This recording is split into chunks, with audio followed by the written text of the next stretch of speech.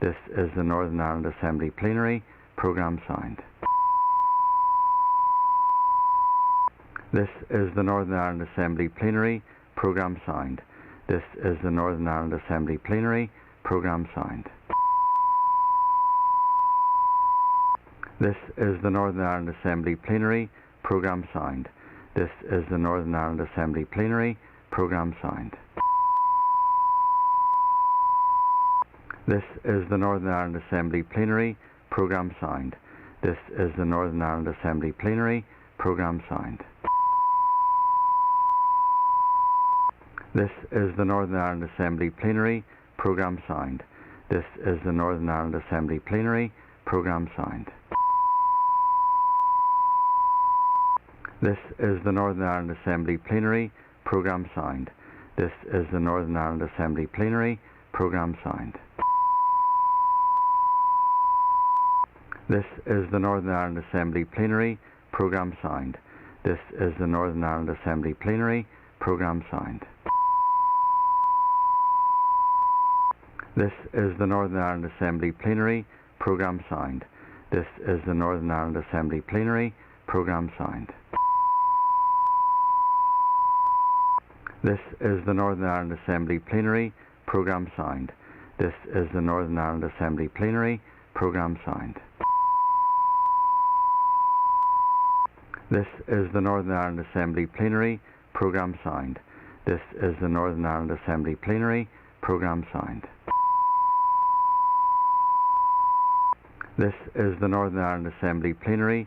Programme signed. This is the Northern Ireland Assembly Plenary. Programme signed. This is the Northern Ireland Assembly Plenary. Programme signed. This is the Northern Ireland Assembly Plenary. Programme signed. This is the Northern Ireland Assembly Plenary. Programme signed. This is the Northern Ireland Assembly Plenary. Programme signed. This is the Northern Ireland Assembly Plenary. Programme signed.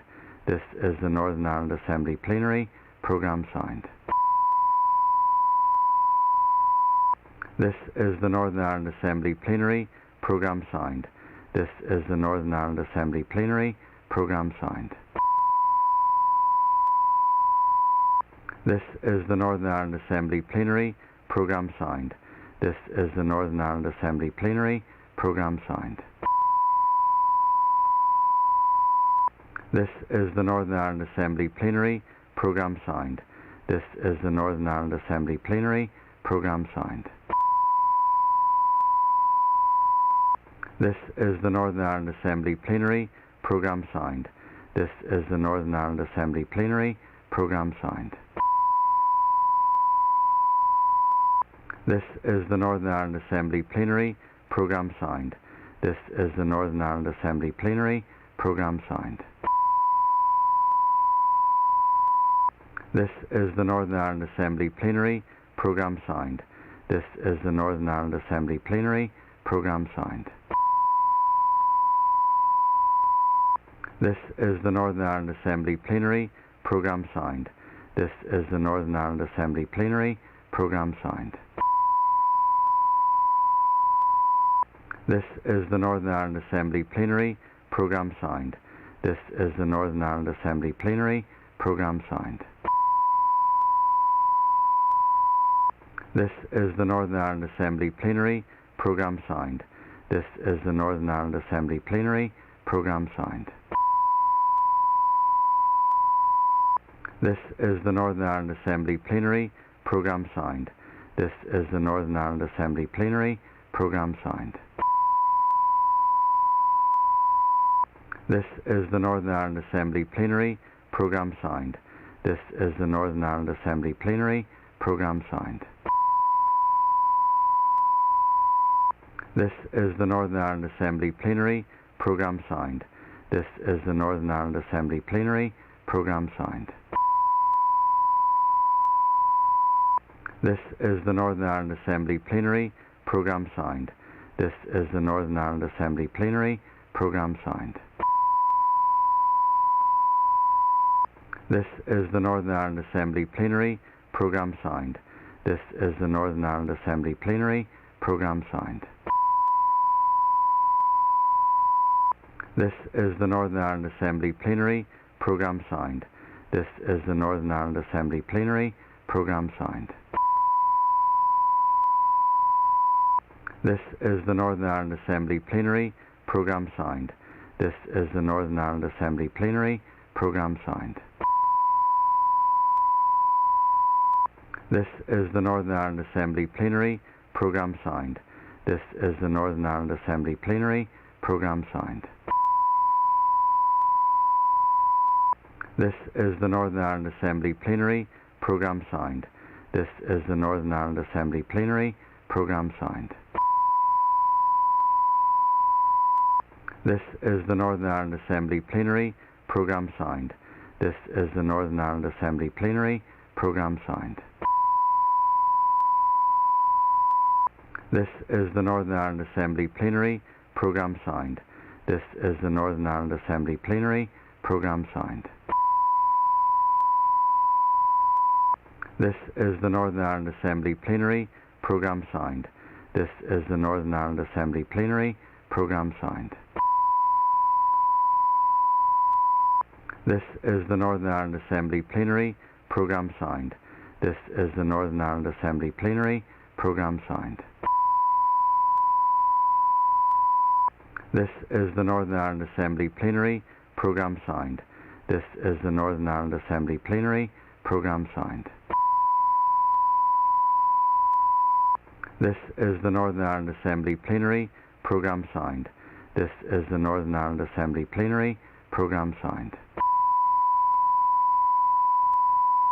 This is the Northern Ireland Assembly Plenary. Programme signed. This is the Northern Ireland Assembly Plenary. Programme signed. This is the Northern Ireland Assembly Plenary. Programme signed. This is the Northern Ireland Assembly Plenary. Programme signed. This is the Northern Ireland Assembly Plenary. Programme signed. This is the Northern Ireland Assembly Plenary. Programme signed. This is the Northern Ireland Assembly Plenary. Programme signed. This is the Northern Ireland Assembly Plenary. Programme signed. This is the Northern Ireland Assembly Plenary. Programme signed. This is the Northern Ireland Assembly Plenary. Programme signed. This is the Northern Ireland Assembly Plenary. Programme signed. This is the Northern Ireland Assembly Plenary. Programme signed. This is the Northern Ireland Assembly Plenary. Programme signed. This is the Northern Ireland Assembly Plenary. Programme signed. This is the Northern Ireland Assembly Plenary. Programme signed. This is the Northern Ireland Assembly Plenary. Programme signed. This is the Northern Ireland Assembly Plenary. Programme signed. This is the Northern Ireland Assembly Plenary. Programme signed. This is the Northern Ireland Assembly Plenary. Programme signed. This is the Northern Ireland Assembly Plenary. Programme signed. This is the Northern Ireland Assembly Plenary. Programme signed. This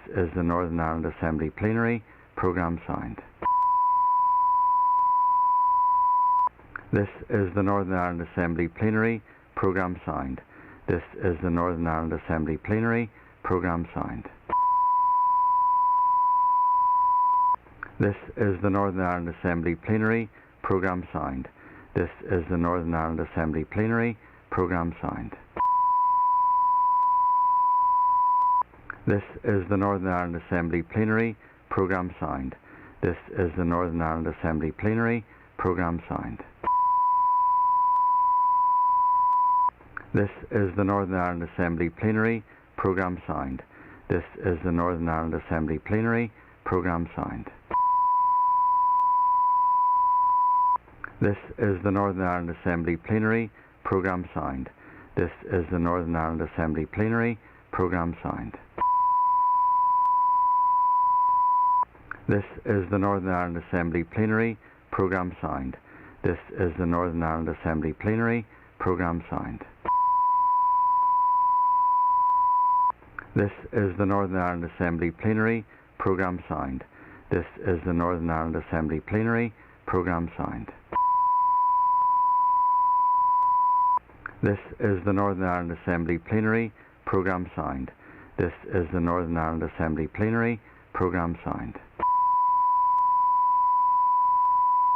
This is the Northern Ireland Assembly Plenary. Programme signed. This is the Northern Ireland Assembly Plenary. Programme signed. This is the Northern Ireland Assembly Plenary. Programme signed. This is the Northern Ireland Assembly Plenary. Programme signed. This is the Northern Ireland Assembly Plenary. Programme signed. This is the Northern Ireland Assembly Plenary. Programme signed. This is the Northern Ireland Assembly Plenary. Programme signed. This is the Northern Ireland Assembly Plenary. Programme signed. This is the Northern Ireland Assembly Plenary. Programme signed. This is the Northern Ireland Assembly Plenary. Programme signed. This is the Northern Ireland Assembly Plenary. Programme signed. This is the Northern Ireland Assembly Plenary. Programme signed. This is the Northern Ireland Assembly Plenary. Programme signed. This is the Northern Ireland Assembly Plenary. Programme signed. This is the Northern Ireland Assembly Plenary. Programme signed. This is the Northern Ireland Assembly Plenary. Programme signed. This is the Northern Ireland Assembly Plenary. Programme signed. This is the Northern Ireland Assembly Plenary. Programme signed. This is the Northern Ireland Assembly Plenary. Programme signed. This is the Northern Ireland Assembly Plenary. Programme signed. This is the Northern Ireland Assembly Plenary. Programme signed. This is the Northern Ireland Assembly Plenary. Programme signed. This is the Northern Ireland Assembly Plenary. Programme signed. This is the Northern Ireland Assembly Plenary. Programme signed. This is the Northern Ireland Assembly Plenary. Programme signed. This is the Northern Ireland Assembly Plenary. Programme signed. This is the Northern Ireland Assembly Plenary. Programme signed. This is the Northern Ireland Assembly Plenary. Programme signed. This is the Northern Ireland Assembly Plenary. Programme signed. This is the Northern Ireland Assembly Plenary. Programme signed. This is the Northern Ireland Assembly Plenary. Programme signed. This is the Northern Ireland Assembly Plenary. Programme signed. This is the Northern Ireland Assembly Plenary. Programme signed. This is the Northern Ireland Assembly Plenary. Programme signed. This is the Northern Ireland Assembly Plenary. Programme signed. This is the Northern Ireland Assembly Plenary. Programme signed. This is the Northern Ireland Assembly Plenary. Programme signed. This is the Northern Ireland Assembly Plenary. Programme signed. This is the Northern Ireland Assembly Plenary. Programme signed. This is the Northern Ireland Assembly Plenary. Programme signed. This is the Northern Ireland Assembly Plenary. Programme signed. This is the Northern Ireland Assembly Plenary. Programme signed. This is the Northern Ireland Assembly Plenary. Programme signed. This is the Northern Ireland Assembly Plenary. Programme signed. This is the Northern Ireland Assembly Plenary. Programme signed. This is the Northern Ireland Assembly Plenary. Programme signed. This is the Northern Ireland Assembly Plenary. Programme signed. This is the Northern Ireland Assembly Plenary. Programme signed.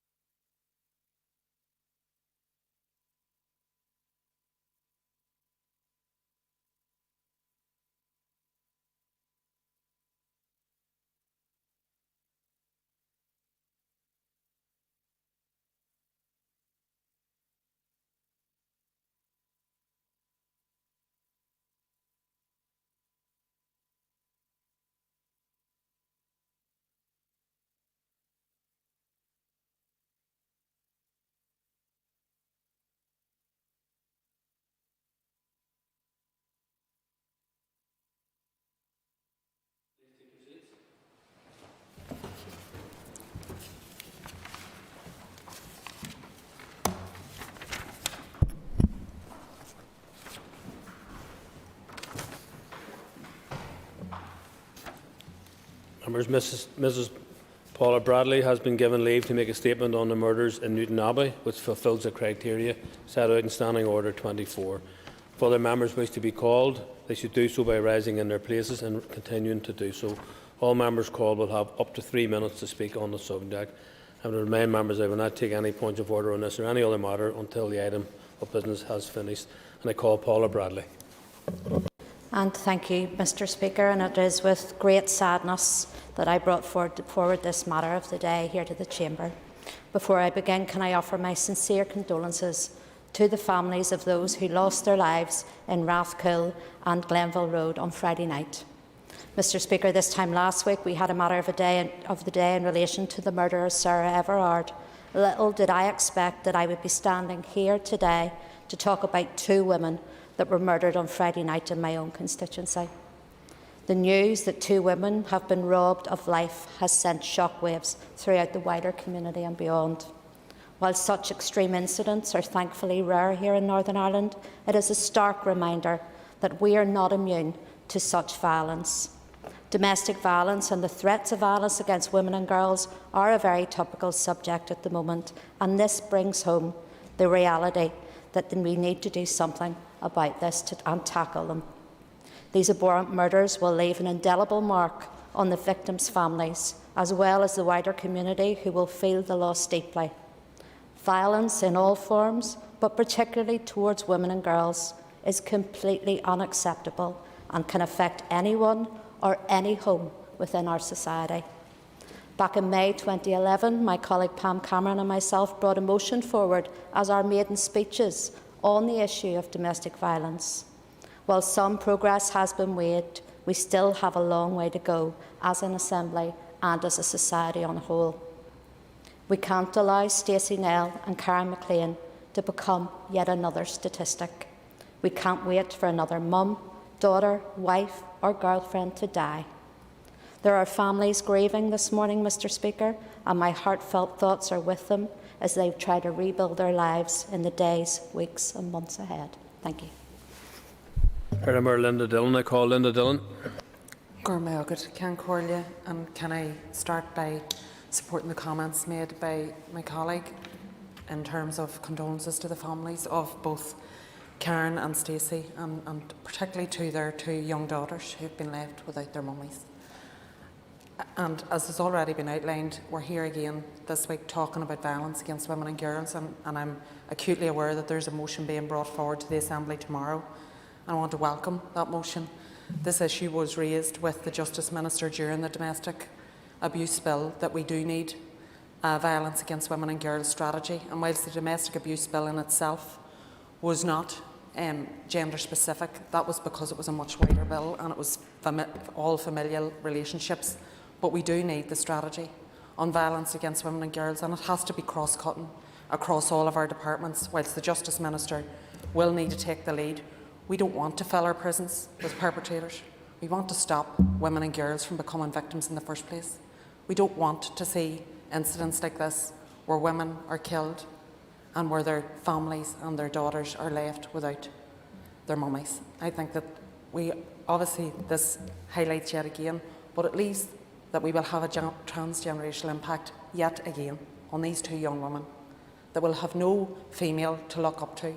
They won't have their mummy there to rear them, to be there for them and to teach them how to deal with life. And we have to take responsibility as an Assembly and as leaders within our own communities in order to show these young women that we won't tolerate this, that we won't allow their mummies and their family members to be just another statistic along with all of the others. And whilst it has been said that this is rare, 1 is one too many. 2 in one weekend, in one night, is far too many. That is families and communities destroyed, and we need to take this seriously. And I hope that the motion that's brought forward tomorrow will get support, and I sincerely hope that the Justice Minister and the Executive as a whole will take this issue and grapple it. It doesn't take away from all the other violent acts. These things are not competitive, but we have to acknowledge that violence against women and girls is all too common and is destroying our communities. And it is that violence within the home is not a problem for within the home. It is a problem for entire communities. It is a problem that we all need to deal with. But we're not only talking about domestic abuse, we are talking about violence against women and girls in every facet, whether that's within their home, whether it's on the streets, in their workplace, in their place of education, or wherever it may be. We have to deal with this issue. We have to deal with it now. Thank you. And I call Nicola Mullen. Thank you, Mr Speaker. My thoughts and the thoughts of the SDLP are with the friends and family of the two women who were brutally murdered. I cannot imagine the pain and hurt of losing a loved one in such horrendous circumstances. And it appears that again, two women have lost their lives in a violent attack. And this cannot continue to happen. We must work together to address gender-based violence. The truth is that our society has a deeply rooted problem of violence against women and misogyny. The brutal murder of Stacey Nell and Karen McLean on Friday brought the clear inadequacies of the systems designed to protect women into sharp focus. As members have said, you will be aware, Mr Speaker, that the SDLP has tabled a motion calling for an immediate introduction of a robust strategy to address violence against women and girls. And we must see legislation that makes misogyny a hate crime. We must, as a society, do all that we can to erode sexism and protect women. We must do it for Stacey and Karen, for their families, and for the many other victims that should have been protected in our society but weren't. And we must do it for the many, many women and girls who are continuing to suffer in our society. Thank you, Mr Speaker. Thank you. And I call Roy Beggs. Thank you, Mr Speaker. I too wish to pass on the condolences on this occasion on behalf of the Ulster Unionist Party to the family and friends of the individuals who so tragically lost their lives over the weekend in what appears to be murder and then suicide. Two women have lost their lives as a result of stabbing, and the police have launched a murder inquiry but have stated that they are not seeking anyone further. Drug addiction has been highlighted as being a related factor in this, but we as a society must work to reduce the prevalence of both drug addiction and the prevalence of violence against women and girls in relationships, and indeed violence against all involved in relationships when there is breakdown. So our thoughts and prayers are with the families going forward, and to state that we as an Assembly and as an Executive must try and work to reduce the prevalence of such incidents ever happening again, and to improve the education of our children and young people so that mature relationships will exist in the future and these tragic events will be less likely to occur. I call John Blair. Mr Speaker, thank you. And in addressing what is a reflective matter of the day, I would firstly like to express, on behalf of the Alliance Party, my deepest condolences to the families of Karen McLean and Stacey Nell. It is an absolute tragedy, Mr Speaker, that for a second week in a row this Assembly is condemning and reacting to either domestic abuse or violence by men against women, in which women have lost their lives. Killings which have brought grief to families, affected and shocked many people, and brought sadness, of course, also to the wider community. Karen McLean, Mr Speaker, who along with her family was known to me, and Stacey Nell have become the 6th and 7th women to die in suspected violent circumstances in Northern Ireland since the start of the coronavirus lockdown. Their killings must be a catalyst for change to end male violence against women. Northern Ireland is the only part of the UK without a specific strategy to tackle male violence against women. There is an urgent need for interdepartmental efforts on a cross-cutting strategy, a strategy which is properly resourced and takes on the views of the third sector also. We need to put in place stronger early interventions, tougher sentences to avoid strategies like Friday's double murder. Mr Speaker, I welcome the Justice Minister's comments over the weekend that she hopes to put a paper before the Executive this week on a strategy to protect women and girls from violence. I welcome the opportunity to have further debate on the need for such a strategy, but also to highlight what more men can do to be better allies in addressing and challenging problematic behaviour from fellow men. We must expect that there will be interdepartmental, interagency responses on these issues, issues which impact every community and every walk of life. These are also issues on which every person in every place can take action to tackle societal problems and challenge attitudes. I look forward, Mr. Speaker, to working with colleagues to further address these issues. Thank you. And I call Rachel Woods.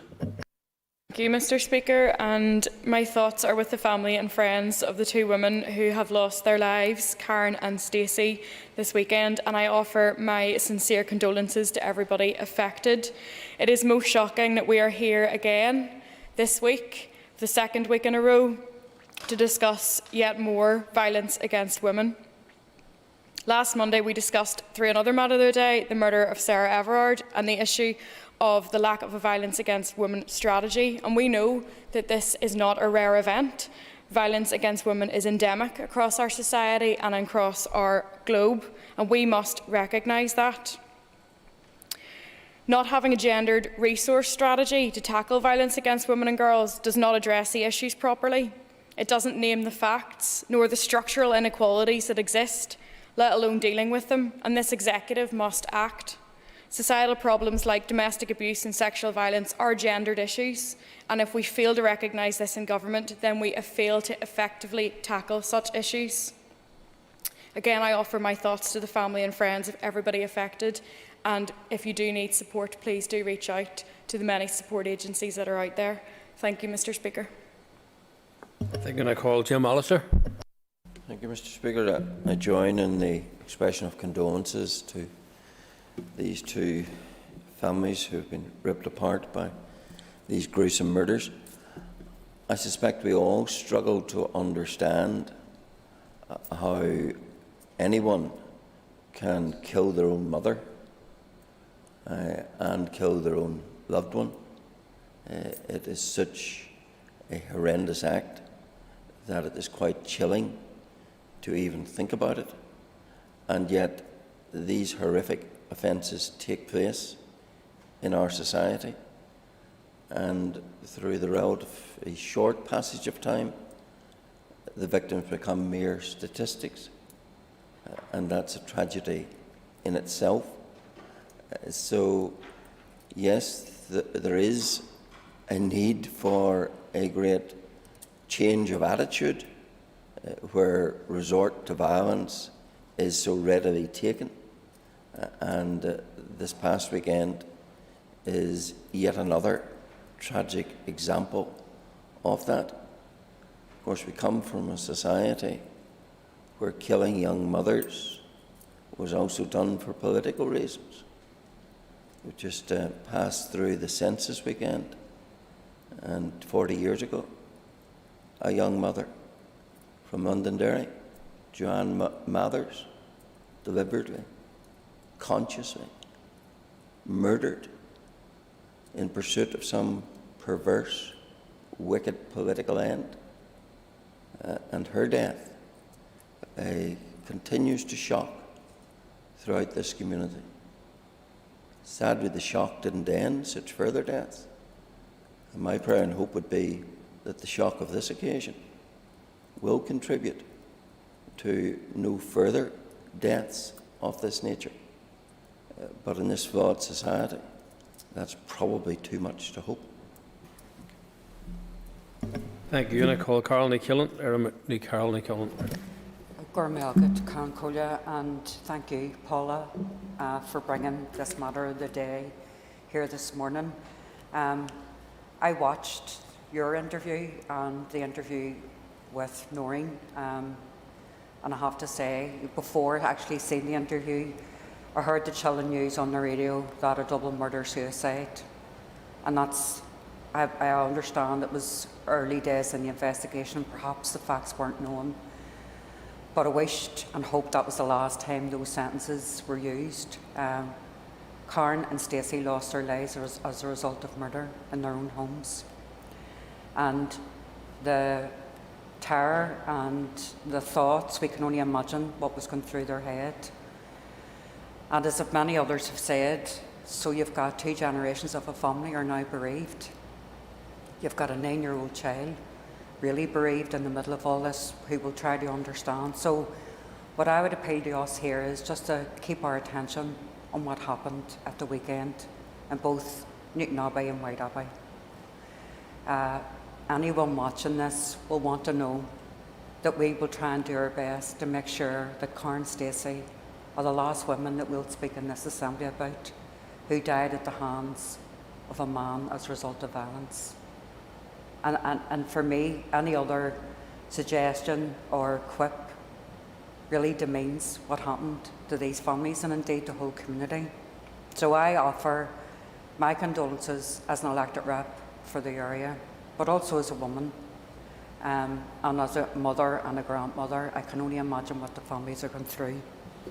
I also am concerned, I have to say, at the plea and the concern raised by the 9-year-old's father in relation to the concerns that he had for his daughter. And I think that needs to be thoroughly investigated because it is really, really concerning. As an elected rep, I have anybody who's approached me with concerns of that nature, I've encouraged them to go to PSNI and social services, and we need to find out what happened. Again, I want to join with others in saying it is really regrettable, heartbreaking actually, that again we're talking about the death of a woman just a week ago. But we all have an opportunity tomorrow to join in support with the motion about ending violence against women and girls, and indeed violence against men. But the difficulty with it all is that all roots of this violence is perpetrated in the majority, 96% I think, was the statistic I heard, is by other men. We have a big job of work to do. No one wants to hear whose responsibility it is. We all know it needs funded. We know the executive needs to own it, lift it and resource it.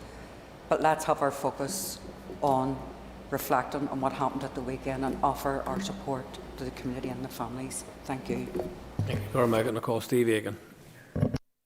Thank you very much indeed, Mr. Speaker. And I too rise and state our condolences indeed for Karen and Stacey, and indeed for the families of that.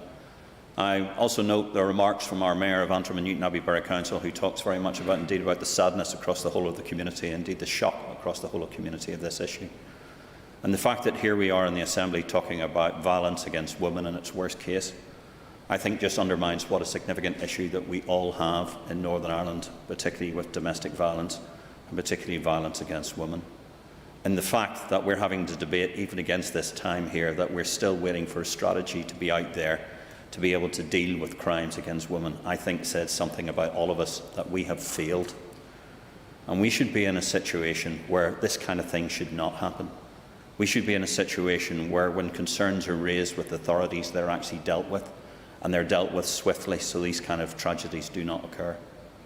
But furthermore, we have a whole variety of issues that we need to deal with. We need to deal specifically with hate crimes legislation. We need to make sure that misogyny is not used as an excuse for violence. And there is too much violence in our society. There is far too much violence against women. What do we say to our young daughters? What do we say to our wives, our mothers, our sisters, particularly as men in Northern Ireland? We have to acknowledge the fact that we have a significant problem, and we have to deal with it. And there is no point in putting it off further and further. We must all work collectively to make sure these kind of tragedies do not happen again. And we must make sure that the authorities, no matter where they are, really listen when people come and say there's a significant issue that needs to be dealt with, and have that issue dealt with. Because I do not want to be standing here again and saying that we are expressing our condolences for cases of domestic violence and violences against women. It is time to stop, and it must stop. And let's make sure we do get the legislation through, and make sure the Justice Minister fast-tracks this so we get to that point. But thank you, Mr. Speaker. Thank you, members. Now ends discussion on this matter of the day. Next item is a public petition. Ms Paula Bradshaw has sought leave to present a public petition in accordance with Standing Order 22. The member will have up to 3 minutes to speak. And I call Paula Bradshaw. Thank you, Mr Speaker. I'm proud to present this petition calling for a ban on so-called conversion therapy in Northern Ireland, which has received over 24,300 signatures to date. I would like to put on record my huge appreciation to all those who signed this petition and in doing so showed their compassionate support for this ban. The petition was started by the Chair of the Alliance Party LGBT Group, Mickey Murray, a passionate campaigner for improved rights on behalf of all LGBT+ people in Northern Ireland, and who I am especially privileged to have as a member of staff. I would like to also put on record my appreciation for the Rainbow Project and Transgender NI for their work on this issue. UK LGBT rights charity Stonewall defines conversion therapy as any form of treatment or psychotherapy which aims to change a person's sexual orientation or to suppress a person's gender identity, and the practice is based on the repugnant belief that lesbian, gay, bisexual and transgender people have a mental illness that can be cured.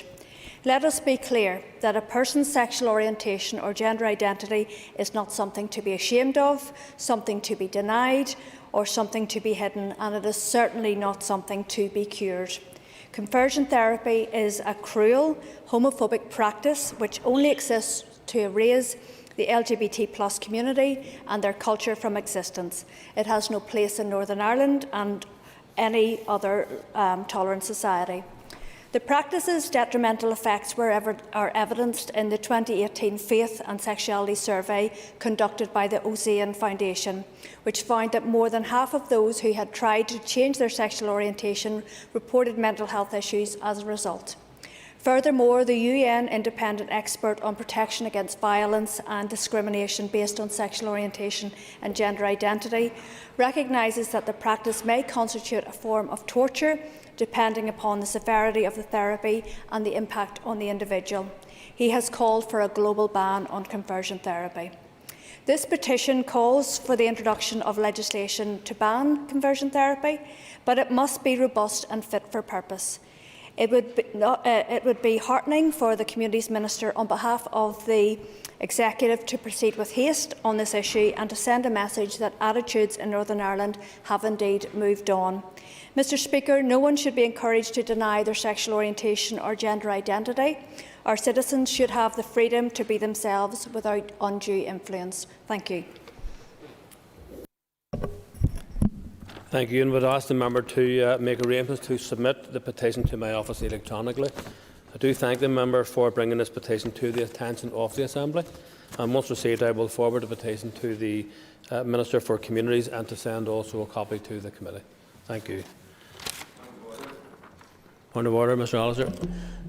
Mr Speaker, I want to ask how the Commission which you chair, the Assembly Commission, hopes to carry the confidence of the just stop you there, unionist Mr. community. Allister. That is not, Mr. Allister, just resume your seat, please. That is not a point of order, and the member is well aware that it's not a point of order. We can deal with it. It's not a point of order, Mr. Allister. So I'm moving on. Mr. Allister, do not accuse this Speaker of being unfair or of abusing my position. Please do not do it. I advise you not to do that. I advise you not to do that. The Commission is made up of 5 parties.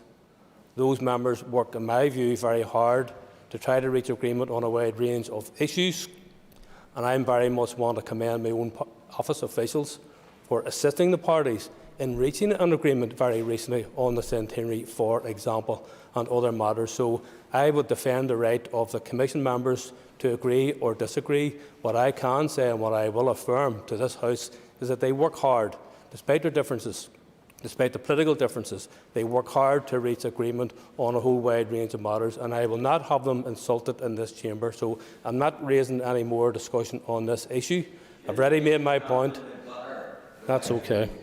So the next item on the agenda on the order paper is a motion regarding committee membership. As with other similar motions, it will be treated as a business motion and there will be no debate. Clerk, please read the motion. That Mr Gary Middleton replace Ms Paula Bradley as a member of the Committee on Procedures, and that Mr Gary Middleton replace Mr Paul Given as a member of the Committee for the Economy. And I call Keith Buchanan to move the motion. The question is that the motion standing on the order paper be agreed. All those in favour say aye. Contrary, no. I think the ayes have it. The ayes have it. Next item is on the order paper is a motion to extend the time frame for the ad hoc committee on COVID-19 response. It will be treated as a business motion and there will be no debate. Clerk, please read the motion. That this Assembly agrees that, unless it previously resolves that the time frame for the existence of the ad hoc committee appointed by the Assembly on the 31st of March 2020 for the purpose of receiving oral statements from ministers on matters relating to the COVID-19 response and questioning ministers on such statements be extended by 6 months until the 30th of September 2021. I call Keith Buchanan to move the motion. Moved. The question is that the motion standing on the order paper be agreed. All those in favour say aye. Contrary, no. The ayes have it. The ayes have it. Members, take a ease for a moment or two, please.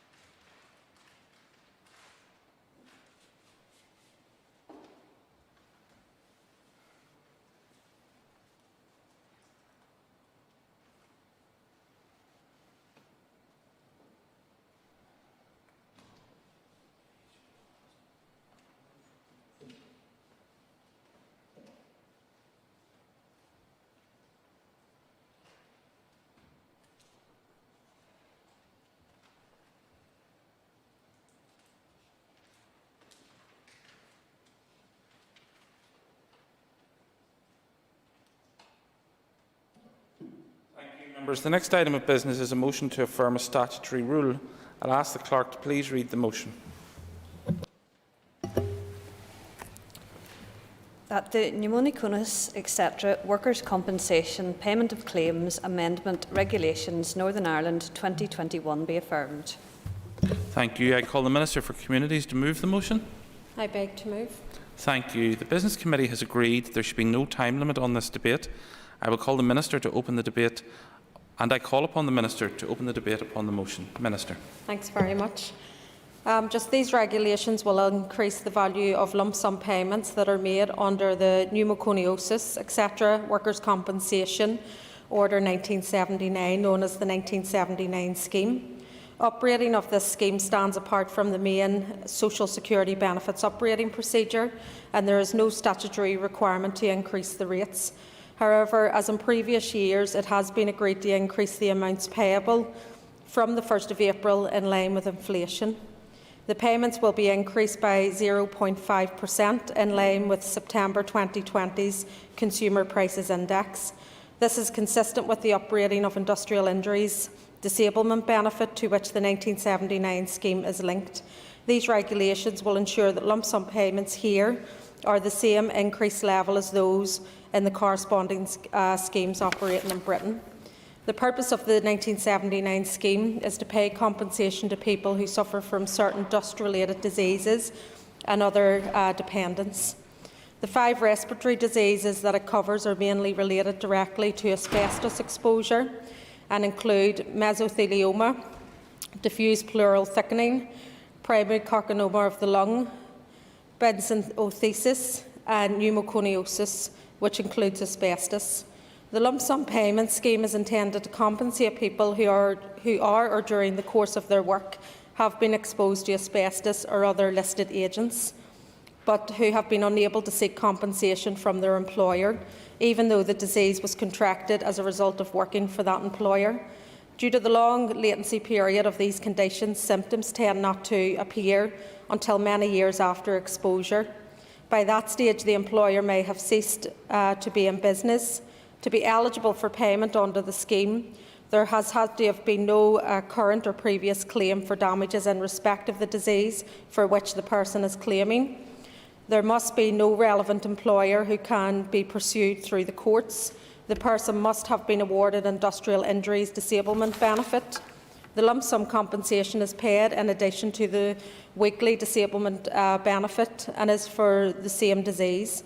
Dependents of the sufferer can make a claim if the person has passed away before they themselves have been able to make the claim.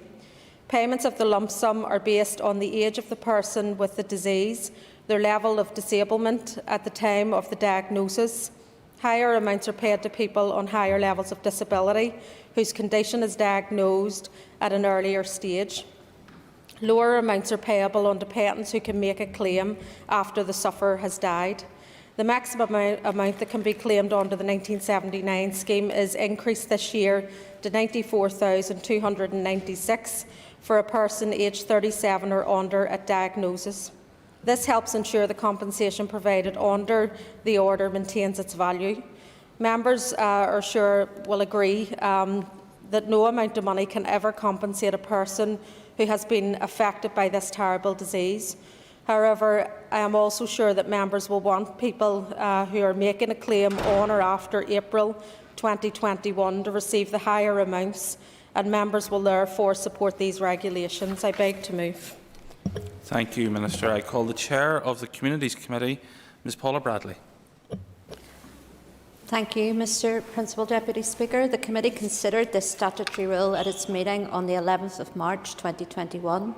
The statutory rule is made under the Pneumoconiosis, etc. Workers' Compensation Northern Ireland Order 1979.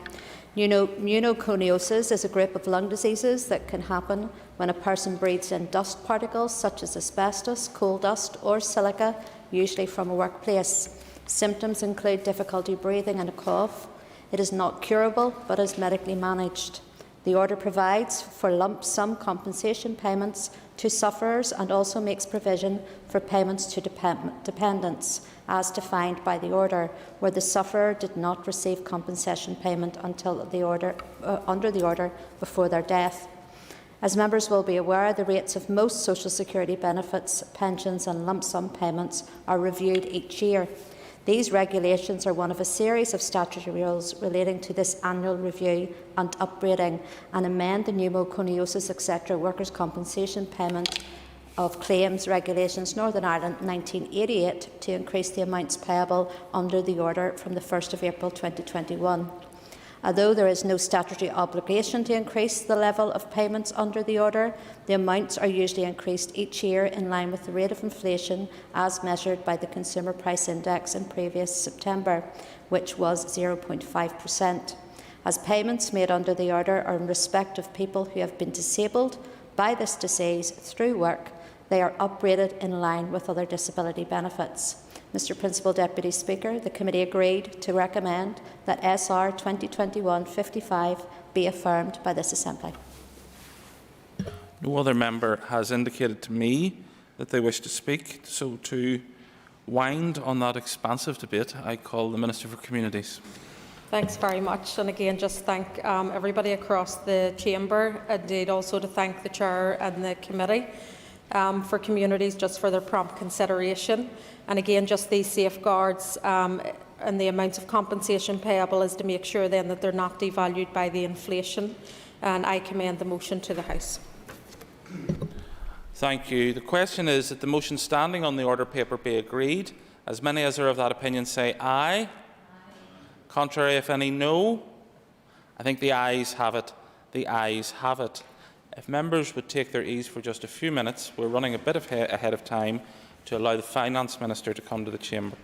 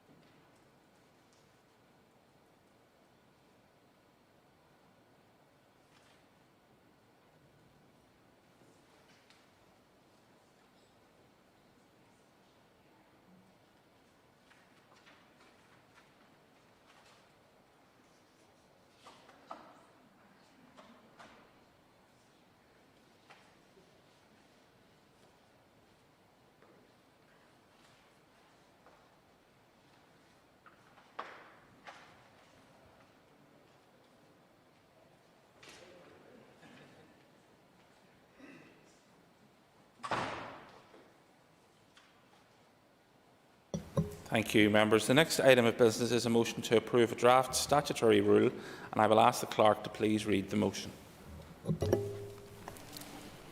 That the draft Energy Performance of Buildings, Certificates and Inspections Amendment Regulations Northern Ireland 2021 be approved. Thank you. I call the Minister of Finance to move the motion. Beg to move, Last Concordat. Thank you. The Business Committee has agreed that there should be no time limit on this debate, and I call upon the Minister to open the debate on the motion. Minister for Finance, Mr Conor Murphy. The draft regulations for the House today are to be made under the powers that are conferred by the European Union Withdrawal Act 2018. The Withdrawal Act gives my department the power to modify secondary legislation regarding fees or other charges which were created pre-Brexit, using powers in the European Communities Act 1972. The draft regulations were laid before the Assembly on the 4th of March under paragraph 12(3) of Schedule 7 of the European Union Withdrawal Act 2018. This Act requires that regulations follow the draft affirmative procedure. Prior to the end of the implementation period, the regulations before us would have been made by negative resolution under Section 2.2 powers of the European Communities Act, and it is unlikely that we would be debating the issue today. Equivalent legislation is currently passing through the Westminster Parliament for data registered against properties in England and Wales. Scotland operates its own energy performance buildings register and is not covered by these regulations. The purpose of these draft regulations is to reduce the statutory fees that are charged when data is registered for energy performance certificates, display energy certificates and air conditioning inspection reports for properties. There are two classes of data registration to which fees are applied: domestic properties and non-domestic properties. These draft regulations propose to reduce fees by 12% from £1.86 to £1.64 when data is lodged for domestic properties, and to reduce the fees charged for non-domestic by 81% from £9.84 to £1.89. The Energy Performance of Buildings regulations implemented the certification and inspection requirements of the Energy Performance of Buildings Directive, which include the production of EPCs, that is, energy performance certificates, display energy certificates, air conditioning inspection reports and recommendation reports. An EPC is required whenever a building is constructed or for an existing building before it is marketed for sale or rent. It gives the prospective purchasers or renters the ability to determine how efficient a property might be and to make comparisons between properties. A property owner can consider the recommendations included in the EPC to help inform decisions to improve the property's energy efficiency. Display energy certificates, which we see in buildings, provide public services and air conditioning inspection reports, which are also required by regulations, further support energy performance assessment and encourage improvement. The Energy Performance of Buildings regulations also provide for the establishment and maintenance of a register of the data used to produce these certificates and reports, and for the charging of fees for entering data on that register. The Committee for Climate Change has reported that in 2016, buildings accounted for 16% of our total emissions. Assessing the energy performance of our individual buildings and ensuring our buildings are as efficient as possible will help reduce these emissions. The fees charged to register data on the local energy performance certificates registers were last adjusted 3 years ago. Officials in my department, alongside their counterparts in England and Wales, calculate the appropriate level of fees each year to ensure a cost-neutral service. A reduction in fees is possible now because the Ministry for Housing, Communities and Local Government, in partnership with my department, have invested in new cloud-based digital platforms and moved away from the fixed hardware model that had been in place since 2008. The changes should provide a more user-centred and future-proofed service, as well as providing better value, as demonstrated in this fee reduction. The new fee rates set out in these draft regulations will allow operating costs to continue to be met without generating a profit or subsidising a loss. Costs of the service have been calculated in line with government policy and principles set out in managing public money and with stakeholders in the property energy profession. The Finance Committee considered the draft regulations on the 3rd of March and agreed that they could progress to the next legislative stage. The Examiner of Statutory Rules has considered the draft regulations and has not raised any issue in her report. In conclusion, the draft regulations serve a specific purpose which, as I said, would previously have been dealt with as a routine matter by negative resolution, to reduce the statutory fees that are charged when data is registered for domestic and non-domestic energy performance certificates, display energy certificates and air conditioning inspection reports. I commend the draft regulations to the House. Thank you, Minister. I call Dr Steve Aiken, the Chair of the Finance Committee. Dr Aiken. Thank you, Mr Principal Deputy Speaker. I rise to speak on behalf of the Committee for Finance, and I would like to thank the Minister for his opening remarks. The Committee considered the draft rule at its meeting on the 3rd and 10th of March 2021. As has been indicated, the rule will reduce the statutory fees that are charged when data is registered for domestic and non-domestic energy performance certificates, display energy certificates and air conditioning inspection reports. I think members did indicate some concerns previously about the other costs to prospective households associated with energy performance surveys, which can exceed £50 or more. It is also understood that Department communities may be considering a minimum energy performance certification level for rental properties in order to improve the energy efficiency of private rental stock. That, of course, though interesting, is not included in these regulations. Officials also advised the Committee that the European Union Energy Performance of Buildings Directive is not covered under the Northern Ireland Protocol. Thus, this legislation, which we are considering today, sits outside of those considerations. Therefore, in consideration, Mr Principal Deputy Speaker, the Committee agreed that I was content to recommend to the Assembly that it affirms this rule. Thank you. Thank you. I call Mr Pat Catney. Thank you, Mr Principal Deputy Speaker. I have no issue with the statutory rules. It follows changes that have already occurred in England and Wales. There is, I suppose, a question as to why the fee for non-domestic certificates needed to be as high as £9.84 in the first place. If we have been able to reduce it by 81%, was this used as a source of income generation for the Department? In broader terms, I feel the Department needs to urgently bring forward a wider review into how building regulations can further improve the energy performance of buildings. We had discussions at the start of the year about what the Department is to bring forward in reduction to near zero energy buildings. At the same time, the rest of Europe has moved on. Northern Ireland, the Republic, they have set really highly ambitious targets for a €9 billion retro-refitting programme to provide 500,000 buildings with insulation. Installing 400,000 heat pumps, this will make a huge impact on the efficiency of buildings. It's a key cornerstone of the green economy, which I think we should be working towards.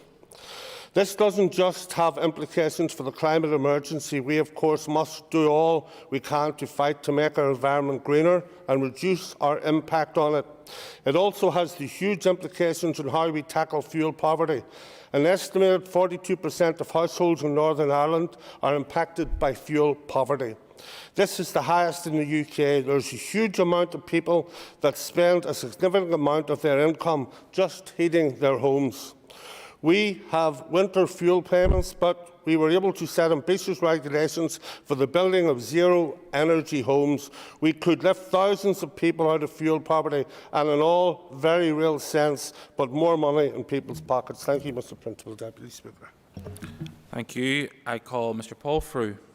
Thank you, Mr Principal Deputy Speaker, and it would be remiss of me not to mention my colleague and chairperson of the Finance Committee and welcome him back from his stay away from this place, and I hope that he's making a speedy recovery, and it's good to have you back, Mr Principal Deputy Speaker. It's good to have the chairperson of the Finance Committee back. Can I say on this took up a bit of time in the committee with regards to the debate we had around the actual value of certificates, but there is value in the collection and registration of data around energy efficiency. Of that there is absolutely no doubt, especially when you consider that for our large, heavy industrial users, the non-domestic side and our biggest employers and manufacturers pay so much out in energy and their bills. And that's something that we as a wider Assembly should be grappling with, Mr Principal Deputy Speaker. And it's no doubt in my mind that most of the heavy industrial users who Northern Ireland competes with Italy usually on a yearly basis as to who's the most expensive for large industries. It's no doubt in my mind that those industries will employ people specifically just for the collection of data and energy efficiency, and they have to do that because of the cost to them of their energy bills, and many will go off-grid, which then costs us more the people who have to, the businesses that have to stay on grid, will all then have to pay more in that bucket. So it's important that energy efficiency is paramount and focused in this House. So I welcome the fact that we can reduce some costs. Now, when I say reduce costs, and we'll look at this figure as 81%, and we'll think that's a massive drop, but in a business sense, we're only talking pennies here. It's only small fry with regards to the cost of the certificate. The actual gathering of data will be a full-time job for at least one person, and that in itself will be a cost. But the bills itself that energy users have to pay are massive. They are massive in European standards. Housing stock also, if you look at the domestic setting, Mr. Principal Deputy Speaker, there's no doubt about it, our housing stock is getting older. And I have no doubt, as my colleague Pat Catney has already raised, fuel poverty is an issue for many people who are just about managing. And they are increasingly finding that they are heating homes that aren't being heated efficiently or effectively, and other aspects of that home will be letting and wasting that heat out. And that's something that we should be grappling with more. And again, this is going to be a massive problem for this Assembly going forward with regards to trying to bring up our housing stock up to an acceptable level to assist those people who are living maybe in properties that are not their own and they're having to rent. And that in itself is a massive issue here for Northern Ireland. So I welcome, Mr. Principal Deputy Speaker, the movement here, albeit very small fry, but it should then trigger bigger debates as to how we effectively manage energy costs in this country. Thank you very much. Thank you. I now call on the Minister to respond to the debate. Minister.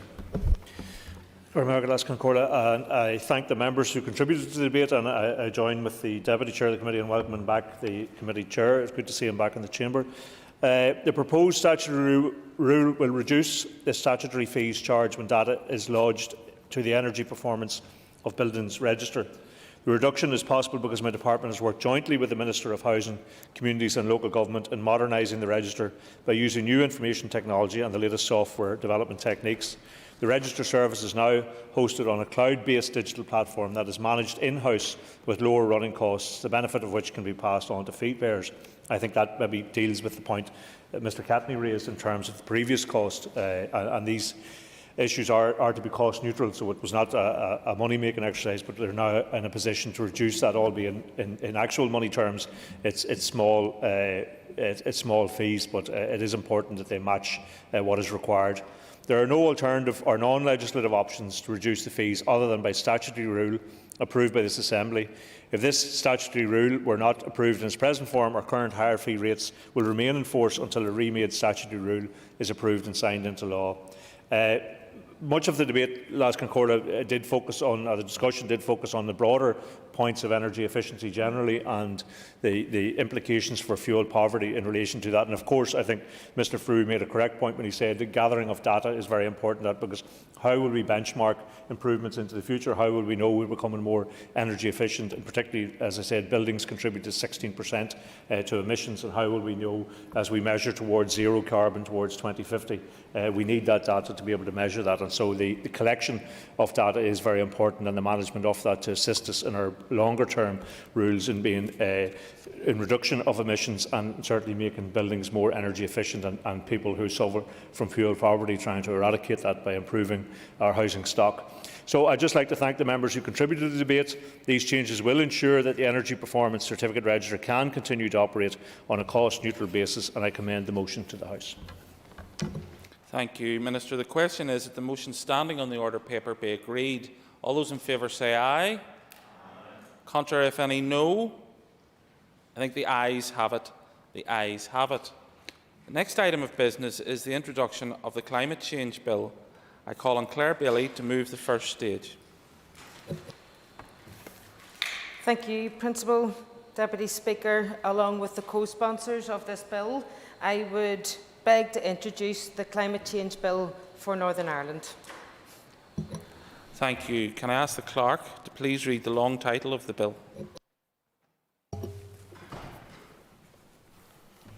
A bill to enable the mitigation of the impact of climate change in Northern Ireland, establish a legally binding net zero carbon target for Northern Ireland, provide for the establishment and powers of the Northern Ireland Climate Commissioner and Northern Ireland Climate Office, guarantee existing environmental and climate protections, and for connected purposes. Thank you. That constitutes the bill's first stage, and it shall now be printed. If I could ask members to take their ease for a change at the top table before we move on to the next item of business.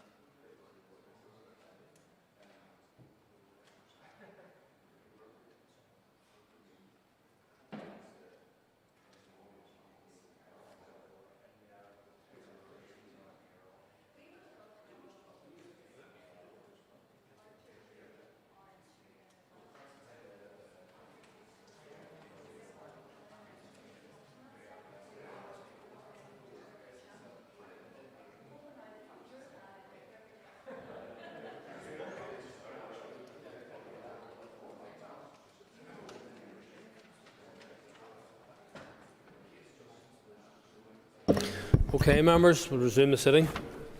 The next item, members, on the order paper is a motion on flags, identity, culture and tradition. And I will ask the clerk to read the motion.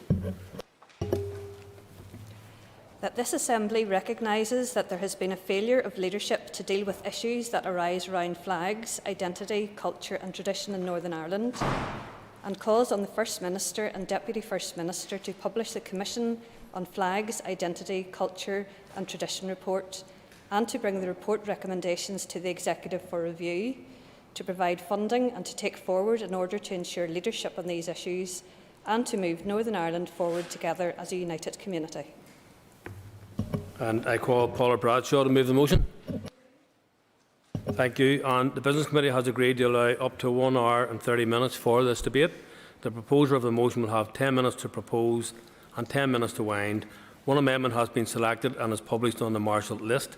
Please open the debate on the motion. Thank you, Mr. Speaker. I rise to propose the motion and I am happy to accept the amendment. The Commission on Flags, Identity, Culture and Tradition was formed in June 2016.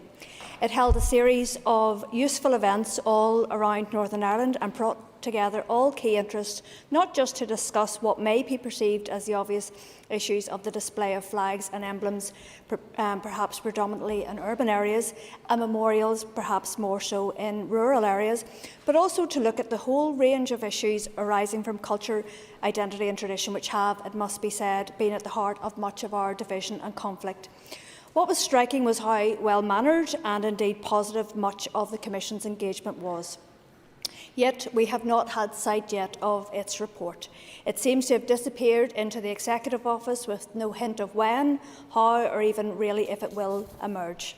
The Commission's work, given its timing, has also become embroiled with the very existence of these institutions. The debate around an Irish Language Act was central, rightly or wrongly, to their non-existence for 3 years. I myself engaged with the parties during 2017 and again found that the engagement was mostly positive. The outcome, albeit I have to say with some extra bureaucracy thrown in, was the agreement contained in the New Decade New Approach deal. That too, however, has disappeared into the Executive Office. With time now short ahead of the end of this mandate, we still have not seen any draft legislation emerging, and of course we now have DUP sources briefing journalists proposing an outright breach of New Decade New Approach. This could, of course, only be achieved with yet another use of the sectarian veto, the exact opposite of legislation which is supposed to deliver for all. How ironic. The report and the legislation are two strands of the same thing, a comprehensive agreement on how to take our culture, tradition and identity forward, including with reference to how it is reflected in flags and emblems flown from public property and in language. As ever, this can still be abused for crude political purposes. Mr. Speaker, it is simply not good enough 5 years from establishing the Commission to answer an Assembly question about the publication of the outcome of its work to receive a response that says a working group is being set up. Note that this is not even has been set up, merely is being set up, fully 5 months after they were, in answer to another Assembly question, considering next steps, and over a year after they came into office. This is all an excuse for the usual endless inaction, not a route to actual delivery. What exactly is so time-consuming that the report, which took £800,000 of public money to produce, must be concealed from the public? The culture of taking things in the Executive Office for them to reappear only if a basis of one for you, one for us can be agreed is no way to provide good government. It merely shows that a system based on sectarian veto has nothing to offer us at all, hardly together building a united community. Mr. Speaker, the very point of this motion is that it is hard to have a debate on these issues when we know a report of them has been produced after a painstaking and thorough process, but we cannot literally see the report. Let us ask the members of the Assembly at least, however, whether they agree on the basics. Firstly, with regards to flags and emblems, there is no current lawful authority. Lawful authority is the key term for the display of flags and emblems on public property, nor the constructing of memorials on it. Does anyone dispute this? Secondly, the erection of flags promoting what we call paramilitarism is illegal under the Terrorism Act 2000, and no one in this chamber would surely have any problem with enacting and enforcing this act. Thirdly, the display of flags, emblems and memorials should take account of the effect on businesses, tourism and ultimately on neighbourhoods. But does anyone challenge this? The absence of lawful authority does not make it illegal per se, and cultural expression through the display of flags, emblems and memorials is a democratic right. But no one supports flags becoming rags, and a legitimate democratic right, which also requires a democratic responsibility to tolerate displays which we would rather not have to tolerate, must be balanced with the need for such displays to be reasonable, focused and time-bound. What this shows is that a lack of a regulatory framework through which flags and emblems can be placed on public property for celebration and commemoration is not viable. The Executive Office should be working already on the provision of such a framework. What should never be tolerated is the erection of flags or emblems or indeed memorials as a means of intimidation, deliberate exclusion or mockery of victims. That is where the line must be drawn. Yet we are about to enter the time of year again where we meekly tolerate this. It is illegal under the Terrorism Act to display emblems of any kind supportive of proscribed organisations, a law which is taken seriously in Scotland but largely ignored here. Why is that continuing? Ultimately, as with any rights, there are also responsibilities. Any displays need to take account of local people and their livelihoods. This point really should not need to be made. In many instances, it should be emphasised flags, emblems and memorials represent underlying issues and occasionally tensions around culture and tradition, and indeed of society and economy, which themselves need to be tackled. This is why it is important to recognise that what came to be known as the Ficht Commission as more than just about flags. It seems to me that the leadership that is really lacking is the one which recognises that Northern Ireland is a crossroads where English, Irish, Scots and increasingly others have come together to create their home. For as long as we fail to respect the impact of all those who have made their home here and our own and others' responsibilities to respect and indeed promote all aspects of culture, tradition and identity that come from this patchwork of diversity, we will get nowhere. We also need to get away, Mr. Speaker, from the notion that language, culture, heritage and tradition is necessarily a single package. In particular, we frequently hear the phrase Ulster Scots language, culture and heritage. Yet many people who enjoy Ulster Scots heritage do not speak the language. Others may well speak or understand Ulster Scots while not otherwise considering themselves Ulster Scots, when they reflect on their own cultural heritage and traditions. And more than a few people who do speak some Ulster Scots and who do regard themselves as Ulster Scots in terms of heritage take great pride in Irish dancing, celebrating St Patrick's and other cultural traditions. In other words, Mr. Speaker, we have to get away from seeing identity, culture and tradition as a set menu selected solely along sectarian fault lines.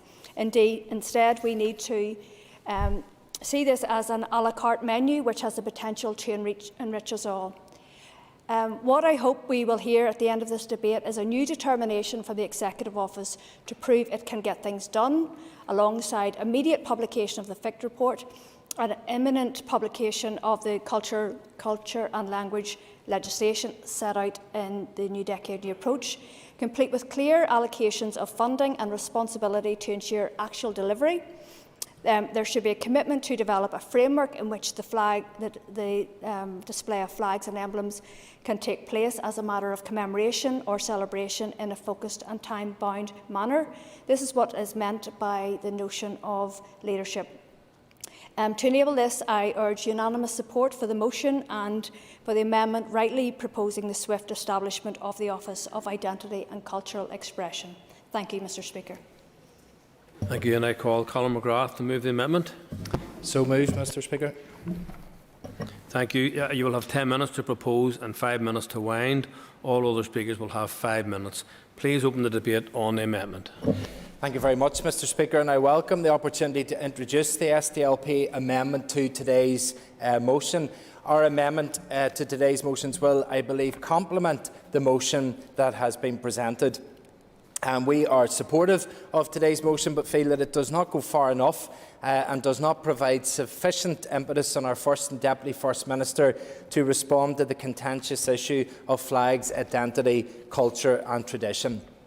Rather, there is a need to remind the First Ministers of the responsibilities which they willingly signed up to in the new decade new approach. And when it comes to right, language and identity, just what have the respective departments of this executive delivered in the past year? What about the new framework for rights, language and identity, an Irish Language Act, the Ulster Scots Language Act? What about appointing a commissioner for the Irish language or Ulster Scots, a central translation hub?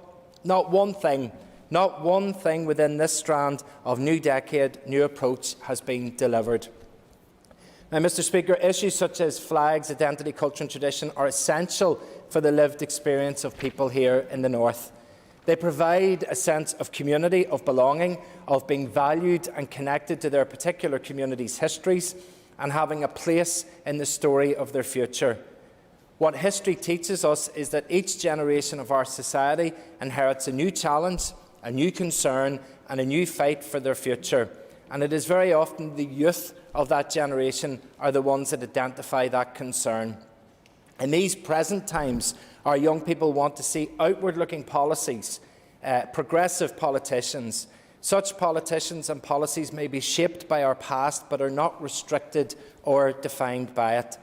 The concerns of our young people have been identified, Mr Speaker, and focuses on the issues of rights, identity, politics, better housing and a commitment to fight back against the deadly effects of climate change. In many ways, we have come full circle to the civil rights struggle of yesteryear. Today's debate focuses on that of identity and provides a suitable vehicle for us all to remind ourselves of the various traditions that exist within the context of the North and to reaffirm that it is healthy to have a sense of national identity of whichever strand. It is healthy to take a position on the constitutional question, given that it is a question we are all of us going to have to answer someday and sooner than many of us will think. A sense of national identity should provide us with a grounding in where we have come from and where we are as a collective society wanting to go. In the SDLP, we have always been committed to this vision and ideal.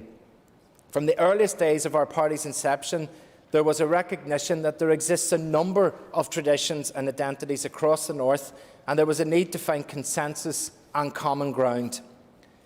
Mr Speaker, political giants from all quarters of this House, some of whom are still with us today, offer much that we can learn from and helped broker that peace deal and handed us a new Northern Ireland, one in which our children could live and grow as equals, no matter what their flag is, no matter what their sense of national identity is, no matter what their expression of culture is, and no matter what their community's tradition is. That generation, indeed your generation, Mr Speaker, taught us why discussion and debate are essential to the furthering of our society. Only a few generations back, countless men and women and children from backgrounds and traditions marched together in defiance and dissent from the status quo. They marched for the civic rights of the individual and for adequate housing, and their dissent won that day. A generation ago, another band of brothers and sisters marched against the status quo of violence that paramilitary organisations continued in our society. Those organisations laid down their arms, and again, that dissent won the day. The previous generation's time was one in which understanding had to be sought, peaceful resolutions made, and compromise agreed upon. And against all the odds, they achieved that which many had written off as impossible. One time, however, is one in which action is expected. Our time, however, is one in which action is expected, and more importantly, it is demanded from us. Regardless of the differences that exist within our society, and regardless of the depth of our dissent from each other, we must show to society as a whole, particularly to our young people, that change is not only possible, but when change is for the betterment of our society, that it is inevitable. Ahead of the talks process preceding New Decade, New Approach, the SDLP had a number of key asks. We wanted to see equal marriage delivered, and if this was done through the Assembly, that the democratic will of the people would be respected. I am delighted that equal marriage was delivered, although I do regret that I was not able to cast my vote in support of it. We want to see the beginning of a process to decide upon the content of a Bill of Rights, and I am delighted that that work is ongoing. We are committed to the establishment of a singular equality bill and an all-island charter of rights. For the time being, however, we are here to deal with the issue of the day, the establishment of the Office of Identity and Cultural Expression. The establishment of such an office is founded in the Good Friday Agreement, our pathway to peace, in which we were told it is the firm will of the Irish nation in harmony and friendship to unite all the people who share the territory of the island of Ireland in all the diversity of their identities and traditions, recognising that a united Ireland shall be brought about only by peaceful means with the consent of a majority of the people, democratically expressed in both jurisdictions in the island. The establishment of such an office, Mr Speaker, as detailed within New Decade, New Approach, would have a responsibility to promote cultural pluralism and respect for this diversity, build social cohesion and reconciliation, and to celebrate and support all aspects of Northern Ireland's rich cultural and linguistic heritage. It is an essential part of the framework which was meant to be delivered by the joint First Ministers. And while I welcome the presence of our junior ministers today, it would really send a clearer message to the public to see the First and Deputy First Minister here today. But maybe this harks to something more sinister and something that we need to start clearly calling out. We have heard today talk of the Brexit protocol being linked to the delivery of the Irish Language Act, or more broadly, the cultural acts that are proposed. And that is just political grubbery, Mr Speaker. The politics which only Sinn Féin and DUP can deliver here. If you don't scratch my back, I won't scratch yours. I have mentioned more than once about our young people and their futures, where we all welcome and respect each other's tradition, and move forward to challenge issues like climate change and economic stability and opportunity. But just remember, there are two parties here that want to draw you into a binary debate which revolves around them and not you. Well, that's not what I'm about. Mr Speaker, it's been more than a year since New Decade, New Approach cultural issues promised have not been delivered. They haven't even inched forward. It is our view the goal we seek today is to deliver on the work of previous generations of politicians and community workers, and to find consensus within all quarters of this House, regardless of flag, identity, culture or tradition, that such agreement, such compromise and such recognition of identity is not only possible but also it is inevitable. So let's prove the commentators wrong for once. Let's deliver this, and I commend our amendment to the House. Thank you, and I call Trevor Lunn, chairperson of representing the Committee for the Executive. Yes, thank you very much, Mr Speaker, and I rise to speak on behalf of the Committee of the Executive Office. And I thank the members who have brought this motion and the amendment today. Mr Speaker, flags, identity, culture and tradition have been dominant themes of political life here. Needless to say, there is significant disagreement on these issues across the Assembly, so it wouldn't surprise anybody to learn that there's differences of opinion on these matters in the committee also, and we are a mini reflection of the Assembly. We come from different cultural traditions and we have different political perspectives, but the committee has agreed that we must talk about these things. Whatever our differences or viewpoints, we need to engage with each other in an informed and respectful dialogue. We know that there's a report by the Commission on Flags, Identity, Culture and Tradition. That is all we know about it. We don't know anything about it. The committee has not seen it. We hear that there's a working group established to map out a way forward in relation to the issues highlighted in the report. The committee was not informed of this being set up and has written to the Department for details of the working group and when it is to meet, or if it has met, and its membership. Mr Speaker, the renowned peace-building practitioner John Paul Lederach talks of three working assumptions in reconciliation work. The first one is relationships. Well, they can be good or bad, let's face it. The second one is encounter. This is the opportunity and space to express how we feel about the issues that concern us. And this can be challenging and it can be difficult, but it's important that we find ways to talk about these things. The third, and perhaps the most important, is acknowledgement. This is hearing the views of others and holding those views to be valid. It doesn't mean we have to agree with everything being said, it just means that the views expressed are accepted and treated with respect. The committee may not be united on issues around flags, identity, culture and tradition, but we are agreed that we need to be part of the conversation. And that conversation has to be informed, honest, positive and respectful. So we look forward to receiving the details we requested from the Executive Office, either by return letter, and it's taken some time, or in today's debate, perhaps from the junior ministers.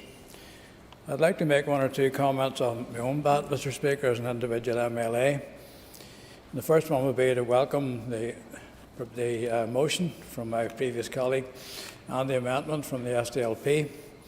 I would happily support them both. I think they complement each other very well. But, Mr. Speaker, this isn't the first time a report has been delayed. It's almost traditional in this place. It's still not acceptable. So why is it in this case? This group commission was formed in 2016. It's now 5 years ago. I know that there was a break in its deliberations due to the collapse of the Assembly, but it doesn't really explain why from July last year, when the report was presented to the Executive Office, that there's been nothing about it ever since except the establishment of another working group. Now, there are various potential reasons for such a delay. If I express some of them, it might sound a bit cynical, but let's face it, the first one would be that perhaps the working group is working very diligently and to refine the recommendations in the report, and will shortly complete its work in a satisfactory manner. I hope that that's the case. Secondly, it could be that there's so little consensus within the Commission that a useful report could not be produced. Now, I don't think that that's the case. What we hear unofficially from within the Commission, perhaps, let's put it that way, is that there is some useful stuff in this report. But I did hear my colleague in front of me here, Doug Beattie, the other day, pointing out that this report has cost so far £809,000. And if it doesn't see the light of day, that will be a complete waste of public money. I do hope, Mr. Speaker, that if it does see the light of day, that it's still not a waste of public money, because we have to go somewhere with this. The Deputy First Minister on the 30th of November said that in answer to a question from Kellie Armstrong that discussions were ongoing. That was November. This is 5 months away now from that.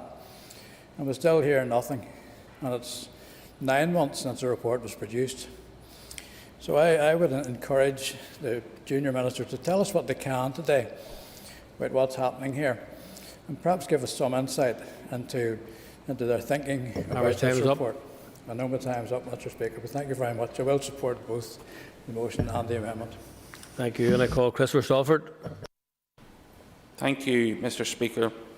Mr. Speaker, I think the first principle that we should start from in a discussion around culture, identity and tradition is that the huge majority of people that live in Northern Ireland are tolerant. We are tolerant people. And that's because over many, many years, there have been three major cultural and identity influences here: the English influence, the Irish influence, and the Scottish influence. Stalford is not a Scottish name, but I'm married to a Getty. Her mother is a Campbell, and my relatives have various Scots names. We are a blended people, a people with very different and diverse backgrounds. We have a vibrant community identity in Northern Ireland. In relation to the flags issue, I want to be clear. I will always defend the dignified display of the flag of my country, and I will never make excuses for the display of anything that could be associated with a paramilitary organisation. I want to talk about a local compromise that was reached in my constituency that I worked on and that stretched people. We have now an agreement in place in the Ballinafi area that governs the display of flags. There's a set time for when they go up, there's a set time for when they come down, there's a set time for where they can go, and I think it is working well. Now, I was involved in putting that together along with Clare Bailey, and when we announced the provisions that have been put together, some of those who have participated in this debate thus far couldn't wait to kick us hard enough for what we were proposing. But what we actually had instituted was something that was working and will continue to work in that area. I think as well, in terms of the community that I come from, I'm a member of the Presbyterian Church in Ireland, I'm a member of the Orange Order, I'm a member of the Apprentice Boys, I'm a member of the Royal Black Institution. My father was a member of the Orange, his father, his father, his father. It's a tradition that goes way, way back in my family, and it's one that I'm very, very proud to come from. But I think it is perhaps a startling statistic that attacks upon Orange halls have risen since 1994. The instances of attacks upon the property of the Orange Institution has actually gone up since we have supposedly become a more peaceful society. Now, that demonstrates an intolerance, but as I said at the start, I genuinely do believe that the huge majority of our people are tolerant and want to live peaceably alongside their neighbours. Certainly. Would the member recognise that on this day in this House, this place is probably the last place that could talk about tolerance and understanding, because we're just coming off the back of a disgraceful decision last week from the Assembly Commission, which runs this House, indicating that the centenary, which is so precious to many, is something that cannot and will not be marked on a permanent basis within the curtilage of this House. Does he not think that trampling in the gutter the wishes of unionists shows anything but respect from this House? I thank the member for raising that point with me. The member has an extra minute. Thank you, sir. I think it is poor form to stand to your feet and demand that your culture, your identity and your tradition be respected, whilst at the same time denying that respect and integrity to the traditions of the people who you work alongside and who you live alongside. I very much regret the decision that was taken by the Assembly Commission. I think it was the wrong decision. I think it sends out an appalling message in terms of the period of time, the decade of centenaries that we're going through.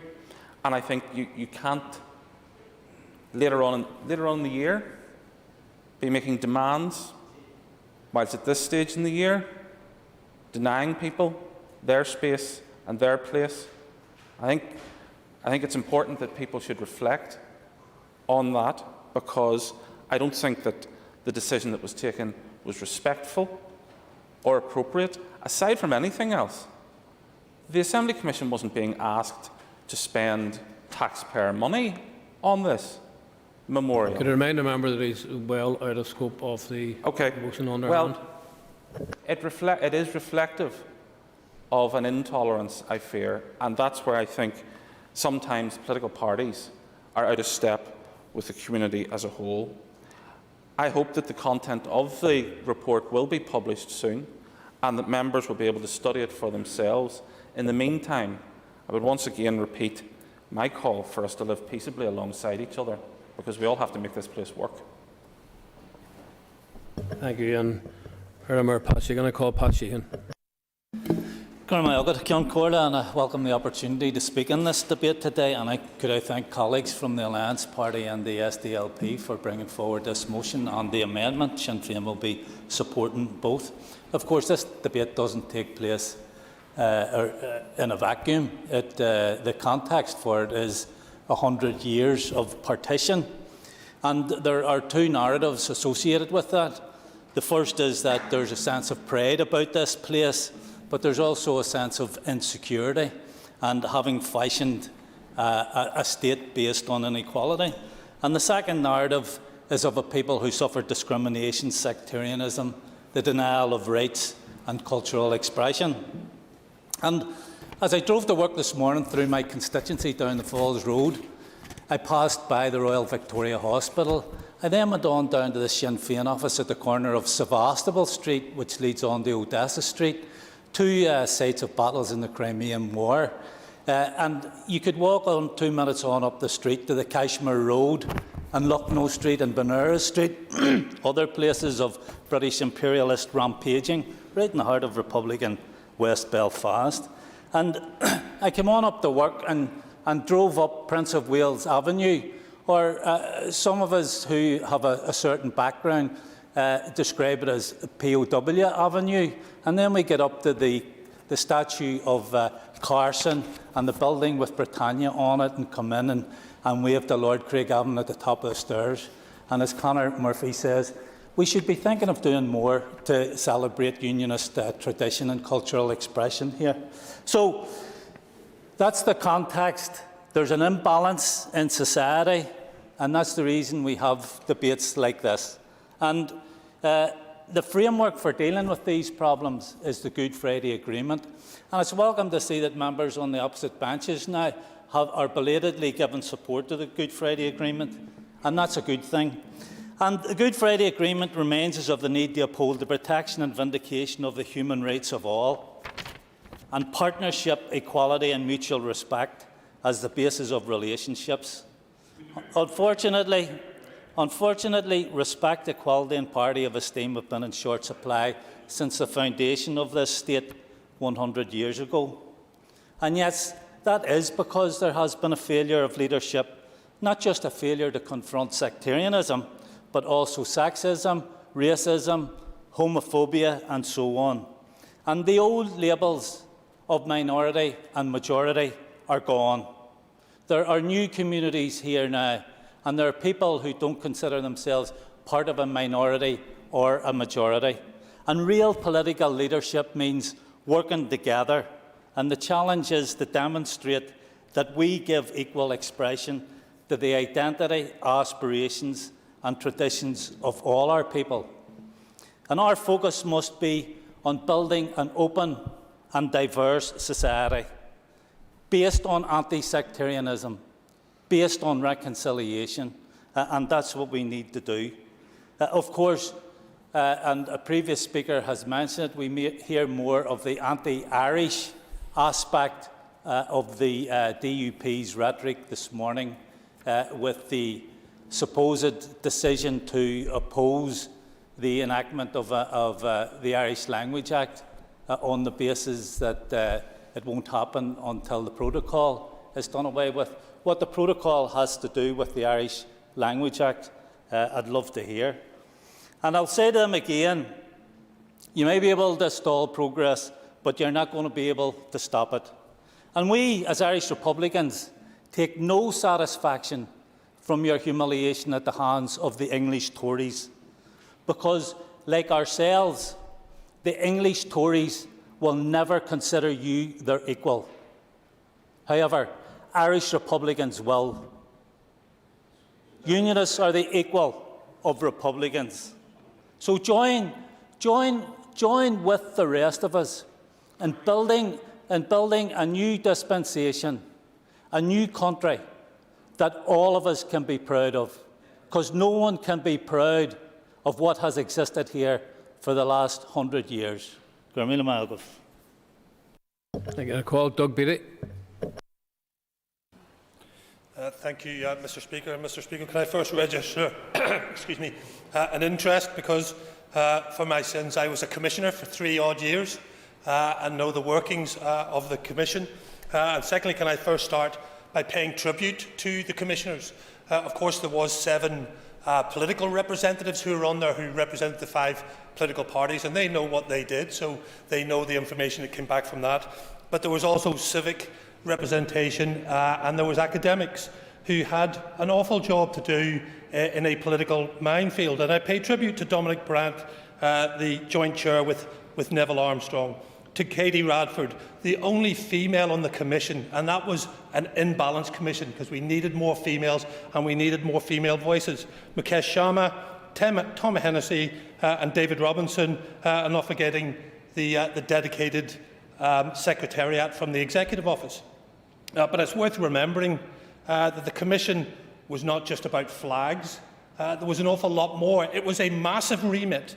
It covered education, the media, sport, language, culture and heritage, the public space, including arts in the public space, symbols and emblems, flags in public spaces, flags on public buildings, bonfires, murals, memorials, remembrance and commemorations. It was a huge remit to try and get through.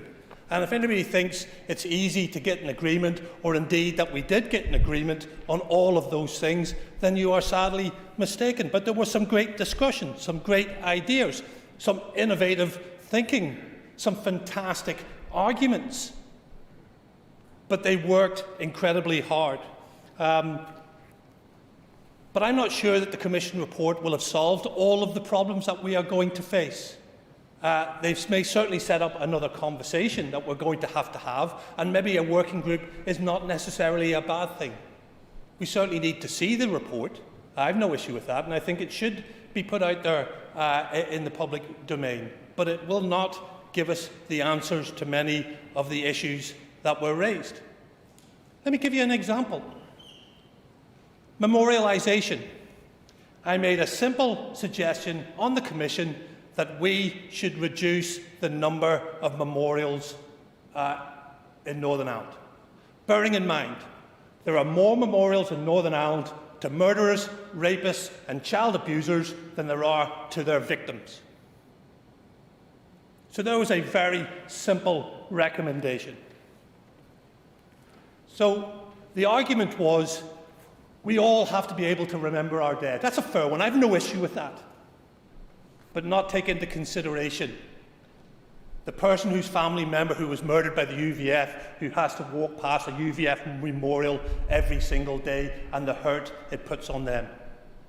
Or the family who had a loved one blown to pieces by an IRA bomb, and they see it memorialised year after year. So my recommendation, I thought it was a good recommendation, let's reduce memorials, failed. Wasn't taken forward. Not agreed.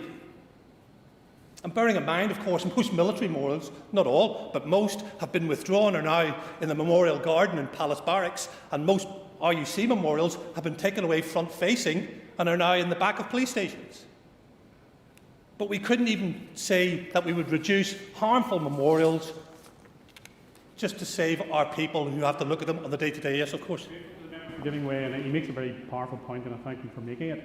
The member also agreed with me, for those people within our community who have to walk past those murals or those monuments, the fact that so-called elected members of this House representing the Democratic Party glorify terrorists and terrorism, attending such events, is equally wrong and in fact is reprehensible in a democracy. The member has an additional minute. Thank you, Mr. Speaker. And this is why we are a society who are not addressing the harmful nature of issues like memorialisation, and we need to. For me, it was a key point, and it wasn't just a key point for one side or the other. I was talking about everybody. Victims are the ones who we should be looking after, not the perpetrators.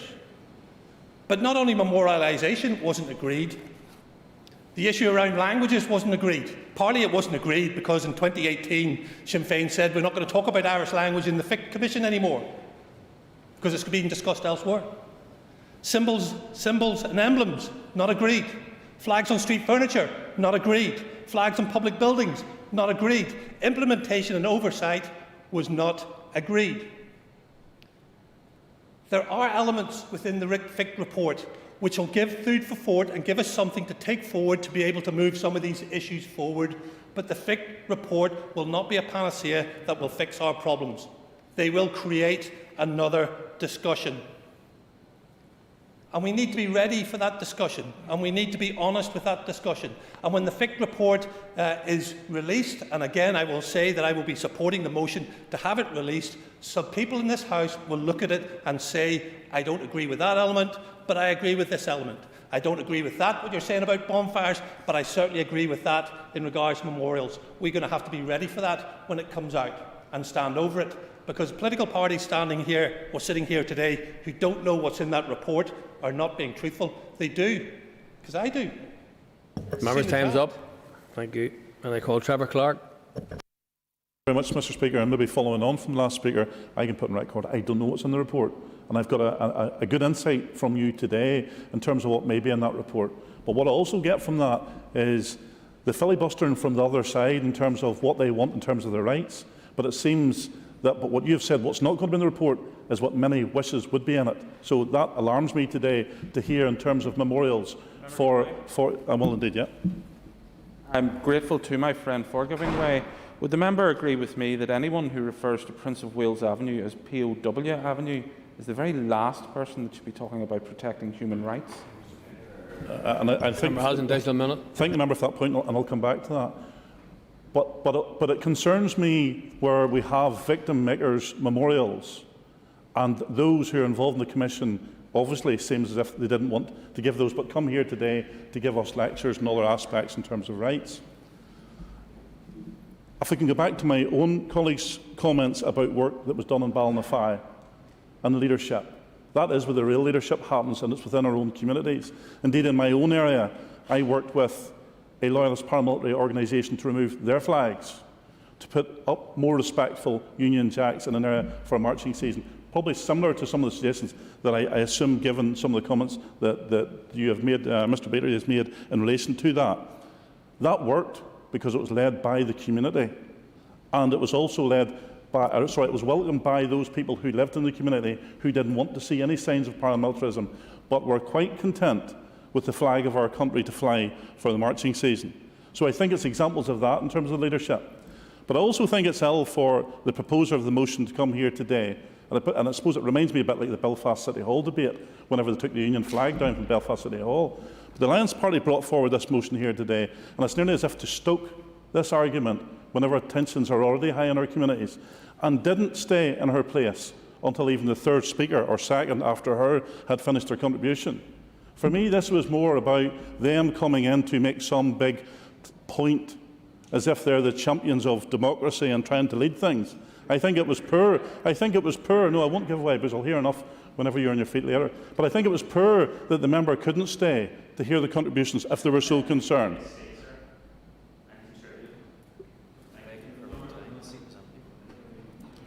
I could say to the member who's in a separate position that if he had taken a seat after the member left, he maybe could have heard this and maybe I would have given way. But like him, he wasn't here for the debate either. So I think the only way for this argument to go forward in terms of all of these points is respect.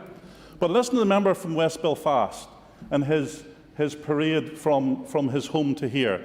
He forgot to, or he omitted, about all the memorials and the murals for terrorists. He forgot about those. The terrorist organisation that he belonged to, and indeed when he was a POW, if he wants to call himself a POW, rather than the Prince of Wales.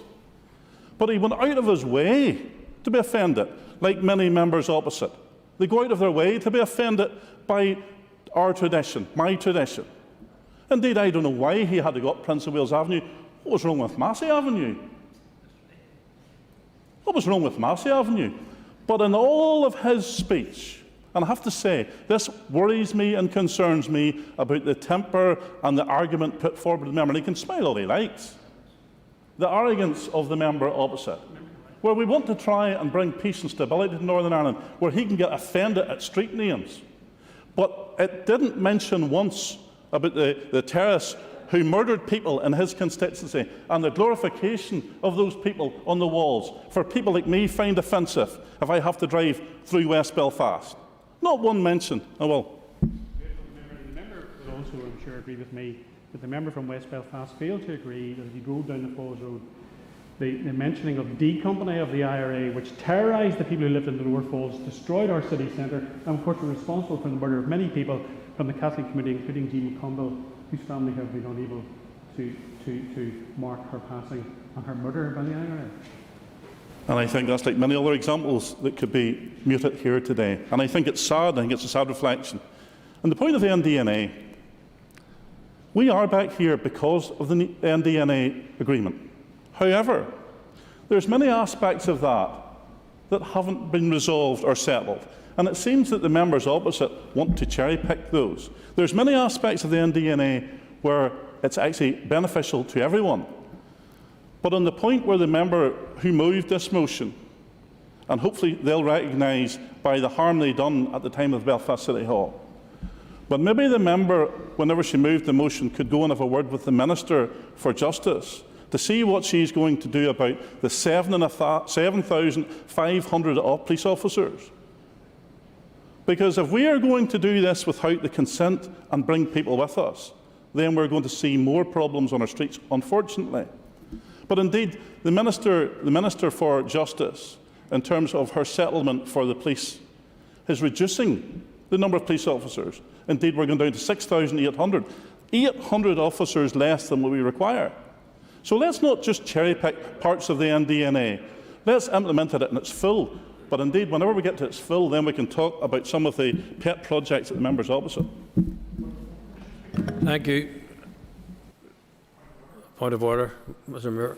During Mr Clark's contribution, he alluded to the fact that Mrs Bradshaw left the chamber as a matter of disrespect and not wishing to contribute to the debate. Can we just clarify that the reason that Mrs Bradshaw left the chamber is because of the social distancing rules in place, which only permits 2 members of the Alliance Party to be here? Thank you. You've made your point on the record. And I call Emma Sheeran.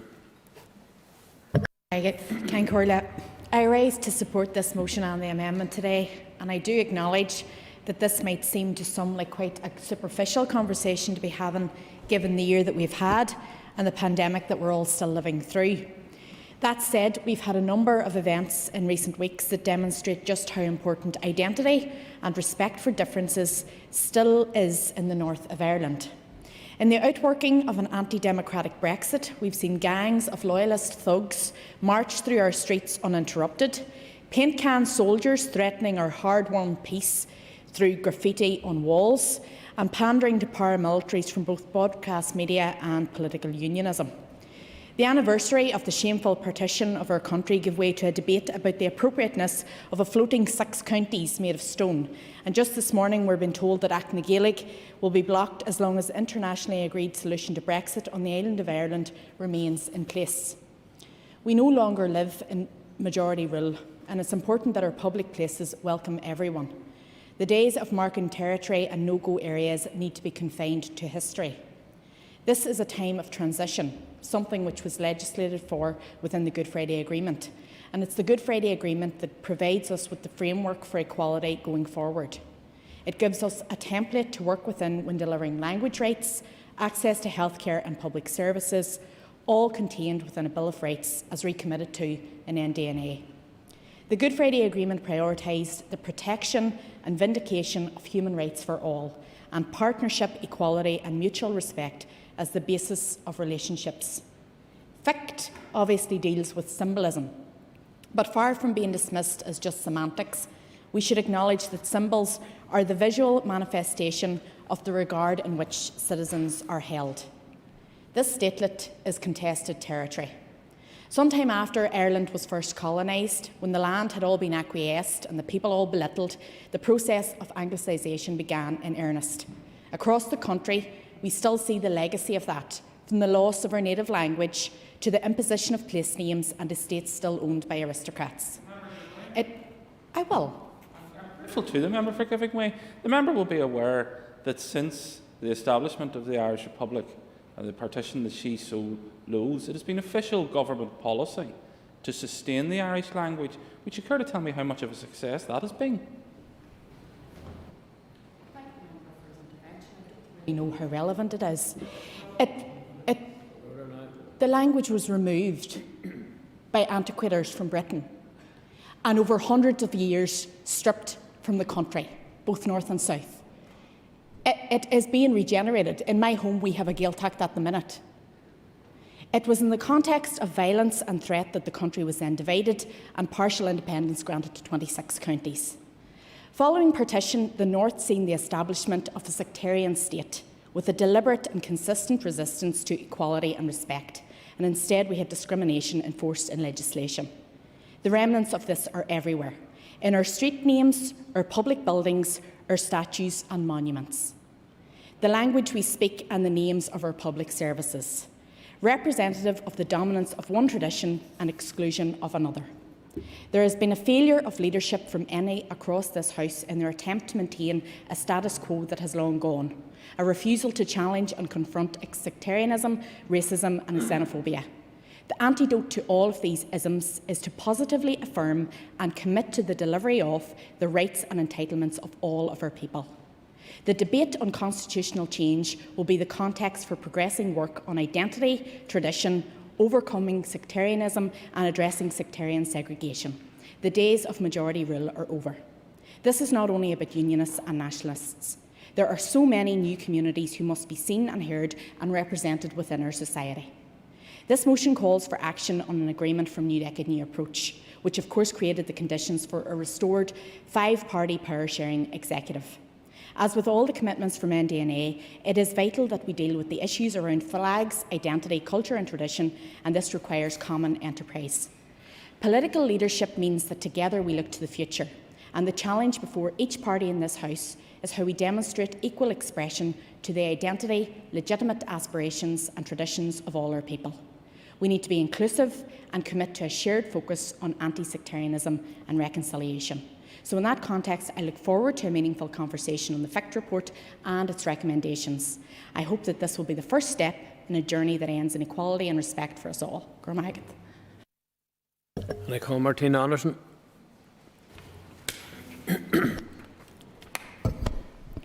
Goimi agat a can colia Tommy Iktaku Leshin Ruin Agus and Lasu. I support the motion and the amendment. The issue of flags, identity, culture and tradition are multifaceted, so I welcome the opportunity to contribute to this debate as it is timely. Some might say well overdue. There's no doubt that there has been a lack of leadership from the state since the partition of Ireland. This statelet, once referred to as an orange state, had no intention or desire to be inclusive and instilled in the Republican nationalist tradition a deep understanding that we were born into a sectarian little state that neither wanted nor welcomed us. The violent imposition of partition led to the creation of an exclusionary orange state built upon institutionalised sectarianism. So the centenary stone proposal in the shape of the partitioned 6 counties was insensitive, to say the least, to the identity, culture and tradition of people who viewed it as symbolic of the past failures of both political unionism and of a statelet that discriminated, excluded, oppressed and gerrymandered. No effort at reconciliation has been made by the state to address the violence and suffering caused during that era. And to this day, DUP politicians continue to treat with disdain the flag, identity, culture and language of the Irish tradition.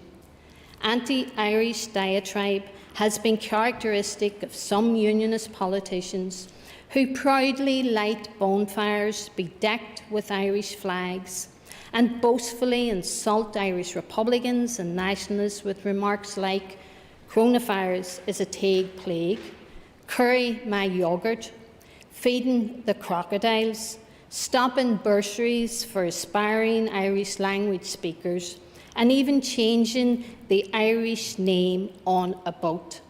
That wasn't any of us going out of our way to be offended. That was offence. We need equal expression of all identities on this island, in council chambers and in this building and estate. That's the test for political leaders, And all political parties need to confront sectarianism in all its ugly facets. Sinn Féin has adopted and published detailed policies and concrete proposals on tackling sectarianism. And that is what we bring to the discussion on flags, identity, culture and tradition.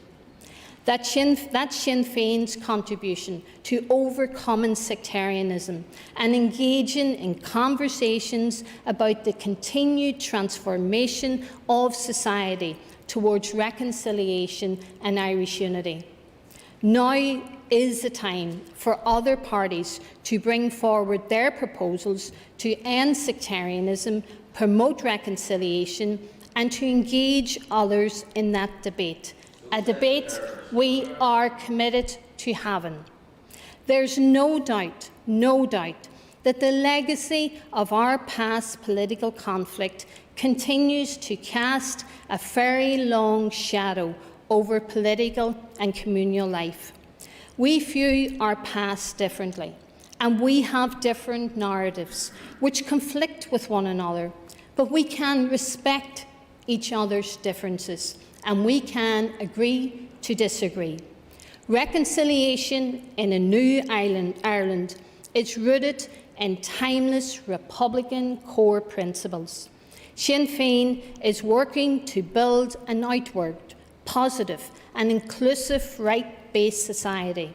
However, political parties who seek electoral support from sectarian politics cannot achieve a cohesive, united community if they continue to whip up their base into a toxic sectarian frenzy in perhaps an effort to stop their votes hemorrhaging. I am an Irish Republican driven by an absolute commitment to anti-sectarianism now and in the future, and that is what our society needs going forward. Thank you. Thank you. And as question time begins at 2 o'clock, I would suggest the House takes its ease until then. This debate will continue after question time, and the next speaker will be Patsy McGlone.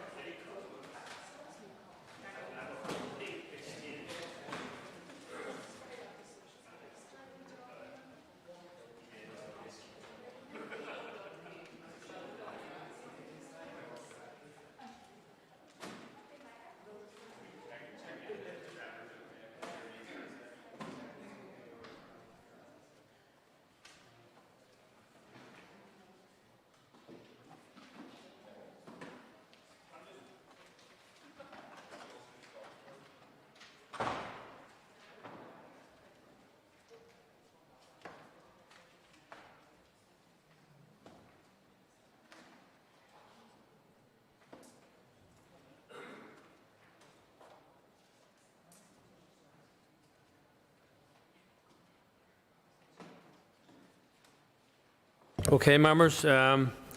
It's time for questions to the Executive Office, and I call Dolores Kelly to ask the first question. Ms Kelly. Question 1, Minister. Housing has been identified as a key priority within the programme for government draft outcomes framework published for consultation. The provision of suitable housing for everyone features prominently in 3 of the 9 wellbeing outcomes, reflecting the importance that the Executive attaches to the matter. The public consultation, which commenced on the 25th of January, is an important first step in the development process for the new programme. The consultation closes later today, and the process of analysing the comments and the views expressed by stakeholders and respondents to the consultation will commence very shortly. The aim is to have an agreed outcomes framework informed by the consultation ready around the end of April, and then a more complete programme incorporating an agreed budget linked to policies and programmes brought forward for Assembly consideration by the summer recess. Supplementary, Dolores Kelly. Mr Speaker, I thank the Joint First Minister for her response and indeed for her acknowledgement that housing is related to good well-being and good health, but there has been an ongoing issue about land banking, and I just wonder then, Minister, moving forward following these consultations, are there any plans to take any actions against those who continue to land bank, particularly in and around also public housing, as well as ensuring that there will be a sufficient budget allocation going some way to meet some of the need? I thank the member for her question and absolutely agree. I mean, I welcome the fact that she's highlighting the fact that housing is such an important area for us to be focused on, whether that be on social housing, affordable rents, repairs to the housing executive properties. I know that the Minister for Communities, Georgie Hargey, has also brought forward the biggest shake-up in public housing in 50 years, and that's something I know that the member would also welcome. So we look forward to that work being undertaken.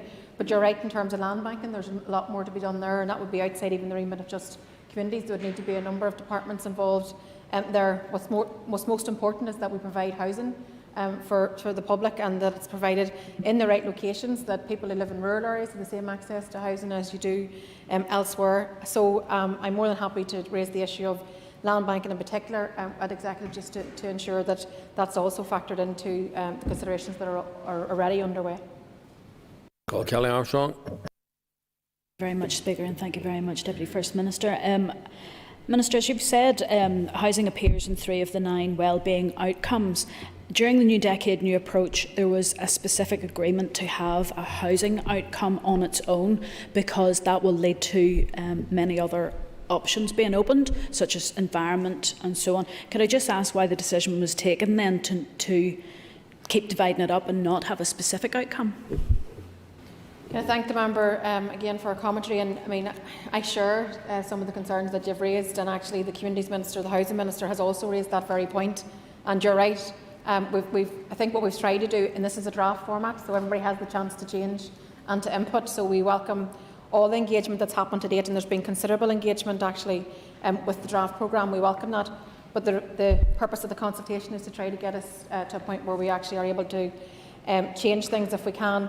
I would say, however, the draft programme in its current form, it doesn't seek to denigrate or downgrade the housing outcome, because it is written large across 3 of the different areas, and actually in more detail than you would get in terms of a high-level aspiration. So hopefully it's about a practical outworking of what we can do on housing. But we've listened very carefully throughout the consultation, and I hope that, and I've no doubt, actually there will be a strong lobby will have been received across from many people in terms of this, and I'm very open to the conversation continuing. Carol Cullen. And I thank the Joint First Minister for her responses thus far, and indeed Dolores for tabling a very important question. My question is if the Joint First Minister could detail the work being carried out to address decades of underinvestment in our housing programme. Gormagat. Thanks again to the member for the question, and as I just sort of previously touched upon, the Minister for Communities, Georgie Hargey, has already highlighted to all of the executive colleagues that the outcomes framework needs to be revised. That's her view as the Housing Minister, and as you would expect her to talk about. But I am also very pleased with the work which Minister Hargey has brought forward. She's been very Clare working through an ambitious proposal to transform the housing system, what I've described as the biggest shake-up of public housing in 50 years. And that will include securing the future of the Housing Executive, ensuring that it can build homes where they're needed. The Finance Minister and Communities Ministers have also successfully worked together to end the Housing Executive's requirement to pay a corporation tax, and will also explore future investment opportunities which will result in the Housing Executive's ability to maintain and repair its current stock, as well as building more homes. So on behalf of the Executive, Minister Hargey continues to make significant progress in this area, particularly around bringing forward measures to tackle homelessness, and she will provide a programme that will see new social and affordable homes being built where they're needed, and overall will see through the recent statement that she'll make sure that our housing system works better for all those that need a home. Call Liz Kimmins. Good, can call it Question 2, please. Addressing issues arising from the end of the transition period has been a priority for us, with discussions taking place on a number of levels and with multiple partners and stakeholders. As an executive, we consider issues arising from the end of the transition period at our regular meetings on EU exit matters. In the run-up to and following the end of the transition period, we have engaged with the European Commission through our participation in the Joint Committee, which has now met on 7 occasions, and most recently on the 24th of February. We met with the European Commission's co-chairs of the Joint Committee, that's Michael Gove and Vice President Maros Sefcovic, back on the 3rd of February. We and the junior ministers have also continued to engage with him and his colleagues, primarily through the Exit Operations Cabinet Committee, where we have taken the opportunity to highlight issues as they arise, including at a detailed or a dedicated discussion on the protocol which was held on the 7th of January. In addition, our officials hold weekly meetings with the Trader Support Service and their counterparts in the Irish Government to proactively ensure that any emerging issues are addressed as quickly as possible. We also continue to engage closely with stakeholders in our business community to ensure that their concerns are also understood. Throughout all of our engagement, we have taken every opportunity to highlight the need to resolve issues and to ensure that additional burdens and costs for our people and our businesses are minimised. Liz Kimmins, supplementary. And I thank the Joint First Minister for her answer. Joint First Minister, the recent breaches by the British Government of its legal obligations to implement the protocol will come as no surprise to the majority in this chamber, who were and remain opposed to Brexit, and who were acutely aware of the damage that it would do to our people and our economy. Does the Joint First Minister share my concern that the British Government's most recent solo run on the implementation of the protocol was reckless and unnecessary and creates even more instability and uncertainty? Thanks, Member, for the question. I attended a meeting of the Joint Committee on the 24th of February with Michael Gove and Maros Sefcovic, where both reaffirmed their support for the protocol and the need to work together to deal with the issues that have arisen. Yet, despite these commitments, and less than a week later, obviously the British Government went on to do the solo run and took unilateral action that has totally undermined the work of the Joint Committee and does risk that collision course with the European Union, where we again become the collateral damage. And certainly in my own personal opinion, not the TEO opinion, but that was a calculated act of political bad faith. But I don't think it'll come as any surprise to the member that the current instability and uncertainty is a direct consequence of Brexit, a Brexit that was rejected by a majority across our community and rejected by a majority across this House. For those who champion Brexit, they need to own the economic consequences and the uncertainty that has flowed from it. And any threats to the implementation of the protocol, which is our protection against the worst excesses of a hard Brexit, clearly risks future stability, growth and prosperity. So I think it's still a time for clarity, for stability. It's still a time for certainty, and it's still a time to find solutions to the issues as and when they may arise. Call Christopher Stalford. Mr Speaker, throughout the Brexit process, the Deputy First Minister and other colleagues on this side of the House have been faithful cheerleaders for the European Commission. Given the disgraceful behaviour over the course of the last 24 hours, where the European Commission is now actively threatening vaccine supplies, not only for my constituents but for the Deputy First Ministers, would she and the Remain parties in this chamber care to revise their fealty to the European Commission? I think, again, a personal viewpoint to the member would be that thank goodness we had people to look out for the interests of the Good Friday Agreement, and thank God we had an EU that stayed firm for that. So we are where we are today. Let me be very clear in terms of vaccines. They shouldn't be a commodity. They shouldn't be traded. They should be given to those people who need them most. And we should be working together to try and make sure that's the case. So let me just make that point very clearly. Well, Matthew O'Toole. Mr Speaker, Deputy First Minister, speaking of people revising their earlier position, people on the other side of the House might want to examine data put out today by the UK Food and Drink Federation, which shows that UK exports of salmon to the EU were down 98%, beef down 91%, cheese 85%, pork 87%. Deputy First Minister, given that agri-food is such an important part of our economy, and given that sadly British food producers are now at such an appalling disadvantage thanks to the Brexit championed by those opposite, what are we doing to maximise the advantage presented by the protocol, which gives our farmers and food producers unfettered access to the EU market, which is clearly so important to farmers and food producers? I thank the member for his question, and he's absolutely right in terms of we are where we are today, albeit that it wasn't the democratically expressed wishes of the people who live here. So I think that what we have to do is maximise the potential that we have in having access to the EU market. What we need to do is look towards economic recovery in a post-COVID world, what that looks like with the new trading realities that now exist as a direct result of Brexit. So we have to work with local industry, we have to work with, in particular, the agri-food industry that you've referred to, look towards what are the market opportunities, what are the opportunities, what are the challenges, what can we do to assist them, and we need to do all that we can, because we are now faced with a post-Brexit era where there are many new trading realities as a direct result of Brexit. Bearing in mind that it was New Decade, New Approach that brought the Deputy First Minister back to rule over us, could I ask her, in terms of its commitment to Northern Ireland's continuing to be an integral part of the United Kingdom internal market and its guarantee of unfettered access in terms of EU trade, does the Deputy First Minister and the office that she represents support the rigorous implementation of those pledges?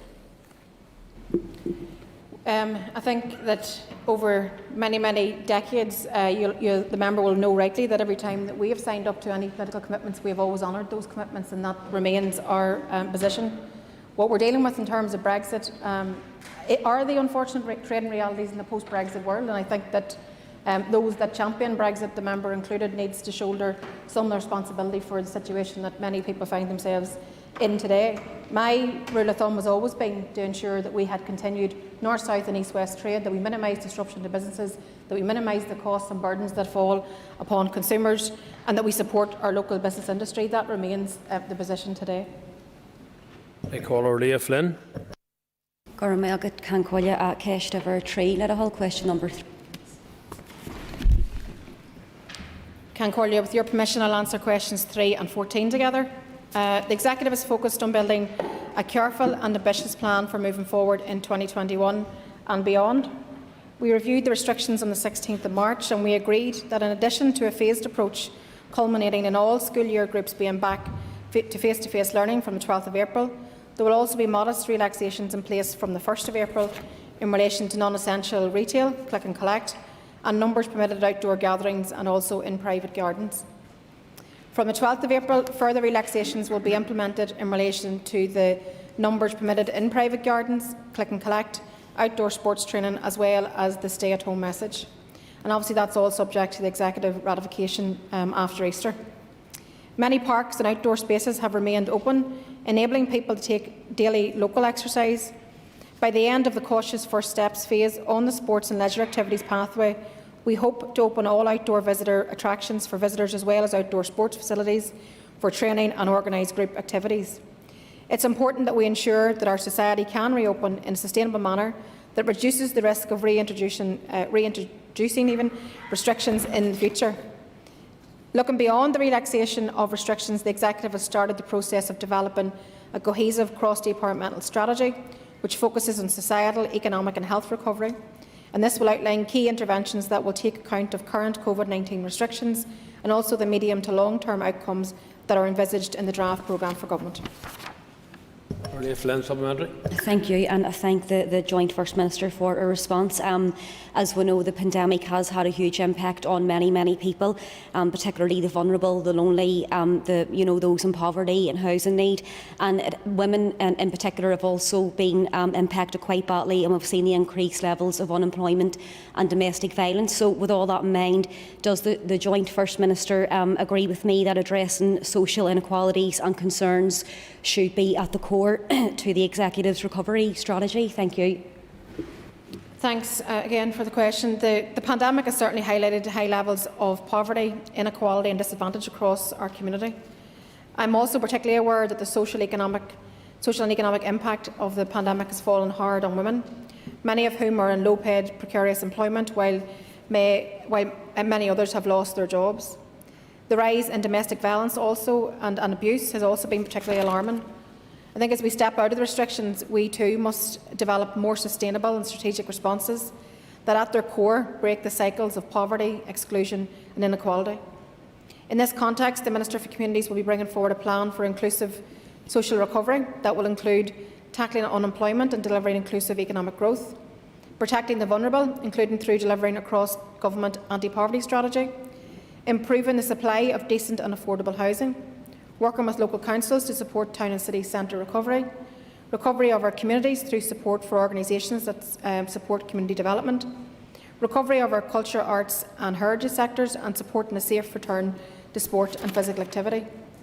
Addressing social inequalities and looking after the most vulnerable, the lonely, those in housing need, those in poverty, and families and workers on low incomes must be core to our recovery strategy. And I think the member would agree when I say that we owe it to all of the people in our society to make that happen. Call Pat Catley. Could the Minister provide an update on vaccine supply, and will we reach the targets as set out in the vaccination timetable? Of course, that's the remit of the Health Minister, but certainly you saw commentary from the Health Department over the course of the past number of days in terms of concerns that they have. They may see a couple of weeks delay in terms of the rollout plan that was originally envisaged. So I'm hopeful that things continue to go as well as they have been in terms of the vaccination programme, and we only can hope that we can get to a point where we're able to get the maximum number of people vaccinated, and it allows us then obviously to marry that with our pathway out of restrictions. Call Paula Bradshaw. Speaker, thank you, Deputy First Minister, for your answer so far. I'm just wondering what consideration has been given to those members of staff who have been on furlough, whether they be in retail, business, restaurants, etc. You know, it's one thing earning a salary, but it's another thing. We know that work is not just about the payment; it's also about the interaction and the sense of worth. I'm just wondering, in your recovery strategy, how you're actually going to accommodate them to get back into the workplace. Thank you. I think you're right. I mean, it's the same consideration actually for all the children and young people returning to school today. So long without that interaction, so long not having the chance to engage with people and just, you know, be our normal selves. So I think that part of the recovery, and the Executive has, as I said, started this conversation and piece of work around, you know, what it is that we need to focus on, and certainly there are needs of many people who've been impacted by the pandemic that need to be taken into account. You refer to one group in society, those people that have been furloughed, perhaps potentially those in the hospitality sector, retail sector, all those people that have been furloughed for a year, best part of a year. Then we also have to look at the situation facing our nurses right now, and those who work in the health service, who, you know, it's quite alarming to listen to some of the real lived experience of those people working on the front line and dealing with this pandemic. And certainly I would be fearful for their mental health and well-being. And just in the last number of weeks, myself and the First Minister met with the Royal College of Nurses, with the Health Minister, and it was expressed in the strongest possible terms in terms of the depth of feeling, the anxiety, the exhaustion, just the general feeling of well-being among the nursing staff. So I'd be really concerned about that. So I think we have a big job of work to do in terms of trying to support people in a post-COVID recovery era. Trevor Clark. The first questioner talked about the effects that it's having on families right down to unemployment. The last speaker talks about furlough. But I suppose the thing that's directly involved in both of those is actually the businesses. If we can get the businesses open again, unemployment will reduce and the furlough will end. So in terms of that strategy, have you used any plans to speed that up to actually prevent both unemployment and furlough, to actually let those businesses get back to operating as normal, where we see a rate across the rest of the UK? The reality of the pandemic is that it's caused untold damage, both from a personal point of view to people's lives and livelihoods, people's mental health and well-being, the damage to the economy, to the small businesses, to the businesses that have been closed for the best part of a year. Whenever you take the pandemic has been cruel and it's been unforgiving in terms of its impact. So there's a huge amount of work to do. I can assure every business that we want to have their doors opened as quickly as possible. We must do so safely and sustainably. If you even look towards other parts of Europe over the weekend, where people are going back into restrictions, we want to avoid that. We don't want to be in that position. So the best way that we can avoid that, or at least attempt to avoid that, is actually by going forward steady as you go. Gradual easements, just keep making progress and keep adding to it, and we will find our way out of this sooner rather than later, but it will only be with continued public adherence and the public working with us, and we understand how difficult it is ourselves as well, so we will not keep restrictions in place for any longer than necessary. Call Rachel Woods. Mr Speaker, and thank the Deputy First Minister for answers so far. Today we have the return of many children and young people to face-to-face education, but last week during the Ministerial statement the First Minister informed me that a decision on the return to the Sure Start developmental programme for 2 to 3-year-olds has been referred to the COVID-19 task force. So can I ask if a decision has been taken, and if not, when is that expected to happen? Well, the answer is no decision has been taken as yet, but I'm hoping that it will come to the executive, probably Thursday's executive perhaps, will be the next opportunity. But the task force, whilst we've set out sort of specific dates at different intervals, the task force group, which is cross-departmental, meets every week, and it's actually looking at what are the current things that are, and I know this is one of the issues that's on their desk. We want to be able to support families that need that additional support, and also the other area is around children and young people having support in the community as well, which I think is another area we should be looking at. I call John Stewart. The Deputy First Minister rightly says that the pandemic has been cruel, and that can't be any more the case for our tourism and hospitality sectors, which have been massively hit by this, and some are predicting many will not be able to open on the back of it. Aside from additional financial support, which is what they need, Minister, they also need some assurances about when they will get reopened and the lead-in time. Can you tell me what conversations you've had with hospitality and tourism sectors about the plans to get reopened and what measures they need to be put in place ahead of that? Thank you. Thanks. And obviously the principal engagement, if you like, with the tourism and hospitality sector falls under the Department of the Economy, and I know there's an ongoing engagement there. However, also at our own task force level, there's a continual engagement across the sectors, and we know that tourism, hospitality are the two sectors that have been absolutely decimated as a result of the pandemic, and we need to continue to engage with them. But we want to be in the space where we're having a conversation around preparedness, getting ready to open, so that people know that they actually have something to work forward to or work towards. So we're continuing to do that. I can't remember the last time I particularly met them, but I know that I engage with Hospitality Ulster, for example, on an ongoing basis, and as do junior ministers and the office of the Executive Office. I call Pam Cameron. And thank the Deputy First Minister for his answers so far. Could the Deputy First Minister tell us which phase outdoor airsoft is included in? Is it phase 2 as a sport and leisure activity? Given that sport can take place outside at a social distance, and all preparation and setup can happen outdoors as well, will that be treated as phase 2, and will that go ahead? And are there any indicative timings, or how much advance notice will be given to these types of groupings and organisations so they can resume business? The plan is designed in such a way as that we're able to sort of say that this is what we think is coming next, and we can start to work with the sectors. I don't know specifically. I would have guessed that it's in the second cautious first steps because it's outdoor. But again, I would like to clarify that with officials, and I'm happy to write to the member. I mean, it makes sense, outdoors safer than indoors, so obviously these are the first areas we'll be able to focus on and make some relaxations. So I'll write to the member and make sure that she's informed. I call Martina Anderson. Bear Cahir, question number 4.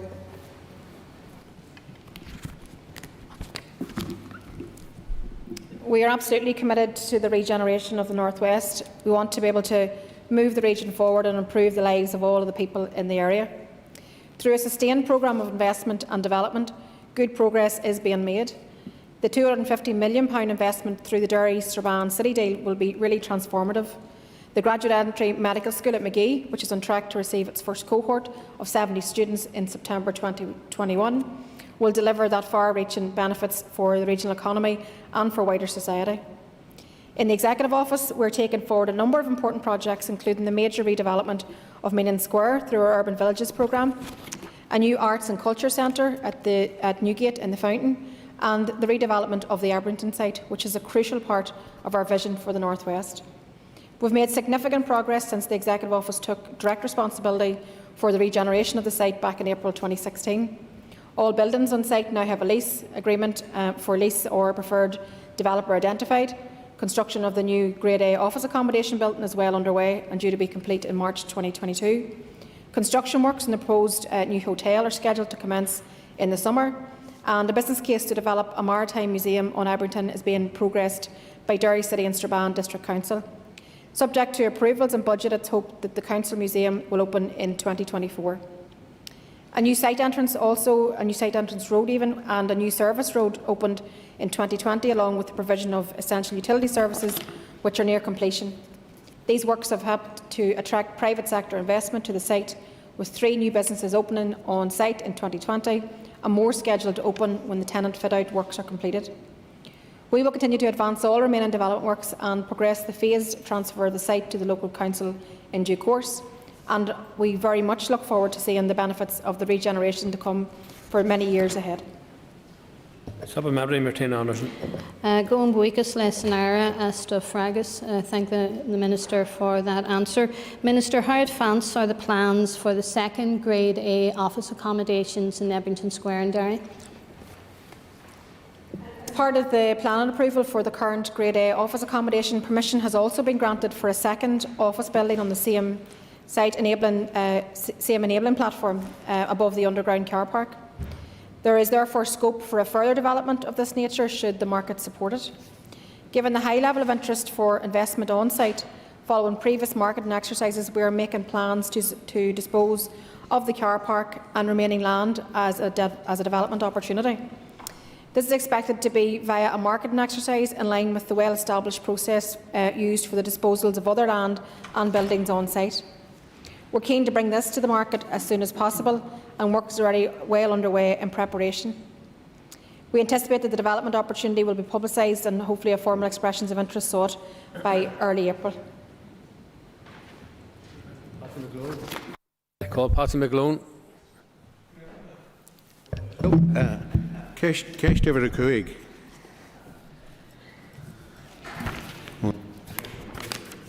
With your permission, can I call Junior Minister Kearney will answer this question. Foreign policy is not a devolved matter. The function of the Bureau in China is to strengthen our relationship with central and provincial governments and the people of China to increase trade, tourism and educational opportunities.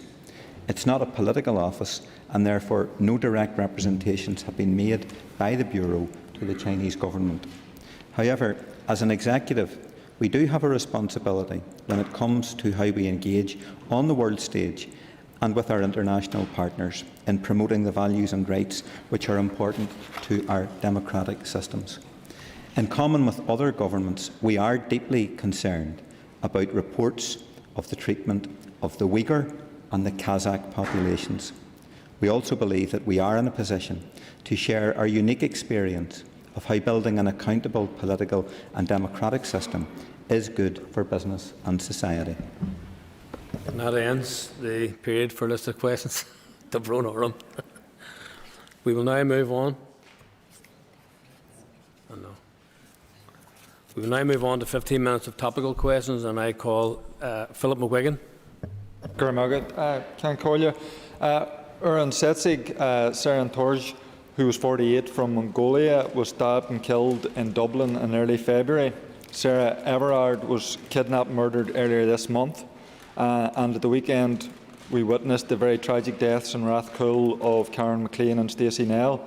we all no doubt extend our deepest sympathies to their families, friends and loved ones. All these deaths have again highlighted the issue of gender-based violence against women and girls. Can I ask the Joint First Minister, does she agree with me that the Executive must take immediate and resolute action to tackle the issue of gender-based violence? I thank the member for his question, and firstly let me extend my sympathies, and I'm sure the sympathies of everyone in this chamber, to all those who have been bereaved in the most harrowing of circumstances. I think we have to always remember, Cancorlia, at the very heart of all these stories that we see breaking on the news, these are people, these are families, these are people that are loved. These women who have so tragically and avoidably lost their lives, and all those families have been robbed of their person. And while we appreciate that the circumstances of each are individual, they are also by no means isolated. And gender-based violence is appalling. It's the appalling truth of countless women and girls right across our society, and domestic abuse of every form is also the daily lived experience of so many women. And this comes at a time whenever domestic violence levels across the north are at an absolute record high.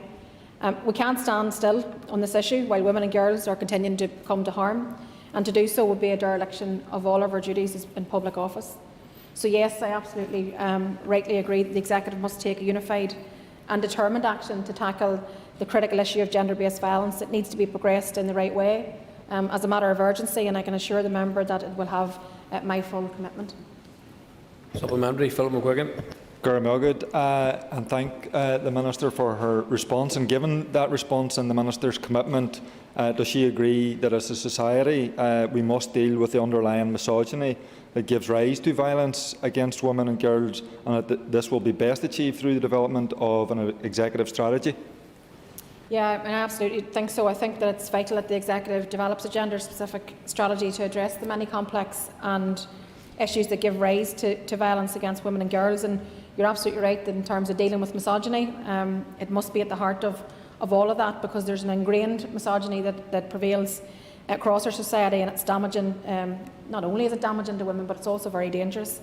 And I think that we all should say very clearly that none of us should ever stand for it. There's a saying in Irish, "Ní ceart cur le chéile." There's no strength without unity, so we should stand together on this issue.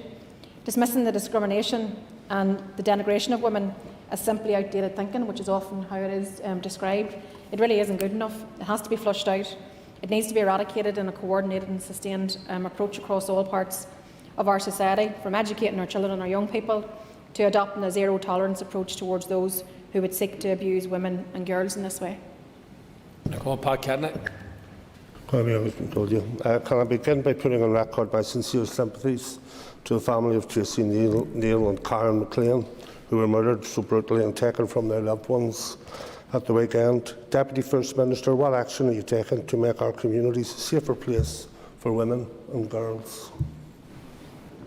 I think just in terms of the previous answer, I think it's incumbent upon all of us to work together to make society a safer place and to challenge the outdated claims, that misogyny is treated nearly like it's an acceptable everyday occurrence, and that's not the case. It needs to be stamped out, it needs to be called out collectively. So I think if you're asking, there's no one solution to how you deal with this. It needs to be across all the departments. It needs to be a society approach. It needs to start at individual personal responsibility in terms of us, myself even as a parent, educating my children. We all have a job to do in terms of trying to make this a better place and a safe place for women. So I'm committed to playing my part in working with others to ensure that we come at this, and I think the starting point has to be the gender-based strategy around tackling violence against women and girls. Pat Cadnick, supplementary. Thank you, and I hear what you say, Deputy First Minister, but this is the only place in these isles without a specific strategy on violence against women and girls. What is the timeline for the completion and implementation of a strategy? The member will hopefully also know that under the remit of the Department of Justice, the Minister Long will have responsibility to bring forward such a strategy. I will work with the Minister to make sure that we get a fit-for-purpose strategy. It isn't good enough that this part of the world is the only place that doesn't have a strategy to tackle violence against women and girls. So let's all political parties work together to ensure that we bring forward a strategy in the most timely manner as possible. I call Rachel Woods. The Deputy First Minister will be aware of the report recently published by the academics at the University of Exeter, which was funded and commissioned by the Executive, looking at the energy governance that will be required for Northern Ireland's energy transition. So can I ask the Deputy First Minister for her assessment of one of the key recommendations from the report, that a duty is placed on all Northern Ireland government departments to consider climate and energy transition as part of policy development? I thank the member, and obviously the outworking of such a report has to have more executive discussion, but I know that the issue of climate change, we all have a responsibility to play our part, and that's every department will have a responsibility. I welcome the fact that the climate change bill, for example, will receive will receive a large support in the Assembly chamber when it comes forward.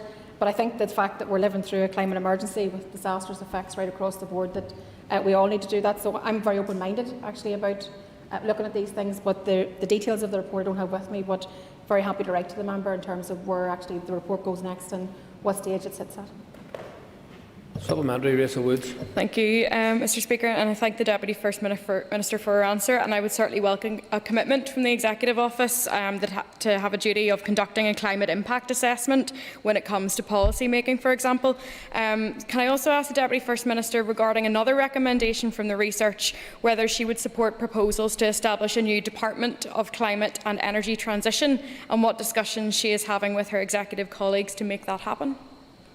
Well, there aren't any conversations of that nature at this moment in time, but again, let me get the details of the report and write to the member in terms of its status, where it sits and where it goes to next. There hasn't been any discussions for some time around new departments or even establishing an independent climate change department, but let me look at the report and write to the member.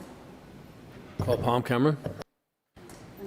Speaker, what assurances can the Deputy First Minister give that the local vaccination programme will not be adversely affected by the EU's threat to ban AstraZeneca supplies to the UK?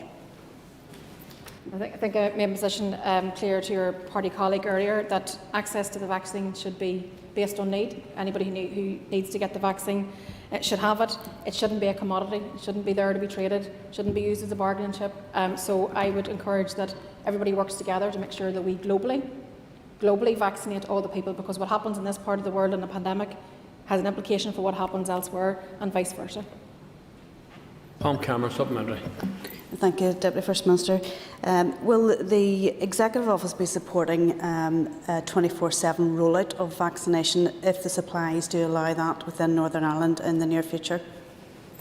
Yes, I think we've always said that we'll support that position. I don't think it's a position that's advanced yet by the Department of Health, but certainly getting the vaccine out as quickly as possible is on top of all of our agendas, and making sure that we're protecting people. So I'm very open to supporting such a proposal.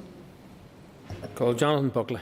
Thank you, Mr Speaker. Last week, Minister Mallon said the opening of a UK government office in Northern Ireland was a UK power grab and a clear attempt to undermine devolution.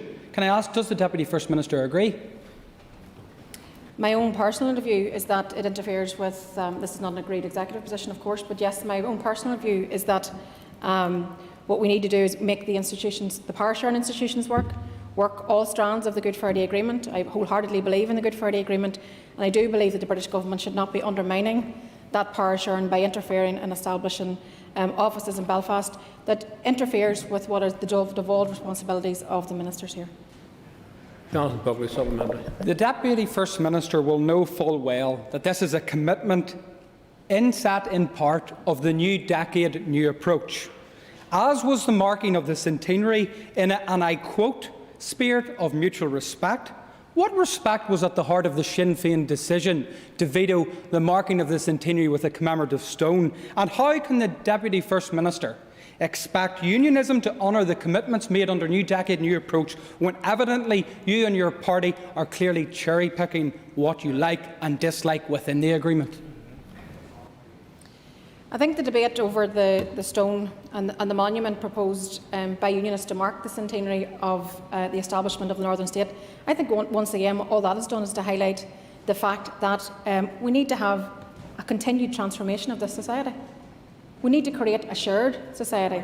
We need to create an inclusive society, and I think it underlines for me certainly the importance of inclusive discussion, dialogue, the need for political discourse, the need for ongoing engagement. And I'm sure, even to the member, but I'm quite sure anybody with an objective view of this place where I am elected to, it isn't inclusive or a welcoming place for people who come from a nationalist or Republican background. So what's more important, is actually that we work together towards the future. Yes, we reflect on the past, but someone of your generation, of your age category, should be more concerned about working towards building a better future. I encourage you to work with me. Let's make this place a more inclusive society. Let's do all that we can to make sure that it's welcoming. Let's make sure that young people of today don't fight the battles of the past. So I would encourage people to continue to look forward, to look about sharing this place, to look about how we can live and demonstrate by mutual respect, by generosity of spirit, by making sure with good grace. Order, members. Members, order, please. So I think people should realise that there's nothing to be feared from the future. There's something for us all to work for, something better where previous generations have been failed.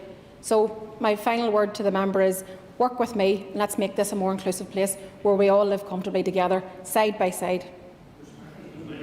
I call Harry Harvey. Thank you, Mr. Speaker. Deputy First Minister, could you please enlighten the House on when you plan and think it's safe to reopen static caravan parks and holiday homes, St Patrick's Day being past and Easter coming fast? Thank you.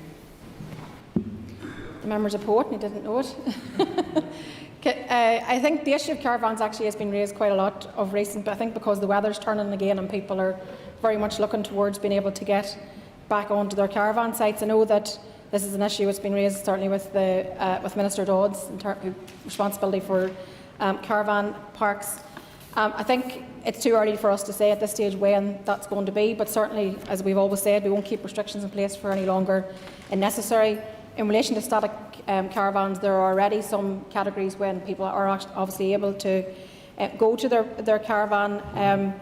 But I think that in terms of what date we will look at being able to move those restrictions, I couldn't give you that date today. The only thing I can say is that we will continue to work our way through these issues, and as soon as we think it's safe, we will announce that. Supplementary, Harry Harvey. Thank you, Mr. Speaker, and thank you for your answers, Deputy First Minister. Have you given any consideration to touring caravans as well, risk assessment maybe to shared facilities on the sites and stuff? Is that something you've given consideration? Thank you. I think that I suppose it's all in the mix. It'll all be part of the caravan conversation. So I will, as part of our ongoing deliberations, I will ensure that the points that you've raised are factored into the conversation. Call Sinead Ennis. Can the Joint First Minister advise what discussions have been had with the British Secretary of State on funding for the Victims Payment Scheme?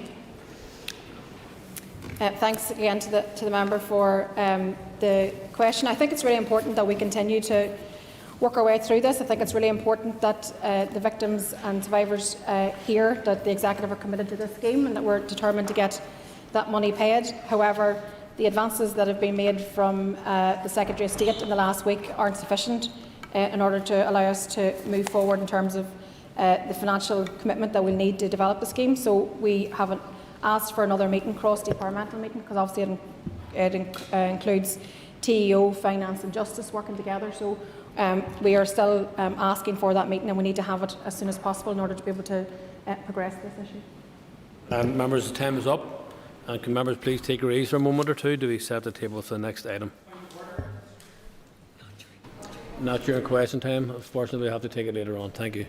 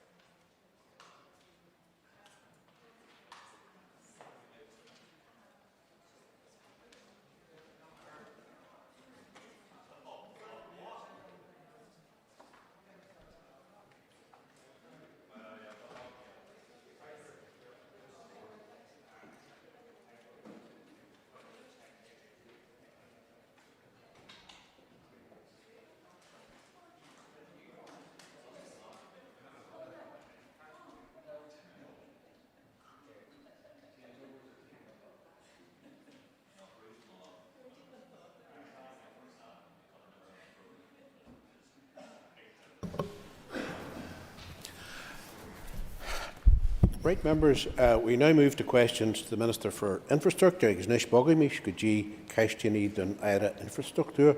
I call Jim Allister to ask the first question. Mr. Allister. Question 1. Agus Ira. With your permission, Mr. Speaker, I will answer questions 1, 2 and 10 together. As the Assembly will be aware, the Union Connectivity Review was launched by the Prime Minister Boris Johnson last year.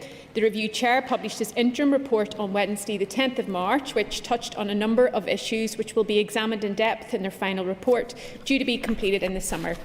I made my views on the publication of the Review's interim report known earlier this month. At that point, I had read an advance copy of the interim report and met with both the Review Chair, Sir Peter Henday, and the Secretary of State for Transport, Grant Shapps, to discuss why the promised engagement had not materialised. I have also met with the Secretary of State for Transport and the Secretary of State for Northern Ireland on several occasions to discuss the Union Connectivity Review. I will always welcome any proposals to provide much-needed investment in transport infrastructure in Northern Ireland, and to that end I have provided a list of my department's agreed priorities to the review.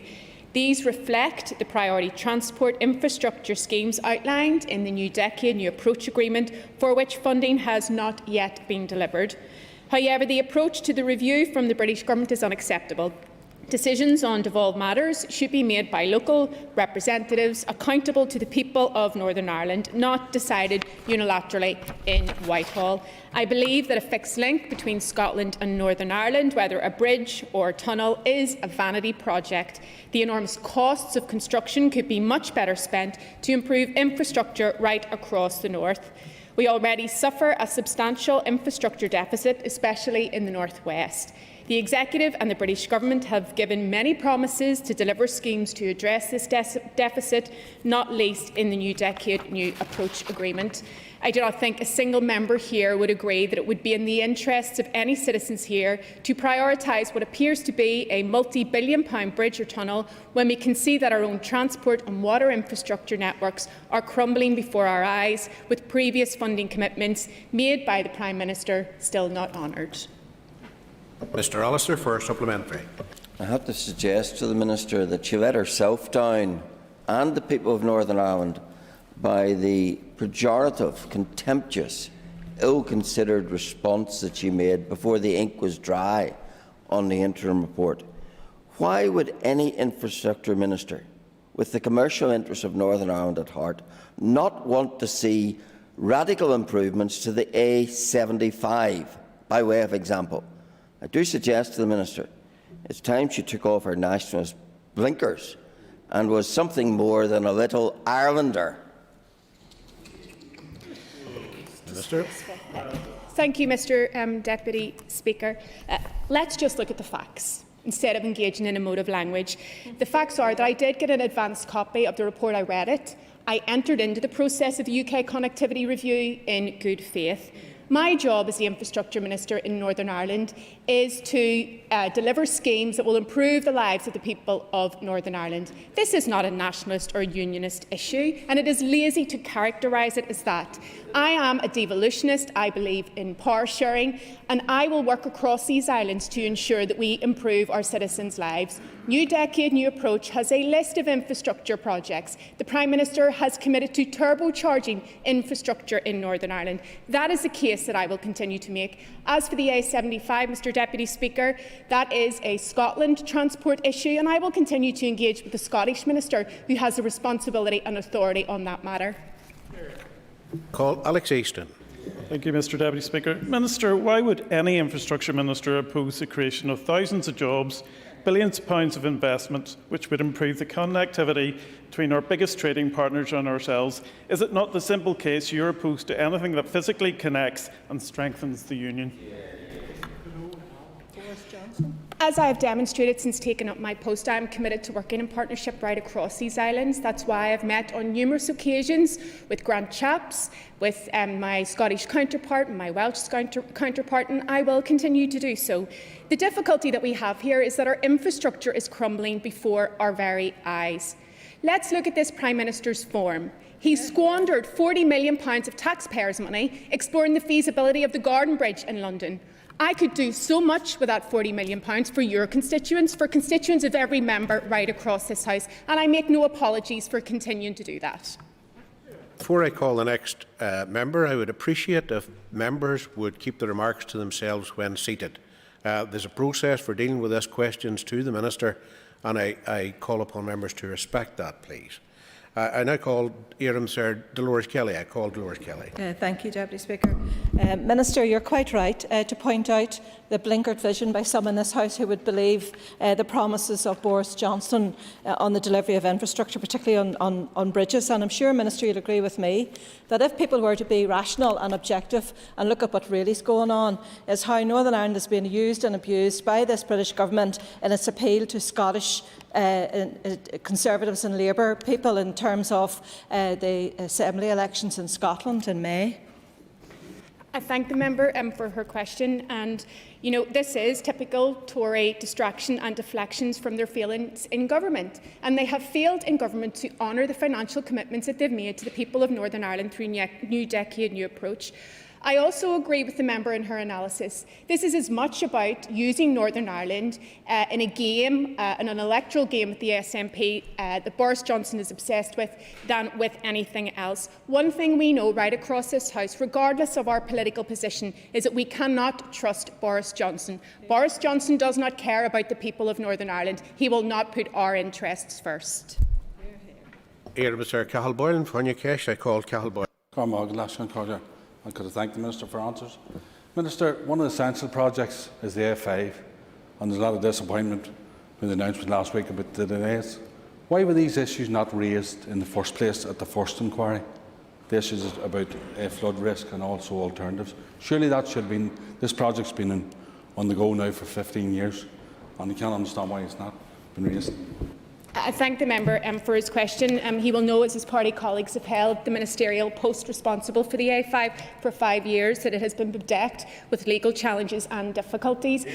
The public inquiry inspector produced an interim report, which always made it highly likely that we would have to return to a public hearing again. I reiterate my commitment to this project. I gave very careful consideration to the interim report, sought expert advice, sought legal advice, and I want to see this project delivered as quickly as possible. I call Roy Beggs.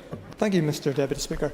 I can understand the Minister's concern that funding for a Boris Bridge or some sort could be better spent through lots of other infrastructure projects, but I fail to understand her approach to the A75 between Gretna, Dumfries and Stranraer, which is one of the 4 projects that have been highlighted as having real potential, given the failure of the Scottish Government to date to invest significantly in that route. So my question to the Minister is, the Minister was content for the European Union to fund trans-European network links. Now this is that same road. So what I'm trying to understand is, why is she now critical of potentially gaining additional money for the Scottish Government so improved transport links could be put in place for the west of Scotland, for Northern Ireland, and indeed to the benefit of those hauliers from the Republic of Ireland? I thank the member for his question. First of all, we are being told that there is additional money that will be provided. I will reiterate again that this government has not honoured the financial commitments that it has already made to the people of Northern Ireland. I am committed to working in partnership. I will continue to do so. But I respect the Scottish Minister for Transport. I respect the devolved settlement there, the same way I respect and uphold the devolved settlement here. I will work with anyone, but when we see what is happening with this government, be it the internal market bill, be it the Levelling Up Fund, be it the connectivity review, I have been expressing concerns for some time now about the encroachment of this government into the devolved space, and I do not apologise for standing up for devolution and power sharing here in Northern Ireland. Call Andrew Muir. Thank you very much, Mr Deputy Speaker. And I think the Boris Bridge, or whether it's a tunnel, is a dead cat strategy, and it needs to be seen as that. Can the Minister provide an update on what exact funding the UK Government has supplied under their New Decade, New Approach commitments for the next financial year?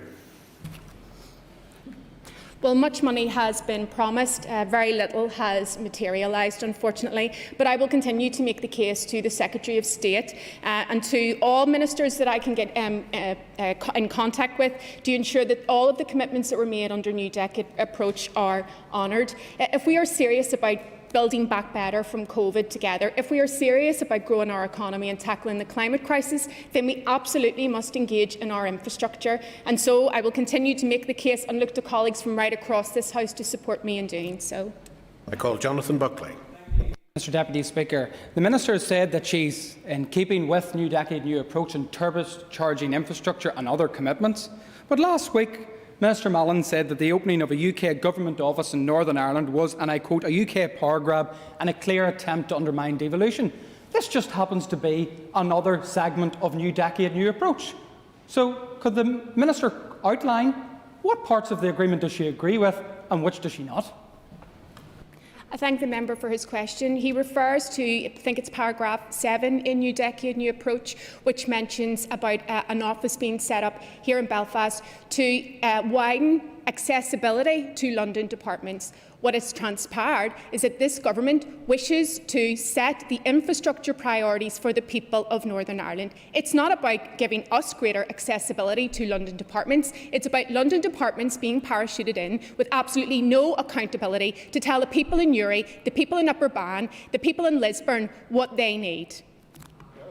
Call John Stewart. Question number 3, Deputy Speaker. With your permission, Mr Speaker, I will answer questions 3 and 15 together.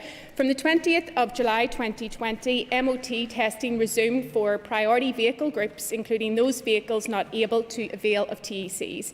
The DVA has steadily increased its vehicle testing capacity by adopting a range of measures, including the recruitment of additional vehicle examiners, the use of overtime to provide cover for leave and sick absence, and a reduction of the vehicle test appointment time. And testing is being carried out at all of the 15 DVA test centres.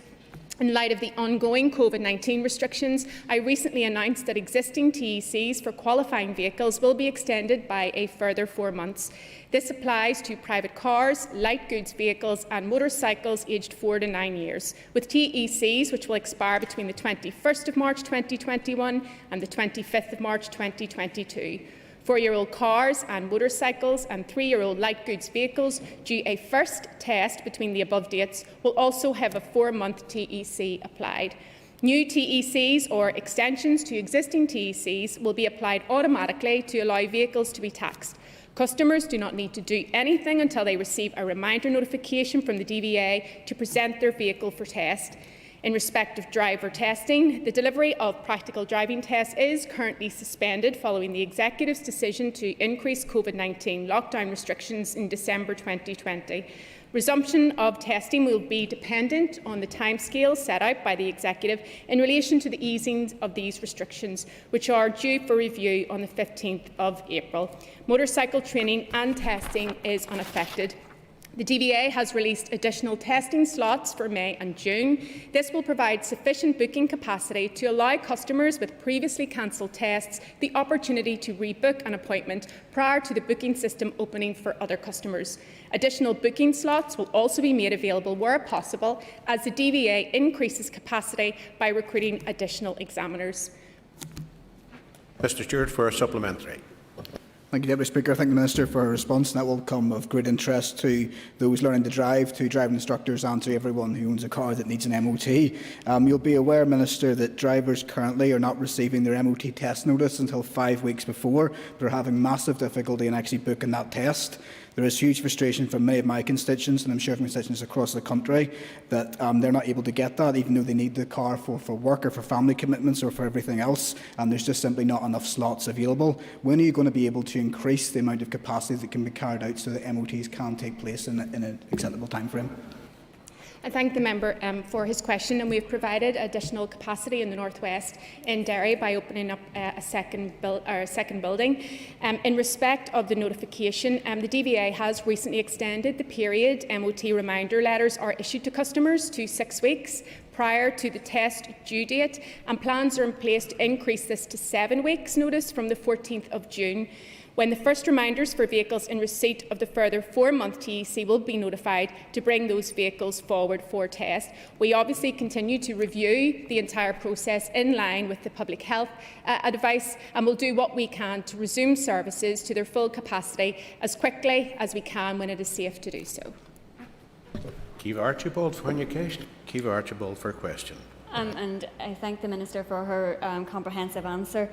Could I ask the Minister also if there's been any consideration on ways to enable essential workers who need a vehicle to carry out their duties to be able to safely access the driving test? I've been contacted by a number of constituents in that situation. I thank the member for her question. The DVA is actively liaising with the Department of Health to consider the facilitation of priority requests identified by employers from key workers whose jobs are ancillary to medical, health or social care services and who are required to drive for the purposes of their work. It will be for the relevant employers to contact the agency directly to identify their staff that fall within this priority group, and the DVA will then endeavour to facilitate priority appointments for both theory and practical driving tests where possible. Call Michelle McIlveen. Are we aware of the challenges which COVID has created for the haulage industry with little to no support? The cessation of testing drivers has had a further impact as HGV drivers retire. There is no new pool of drivers to replace them. Can I ask the Minister if she will look at prioritising this important sector? Thank the member for her question. My department is in regular contact with representatives of the haulage industry, and what I will ask my officials in DVA is to make contact with those representatives to identify what difficulties there are and what we might be able to do working together to try to resolve them. I call Stuart Dixon. Deputy Speaker. Minister, appreciate all the difficulties that MOT has in respect of COVID, but you have another difficulty in MOT centres, and that's around the issue of ramps. Can you tell the House what progress has been made in respect of that, and are they all now operational? I thank the member for his question and taking up the post when that situation developed. I thought that was an extremely stressful situation, and then COVID hit, but I'm pleased to say that we have carried out a significant amount of work, and all of the lips that were required for replacement have been replaced and are operational right across the 15 test centres. Here, Mayor Pat Catney for I call Pat Catney. Thank you, Minister. Minister, what information have you received from the Executive Office on the recommencing of driving instruction? I thank the member for his question. The member will be aware that the Executive stopped driving instruction in line with the medical and health advice, and my department responded accordingly. Recently, in the roadmap to recovery, the Executive Office deemed that driving tests should be placed in Phase 2. In order to ensure that my department is prepared, my officials are engaging across departments, including with the Department of Health, to ensure the correct assessment is completed ahead of further reconsideration of any easements. I can assure the member that as soon as it is safe to resume driving tests, my department will be ready to do so. I call Paul Given. Question number 4. There has been historical underinvestment in our road network for a significant number of years. Recognising this, during the current year, I submitted bids for additional funding for investment in the road network of £11 million and £6.5 million in the June and October monitoring rounds. I was very disappointed to receive no funding against my £11 million bid in June, and that only £2 million was allocated against my bid for £6.5 million in October. But from the £2 million that I was able to secure, I allocated £1.1 million as a priority to structural maintenance, with the balance allocated to street lighting repairs and minor works. In addition, I internally reallocated departmental capital funding of £4.5 million to structural maintenance in January monitoring to utilise remaining available capacity to deliver additional work on the road network over the remainder of the current financial year. Mr Given for a supplementary. Thank you. Well, I'm deeply disappointed that you didn't get your full allocation, given the underspend from the Minister for Finance, and then the way that was then having to be put out the door at the last minute before the end of this financial year. So not good enough on the part of Sinn Féin, and I support the Minister in her bids. Having said that, when it comes to the allocation of public funding, my constituency in Lagan Valley often has funded key infrastructure projects like the North Feeder Road, developments around Prince William, Ballymacash Road, through private sector funding. When will my constituency get equality of treatment so that key infrastructure is funded by the public sector rather than pushing up the housing market costs and pricing young people out of the market in what is a difficult area to get housing? And funding the Knockmore-Spruceville Link Road would be a good test of this Minister to announce 100% funding for it today. I thank the member for his question, and he will be aware of the years of underinvestment in our infrastructure, which has led to huge difficulties in terms of the surfaces of current road, and also hugely limits our ability to do much more in respect of new projects. The member may wish to know that I have included a requirement of £120 million for capital structural maintenance for the next budget period, and I hope that the Finance Minister shares our concerns and that he recommends that this bid for our roads is met. I will continue to make the case around the executive table for greater funding in our infrastructure so that we can improve the quality of life of your constituents and all of our constituents, Mr Deputy Speaker. Iramir Martina Anderson, Fáinne Ceist. I call Martina Anderson. I note that the monitoring rounds agreed by all the executive ministers, so that's something that should be taken back there. But I also note that the Minister, you received £280 million, the biggest ever capital funding ever for your department. So can I ask the Minister, have you ever bid during any of the monitoring rounds to upgrade, to kick-start even the upgrade of the A2 Buncrana Road? The member will be aware from previous question times of my commitment to the Buncrana Road, but we have to ensure that due process takes place. Increasingly, Mr Deputy Speaker, I hear calls of just get it done, implying that I should be cutting corners in some way by not following through proper design process, proper consultation with local communities, right through every stage of the process to ensure that we can get these projects delivered in the right way. And so I will continue to take that approach. In respect of funding allocations, Mr Deputy Speaker, you'll be aware that there is a requirement of around £140 million per annum, independently verified by the Barton report, to maintain our road network as is. So I will continue to make the case around the executive table for funding, and as I said in response to a previous question, I look to all colleagues across this House to be supporting me in that effort. Mayor Daniel McCrossan, Fáinne Ceist. Thank you, Mr Deputy Speaker, and thank you to the Minister for answers to the question so far. I'll just make a very blunt point. Budget for this department for roads was £57 million in 2011, now £27 million. People can read into that as they wish. Minister, I'd like to thank you for, I suppose, putting the hypocrites in Sinn Féin in their box on the A5, Minister, because the reality is the delays to this project, 5 years by 2 Sinn Féin ministers and a 3-year delay of these institutions being down. Thank you, Minister, for putting them in their box and making it very clear that the delays are firmly As a member, a question. And also, Minister, can I ask you to reaffirm your commitment to this project? Thank the member for his question. I understand completely the frustration locally at the delay in this project. It's been around from 2007, and the people of West Tyrone and the wider region want to see this project delivered. So I reiterate again my commitment to doing so. I carefully considered the interim report from the inspector. I took expert advice, I took Crown Council advice, and I believe that in taking the steps that I have, we can progress this project in the quickest possible opportunity. So I remain committed, and I fully understand the frustrations locally among members of the public and elected representatives as well. I call Robin Newton. Thank you, Mr Deputy Speaker. Question number 5 to the Minister. The sewage requirements for the vast majority of rural properties around Dundonald Village are served by private septic tanks, and such properties are offered an annual septic tank emptying service funded by my department. In terms of further plans for the Dundonald area, I recently consulted on Living with Water in Belfast, the strategic drainage infrastructure plan for the Greater Belfast area, which includes Dundonald. The public consultation closed on the 29th of January, and officials are currently reviewing the responses.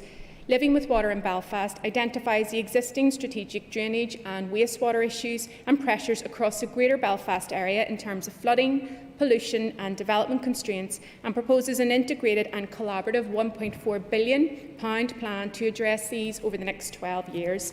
This plan includes a number of opportunities to deliver projects in the Dundonald area, including upper catchment management to store and catch surface water runoff in the Craigantlet and Castlereagh Hills, river floodplain restoration works along the Inler River and various tributaries, and sewage improvements to provide increased capacity, combined sewer overflow screening and sewage storage tanks to reduce the risk of out-of-sewer flooding and spills from the network.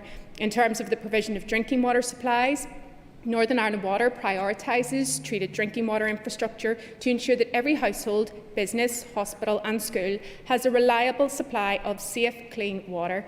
Northern Ireland Water reports no specific issues with the supply of drinking water to the Dundonald area. Progression of any water and sewage improvement opportunities is subject to necessary approvals being secured and the funding being made available. However, as the Living with Water programme has been identified as an executive priority in New Decade New Approach, I will continue to make a strong case for this investment to be made available. I recently wrote to executive colleagues again to advise of the serious pressures facing our water and sewage network and the need for critical investment. Mr Newton for a supplementary. Thank you, Minister, for her very detailed answer. Is the Minister taking into account the fact that Lisburn City Council, Lisburn and Castlereagh City Council, is about to invest somewhere in the region of 36 million in the Dundonald International Ice Bowl, that investment is likely to leverage another 100 million of investment in the area surrounding the Ice Bowl, that indeed requires, to be successful, new roads infrastructure heading towards it, and indeed that there are proposals for additional housing in the immediate area of Dundonald, and indeed the demand for additional public sector housing within the Dundonald area. I thank the member for his question. The reality is that because we have had historic underinvestment in our water and wastewater infrastructure, we are now sitting with some 116 locations across Northern Ireland that are either at or beyond their developmental capacity. And that has consequences. It has consequences in terms of building the many homes that we need, that the member has rightly identified. It has consequences in terms of building recreational facilities, hotels, hospitals and schools.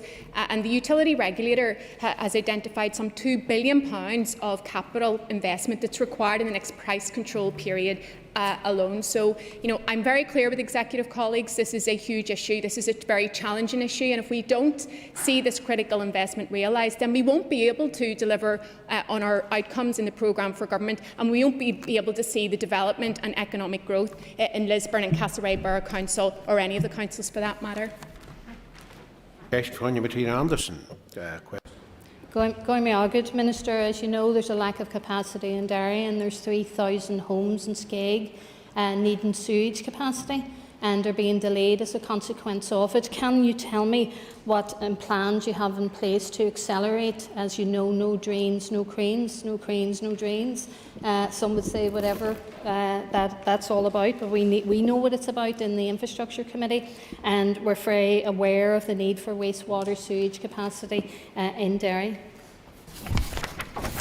I thank the member for her question. Northern Ireland Water has advised that it completed an analysis of its wastewater investment plans for the Foyle constituency at the end of last year. This investment will require the Executive to provide capital funding of approximately £29 million.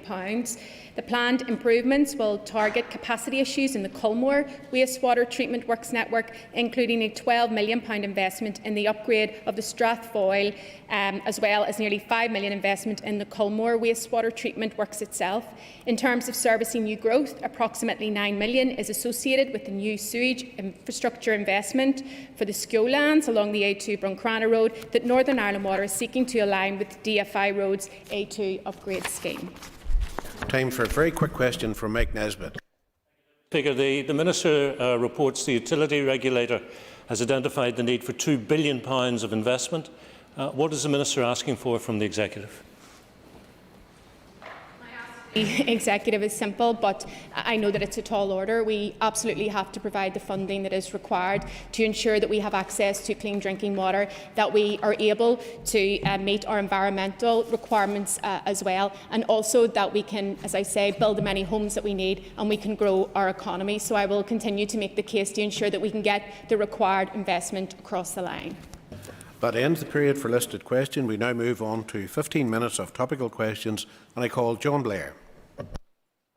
Deputy Speaker, and I hope that the Minister doesn't mind me returning to a previous theme and asking, can the Minister provide an update on active travel plans and how grants to improve cycling and walking routes are being rolled out and utilised? I thank the member for his question, and I know that this is an area he has a keen interest in. The member will be aware of the investment that my department has provided in the development of greenways and park and rides right across Northern Ireland. In part of the £20 million Blue-Green Fund, we have also been writing out to the councils and asking them to identify with local communities the opportunities in their council area to enhance active travel infrastructure and opportunities. I remain committed to this agenda, and while it's not possible at this stage because we haven't had final allocations of budget to determine what the funding may be next year, I give a commitment to the member that I will continue to do what I can to maximise active travel opportunities for constituents right across Northern Ireland. Supplementary question from Mr Blair. Thank you, Deputy Speaker, and thank the Minister for that answer. And following up on that, can I ask how the routes will be identified and if there will be a proportionate concentration of routes outside metropolitan and urban areas as there will be inside those areas, so we can reduce commuter traffic and therefore also pollution? I thank the member for his supplementary question. I'm very keen to ensure that we do not leave our rural communities behind when it comes to the active travel agenda. I've also been very clear that I don't believe in delivering government from top down and imposing what I believe to be the right approaches for local active travel routes on communities. That's why we've been working very closely with the councils through my walking and cycling champion. That's why we have the community safety grant as well for local communities. So I very much want to continue to work in partnership with councils and with local communities to identify the right opportunities for active travel so that when we bring about change, we do so in a lasting and sustainable way. Sinead McLaughlin. I call Sinead McLaughlin. Thank you, Mr Deputy Speaker. Minister, can you give me an update on the plans for pedestrianisation and active travel in Derry City Centre, please? I thank the member for her question. A pop-up cycleway was delivered in June 2020 between the Harbour Square roundabout and the council offices through the riverfront car parks. My department continues to work with the council and other stakeholders to identify measures for social distancing within Derry City Centre. Officials are developing draft proposals in the Ferry Quay Street, Diamond and Bishop Street areas. These measures may include repurposing road space to improve social distancing where footways are narrow, introduction of a one-way streets or removal of on-street parking to enhance provision for walking and cycling, or the introduction of parklets. My department is also progressing several walking and cycling measures in collaboration with the council. The more significant of these include the North West Greenway proposals for both Derry and Strabane. There are other walking and cycling measures proposed at Strathfoyle in the Maydown area and along the Limavady Road from Ebrington. I am also providing funding for the construction of the Strathfoyle Greenway and the Strabane North Greenway. Supplementary question for Sinead. Minister, in line with the COVID recovery plan and indeed in particular the High Street recovery plan, it's really particularly important that businesses can use the outside space, but also that they share that space with our citizens, etc. Will you commit and guarantee that you will do everything that you can?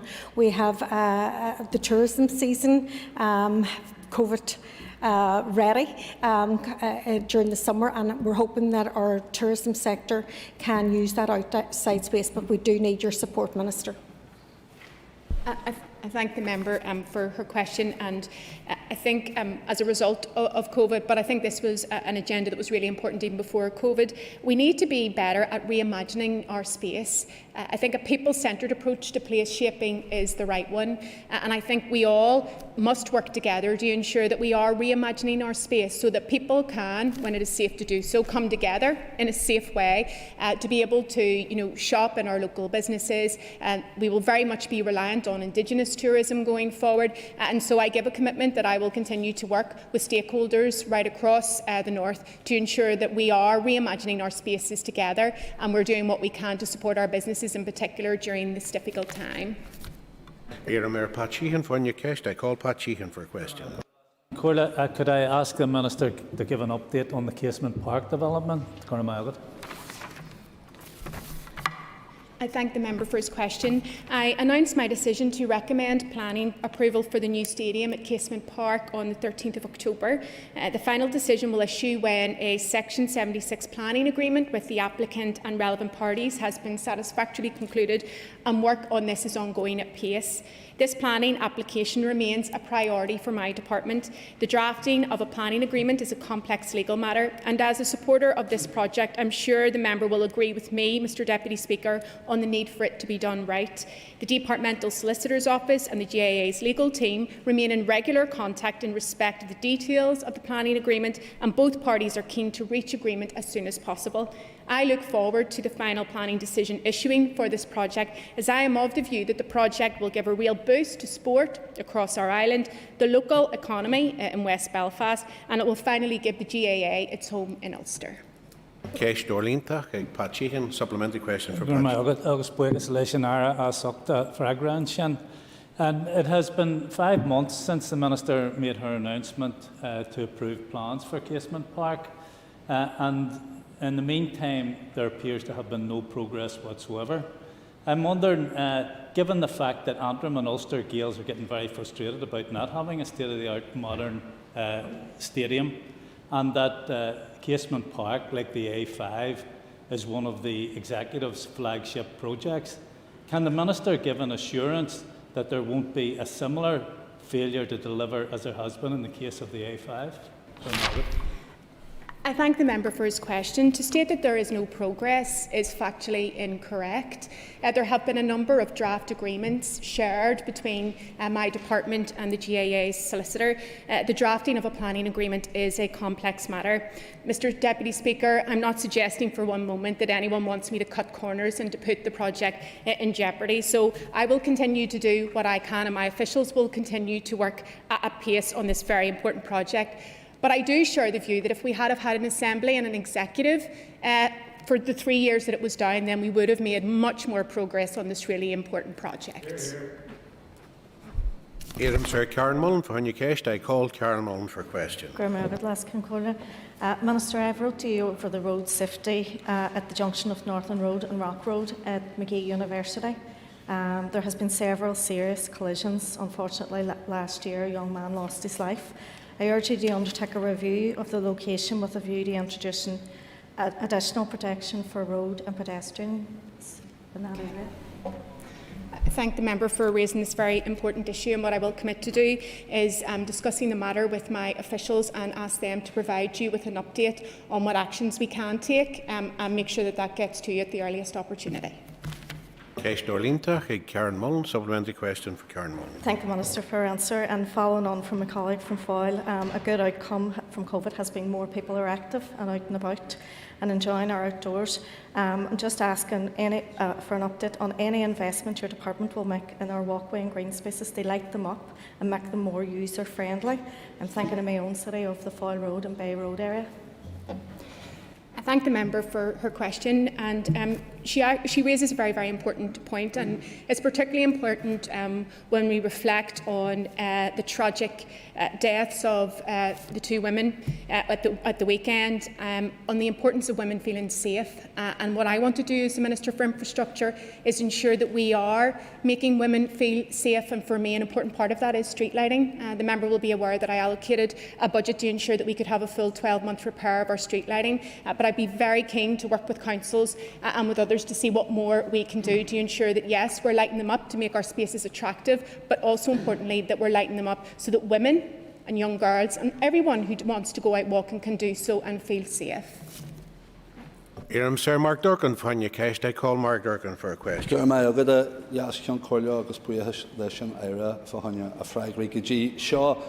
For the past few weeks, contractors have been busy at work in the Strathfoyle and Maydown area of Derry where I live. Can the Minister update us on the work going on in this long neglected area?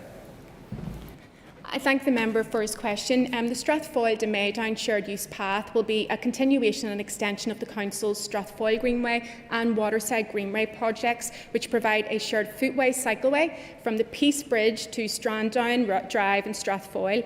Phase 1 of the Strathfoyle Shared Use Path will provide new 3-metre wide off-road facilities for both walking and cycling on the Temple Road at Clonmene Drive and Haw Road. Phase 1 started in the autumn of 2020 and is substantially complete. Phase 2 of the project involves upgrading and widening the existing substandard footway on the Maydown Road from the Haw Road junction to the police station to the desirable standards of a shared use path. The proposed alignment and location of the shared use path ensures there is no carriageway crossing movements required for walking and cycling, creating a safer road environment for all road users. Phase 2 is underway, and I'm pleased to say it is expected that it will be complete by the summer. It is expected that a resurfacing scheme will be undertaken alongside this project too. Mark Durkin, supplementary question for Mark Durkin. And I thank the Minister for her answer and indeed for her investment in the Strathfoyle and Maydown area. With the progress on the Strathfoyle Greenway, along with that of this shared use path between Strathfoyle and Maydown, does the Minister and do her officials see merit in the ultimate continuation of the Greenway out as far as the village of Eglinton? I thank the member for his supplementary question, and the member will be aware that I'm very much committed to Greenways. They deliver huge benefits to people in terms of better mental well-being, better physical health, promoting active travel, and it's also really good for the environment as well, and people reconnecting with nature, which is one of the chinks of light throughout the COVID crisis. So I will continue to do what I can to maximise our opportunities for citizens right across Northern Ireland to avail of Greenways, and to do as much as we can to ensure that we do have continuous routes for Greenways, not just here in Northern Ireland, but right across our island, because I believe that there's huge potential which remains untapped to do so much more in this very important area. I call Andrew Muir. Mr Deputy Speaker, the Minister will be aware of the rather disappointing resource draft budget settlement for the next financial year, but it is up for the Minister to decide how to cut that cake when she's given that. Will the Minister give a commitment to rebalance her investment towards active travel in the context of a recent question I got back where there's 1,400 staff employed by DFI Roads, but only 33.5 employed in Transport Policy Division? I thank the member for his question, and the member will know that I created the new Blue-Green Infrastructure Fund of £20 million.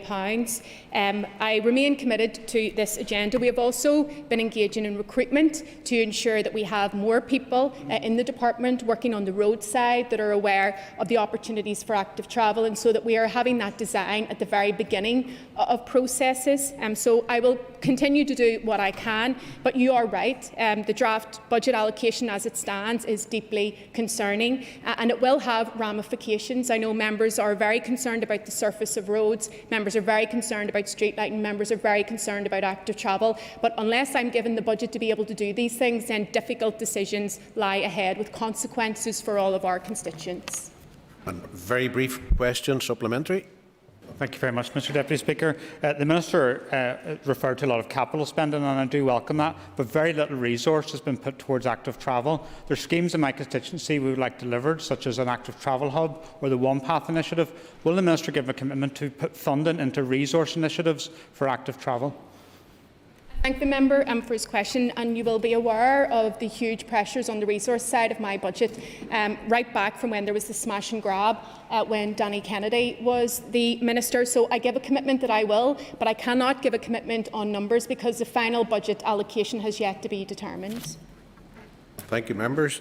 Time is up. If you take a point of order. Yep.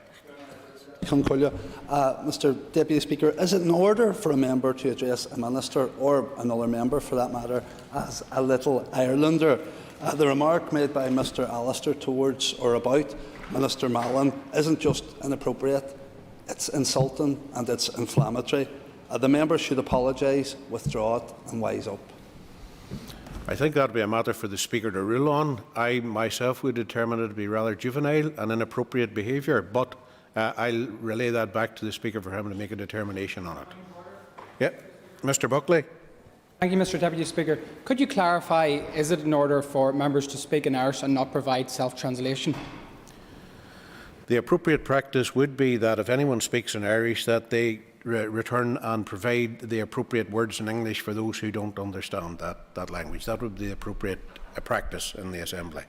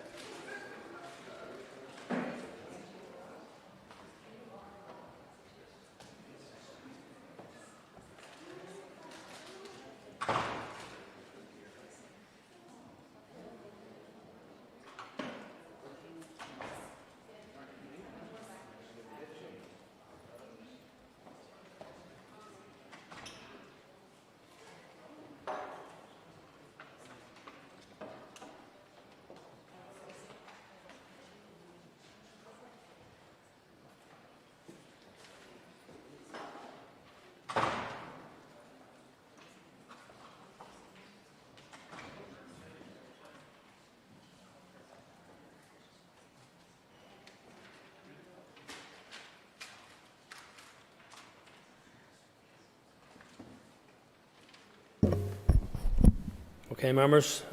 Ms Paula Bradshaw has given notice of an urgent oral question to the Minister of Health. I would remind members if they wish to ask a supplementary question, they should rise continually in their places. The member who tabled the question will be called automatically to ask a supplementary. Clerk, please read the question.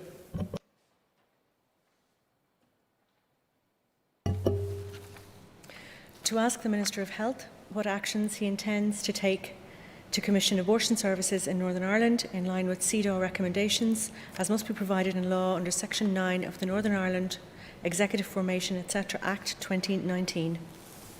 And I call the Minister of Health. Thank you, Speaker. In April 2020, my department invited the Executive to give its agreement to explore options to see whether it is possible to put in place some limited measure to access to a commissioned early medical abortion service in Northern Ireland during the COVID-19 emergency. This proposal aimed to mitigate the travel restrictions preventing one from Northern Ireland accessing the abortion service available in England. The Executive did not agree to my department's proposal. My department resubmitted this proposal to the Executive in May 2020, and I wrote to the Executive Office on the 26th of November 2020 to request an update. As the Executive has not agreed to this proposal, no further work has been taken forward by my department. Supplementary, Paula Bradshaw. Thank you, Mr Speaker. Minister, in the Health and Social Care Bill papers that were provided by your department, it very clearly states that commissioning is not a cross-cutting matter. You have used this excuse on numerous occasions as to why you brought it to the Executive. Can you please outline how it is a cross-cutting matter? But also, there is an accusation that you were bringing these proposals to the Executive because you believed or you knew that they would be blocked by the DUP. And we see therefore the FOI that came out at the weekend there that during the travel ban, as you outlined there, that the people would prefer to put women at risk of travelling during a pandemic than provide them with healthcare services here. Could you please respond to those accusations that people in the general public are levying at you, please? Thank you. And I thank the member as well. And again, those accusations are unfounded. And I think it's not just the general public that are making those accusations, but also the member at times in regards to trying to make this issue very personal in regards to how I view this specific issue. In regards to the cross-cutting nature of the commissioning of abortion in Northern Ireland, my department does not dispute that women in Northern Ireland are legally entitled to abortion services. The legal advice received by my department states that the Abortion Northern Ireland Regulations 2020 do not require my department to commission the relevant services. Registered medical professions can now terminate pregnancies lawfully. Such terminations subject to the regulations are to be carried out by the Health and Social Care on Health and Social Care premises. In order to get to the position where my department could issue a commissioning direction, as the member is aware, and in furtherance of legal advice, I brought a paper to the Executive on the 3rd of April, providing options for the establishment of an early medical abortion service in Northern Ireland. My department resubmitted this proposal to the Executive in May, and as I say again, I wrote to the Executive in November. As yet, no decision has been taken by the Executive, and therefore there is no commissioned service for abortion in Northern Ireland. I am satisfied that I have executed my duty as Health Minister by bringing this matter under the terms of the Ministerial Code to the Executive to discuss and agree. And I stand by my view that the commission of abortion services could be considered as significant or controversial and outside the scope of the programme for government. The commission of this service would also seem to cut across the human rights responsibilities of the First and Deputy First Minister. In view of this, I am obliged, under the Ministerial Code, to bring this matter to the Executive to discuss and agree before the matter can be proceeded. Pam Cameron. Mr Speaker, and I thank the Minister for his answer so far. The DUP is a pro-life party focused on saving lives, not on taking them. The commissioning of abortion services is a cross-cutting matter. Indeed, there's nothing more controversial than this particular topic. It's quite ironic that Sinn Féin, whose MPs can't even be bothered to take their seats at Westminster, seem happy to rely on UK ministers to implement their oppressive abortion agenda. Could I ask the Minister if he agrees that those who advocate for the commissioning of radical abortion services without any robust scrutiny and due process are showing deep contempt for devolution and for the need for consensus? I thank the member for her comments, and obviously those of her party and herself. But as I say, I am of the view that this matter is cross-cutting, is controversial, and therefore must be taken forward by the Executive in the first instance before any proposal of commissioning a service could be taken any further. I call Emma Sheeran. I thank the Minister for his earlier answers. Minister, you've repeatedly said that you're not going to commission these services. Can I ask what you would say to the women who are being forced to travel to England in the middle of a global health pandemic to access health services that they are entitled to under the law at home? And I thank the member, and again I want to correct her because she said I have said I will not commission these services. She's wrong in saying that. I'm not a liar, no matter what the member says. I have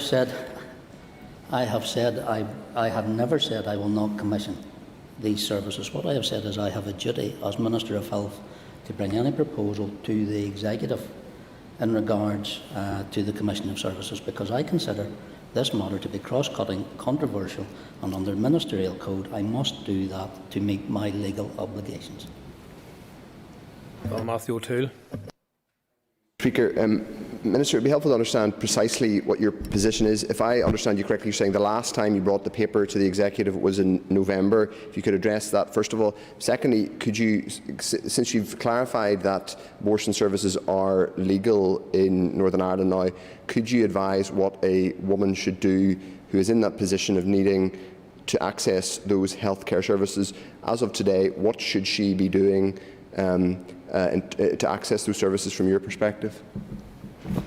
In regards to the access of those services are not illegal. Those services are being performed across across all the trusts in Northern Ireland, and should a woman want to access abortion services, she can contact her GP in the first instance, or Informing Choices as well, because in regards to the provision of abortion services in Northern Ireland, they are not illegal. They are being carried out by health professionals. It is just the commissioning of a full, comprehensive abortion service in Northern Ireland that still has to be referred to and agreed by the Executive. I call Clare Bailey. Thank you, Speaker, and thank you, Minister, for making yourself available today. We know that women trying to access services are either being forced to travel during the pandemic, or those who can access the very limited services here are running the gauntlet of protests, in some cases from people who are travelling for their right to protest during the pandemic. But in some of those cases, we've seen protesters enter health clinics, we've seen them enter premises, they've seen them blocking access, we've seen them standing on the steps of hospitals. Minister, this is a deliberate attempt to prevent women from accessing those services. Have you anything to say to those both protesting, and can you do anything to ensure safe access to the very limited services that do exist for women? I would agree with the member. There should be no obstruction to anyone wanting to access health service, whether it is commissioned or not. So those who have used their legal right to protest, or, as the member has indicated, should not be obstructing entry or interfering with any individual who wants to enter a healthcare facility to seek any healthcare provision that they may want to. Jonathan Buckley.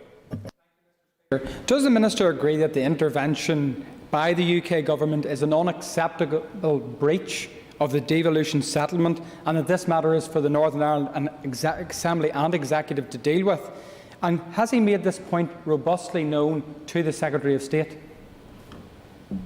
I have spoken to the Secretary of State and Junior Minister Robin Walker in regards to this specific issue, and in regards to what I believe is a devolved matter. I've said that publicly, I've said that in this House, but it is also a matter that must be brought before the Executive and agreed, because it is cross-cutting and controversial, as some of the commentary already delivered here today in this House shows. And if I did proceed, should I want to proceed with this matter, I would find myself in breach of the Ministerial Code and open to legal challenge, as with any adoption of a service. Liz Kimmins. Can call in and thank the Minister for his answer so far. Minister, as you'll know, I raised this issue last week around the protests outside John, which took place in Newry, and I've been engaging with quite a number of agencies over the last week or so on this. Minister, can you advise what engagement you've had with clinicians and the chief executives of the trusts across the north, all of whom are currently trying to deliver services under the law without any framework of what they should be providing or support from the department? Particularly the Southern Trust in Newry, who are dealing with quite a difficult issue around protesters outside that clinic, which provides a range of services for all sorts of reasons. And many vulnerable women and children are facing a really challenging situation, as are staff, many of whom have been in touch with me, and the impact it is having on their daily lives.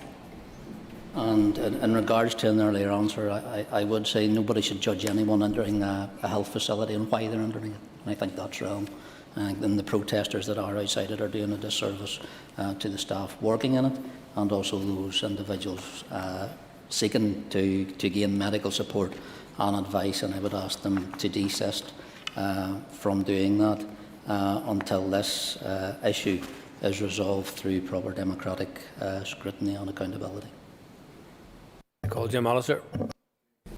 The Minister will be aware that this present absurd system of devolution that we have was sold to many in the pro-life lobby on the basis that it guaranteed control over issues such as abortion. Now that lamentably is not so, what value for such people is there in devolution?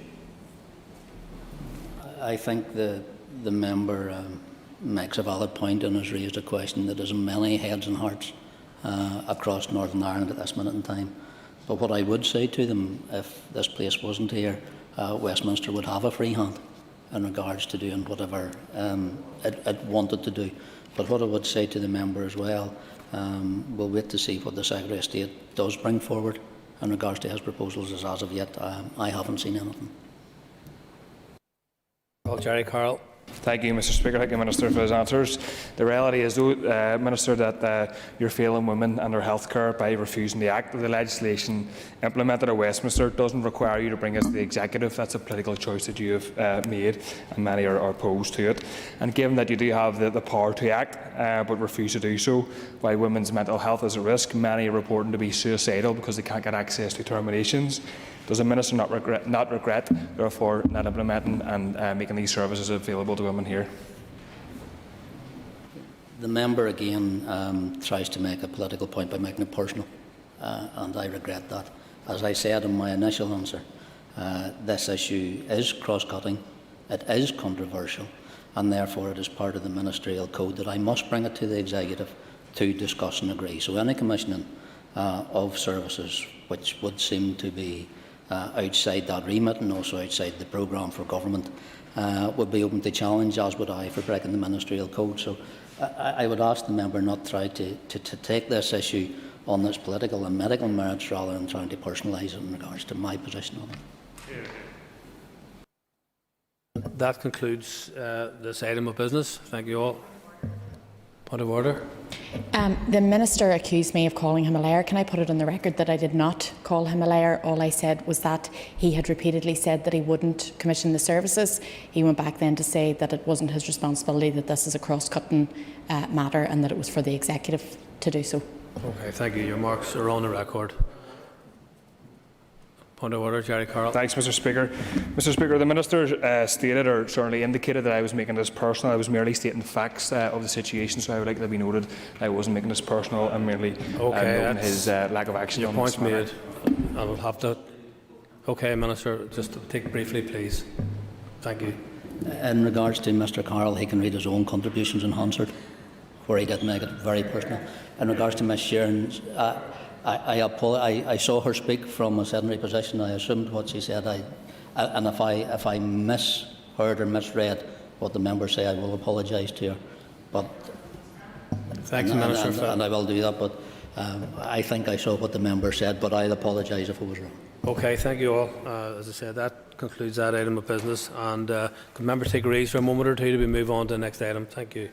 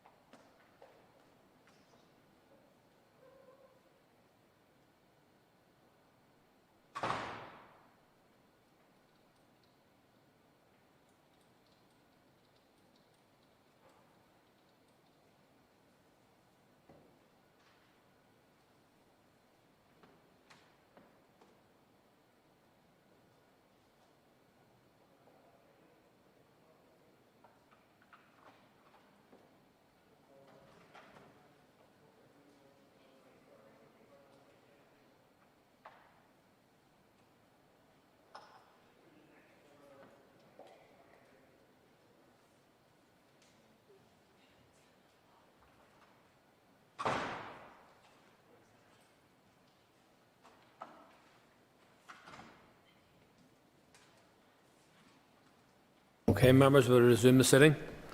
And next member to be called is Patsy McGlone. I call Patsy McGlone.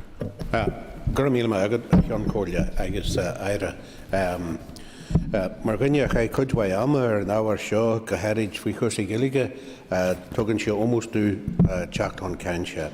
I guess Taco Leshan Lasu Dunmolo.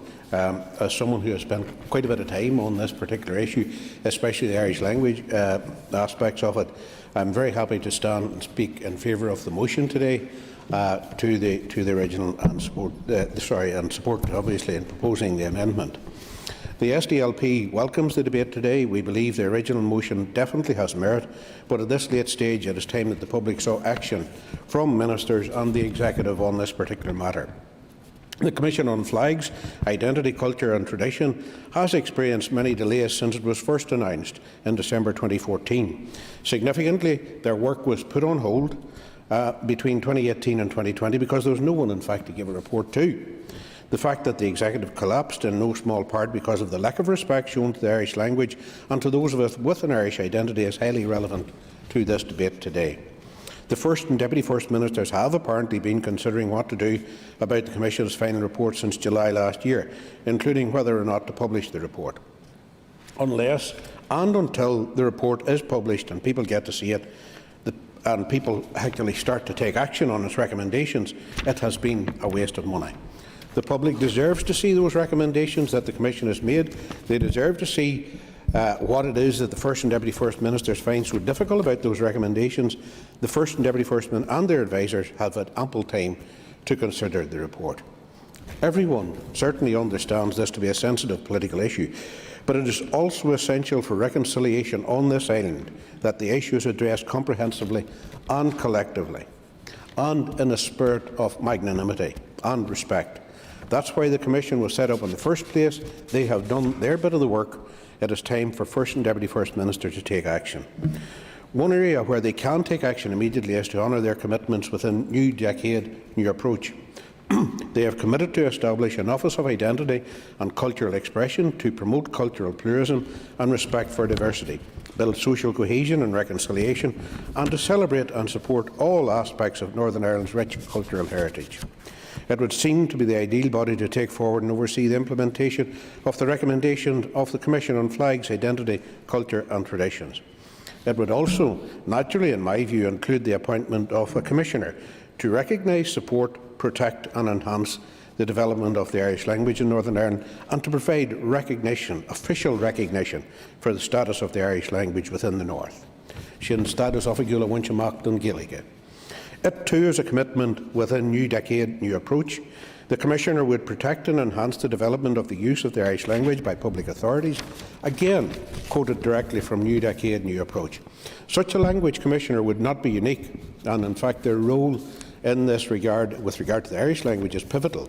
But those commissioners are present in countries across the world, from Canada to Catalonia to Wales to Kosovo, and one already exists on the island of Ireland.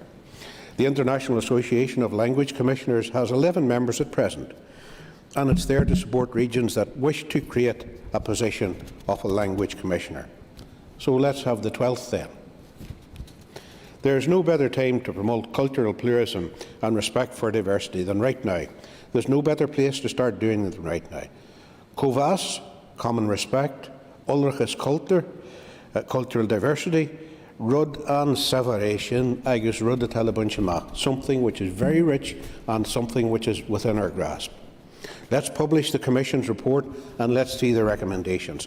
Honour the commitments within New Decade, New Approach and establish the Office of Identity and Cultural Expression without delay. Ganwell. Let's see the First and Deputy First Minister take actions towards reconciliation across the island of Ireland rather than paying lip service to it. And I've heard the reports on the radio this morning. I hope those are just reports and loose talk from individuals seeking to undermine essentially years of hard work which has been done by many. But the Irish language isn't going away. We're there, Cainshiri Gilligas, Irish language speakers. We deserve official recognition, just as others, and I respect entirely their right to differ with that. I also respect entirely their right to have their culture, their identity enshrined in law and recognised properly too. That's what this society should be about. COVAS, joint respect of one another, respect being a two-way street. So let's start within this Assembly and let's see some more progress. Ligamish, Gulhunkin, Ella let's see more progress. Thank you. Thank you. I now call Matthew O'Toole to wind on the amendment, and the member has 5 minutes. Thank you, Mr. Speaker, and I thank all those who've spoken in the debate so far, including my colleague Patsy McGlone, a proud and distinguished Gaeilgeoir, and I think probably the most talented in this Assembly. And he spoke passionately and very well on this subject. Mr. Speaker, when it comes to flags, identity, culture, and tradition, we could talk about it all day. Of course, we do talk about it all day in this part of the world. So that doesn't mean, though, that this debate isn't important. It doesn't mean that either the motion or the amendment that we've put down, and I'm glad it's being supported, are not important. They're completely critical. This institution exists. It is the way it is because we are a divided society, and the way to move on from being a divided society is to move to being a shared society. No matter what your constitutional preference, Mr. Speaker, and I'm clear on my constitutional preference, we have all, by taking our seats in this place, we have all agreed that the only way to pursue your constitutional preference is through enshrining the principle of living in a shared society. That means, as the Good Friday Agreement said, not just tolerating but treasuring all the traditions that exist on this island, and particularly in Northern Ireland, in this part of our island. It costs me nothing as an Irish nationalist, as someone who believes in removing the border on this island. It costs me nothing to say that this part of Ireland has a particular and important and unique relationship with Britain. That will be true as long as we're in the United Kingdom, and it will be true when we leave the United Kingdom, Mr. Speaker, if and when that day comes. So when we have these debates, it's important that we, as Patsy McGlone has just said, and as others have reflected in their remarks, that we are serious and substantive when it comes to talking about these things. It is, however, unfortunately depressing sometimes to listen to debates that happen in this House, and we hear people slagging each other off from across the chamber, using identity, using language to beat one another with over the head as a tribal stick. I was doing some research for winding on this motion over the weekend, and I got A.T.Q. Stewart's famous book, The Narrow Ground, about Irish history, particularly Ulster history, and he famously quotes at the beginning of the book, he quotes Sir Walter Scott. He said, "I never saw a richer country, or, to speak my mind, a finer people. The worst of them is the bitter and envenomed dislike which they have to each other. Their factions have been so long envenomed, and they have so much narrow ground to do their battle on, that they are like people fighting with daggers in a hog's head." Mr. Speaker, we don't have to be like this. We don't have to use culture and language to beat one another over the head. I have no problem standing up as someone who treasures my Irish identity and aspires to not having a border on the island of Ireland. I have no problem standing up and saying that Britishness, and particularly Britishness on this part of the island, needs not just to be accommodated but to be treasured. So that's why I want to see this report from the Commission on Flags. I will give way happily, yeah. Remember, in terms of respect, and Member and I worked together in committee, and I know that he is deeply respectful of tradition that I come from, and I respect his. The member and I respect his party's vote last week in relation to the memorial stone for the centenary of Northern Ireland. The member understands the hurt and the feeling here, a strong feeling here on this side of the House. When a party can't vote for a stone to mark the centenary of Northern Ireland, they regard it as partition. We regard the centenary of Northern Ireland because of the shape of the stone. Where's the respect and the tolerance in that? Yes, I do, in short, Mr. Speaker. I have no problem in accommodating other people when they seek to mark something that's important to them. I will clearly have a different narrative about the history of partition and the history of this jurisdiction, and I won't be shy about engaging with events that allow for that view to be held. But we do need a systematic approach to all this stuff. That's why we need this Commission to report, and we need to set up, as our amendment makes clear, the Office of Cultural Identity. We shouldn't be scared about any of this stuff. Whether you have a constitutional preference or not, we live in a contested space, and we need to find a way of managing those issues. The place I come from originally is Downpatrick. The patron saint of this island is buried under a Protestant cathedral. That's great. The constituency I represent now is South Belfast. It's the most diverse on the island of Ireland. What's it all about? It's all about diversity. It's all about mutual respect. And that's what we should be about in this place, because constantly beating one another over the head with language and with flags doesn't do any of us any good, Mr. Speaker. So I say in closing, let's move on, let's publish these reports, and let's finally find a better way, not just of accommodating one another, but of looking one another in the eye and treasuring one another. On that, Mr. Speaker, I commend the amendment and the motion to the House. Okay, before I call the seconder of the motion to wind, I'll invite the Junior Minister, Kearney.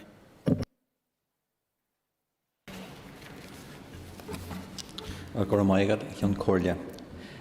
you, Mr. Speaker. Corm sa fáilte rah an tíosparach seo thuairisc an Commission bhreatathe féinneoireacht, cultúr agus tradition. Agus tuigim go maith gur ábharathe dúchleanach sa iad seo go léir.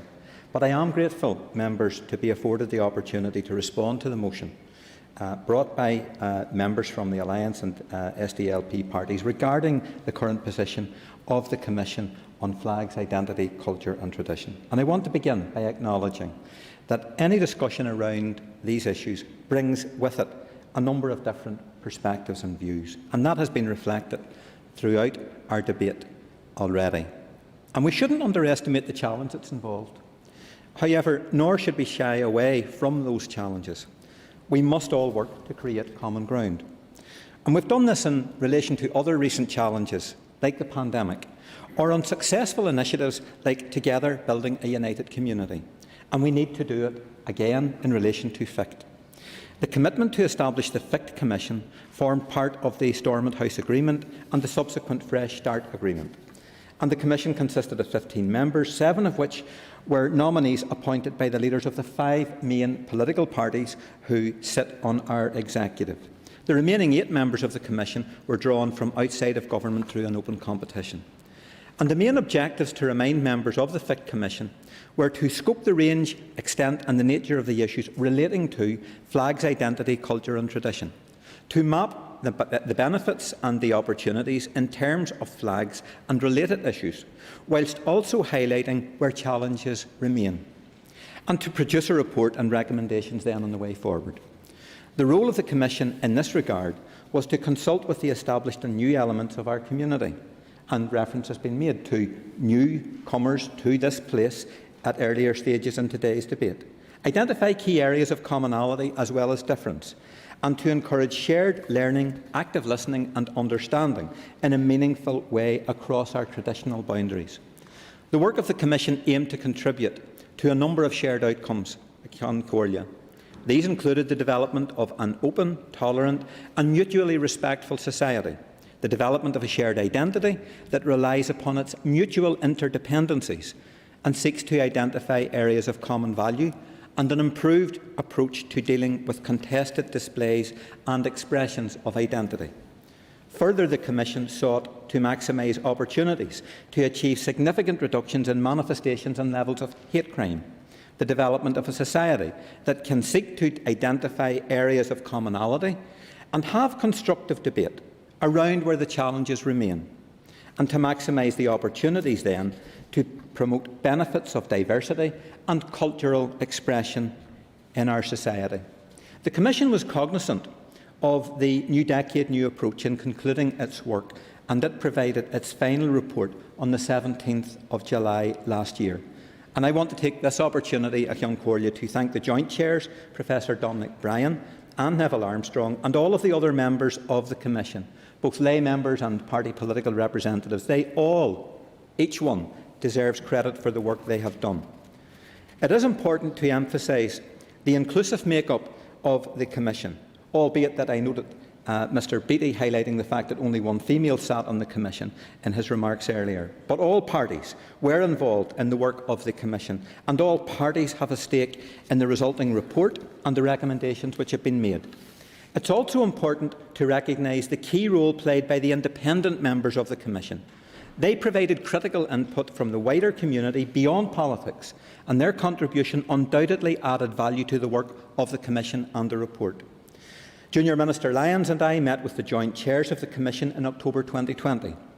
We also met with officials from our department in September 2020 and again in January of this year to consider next steps.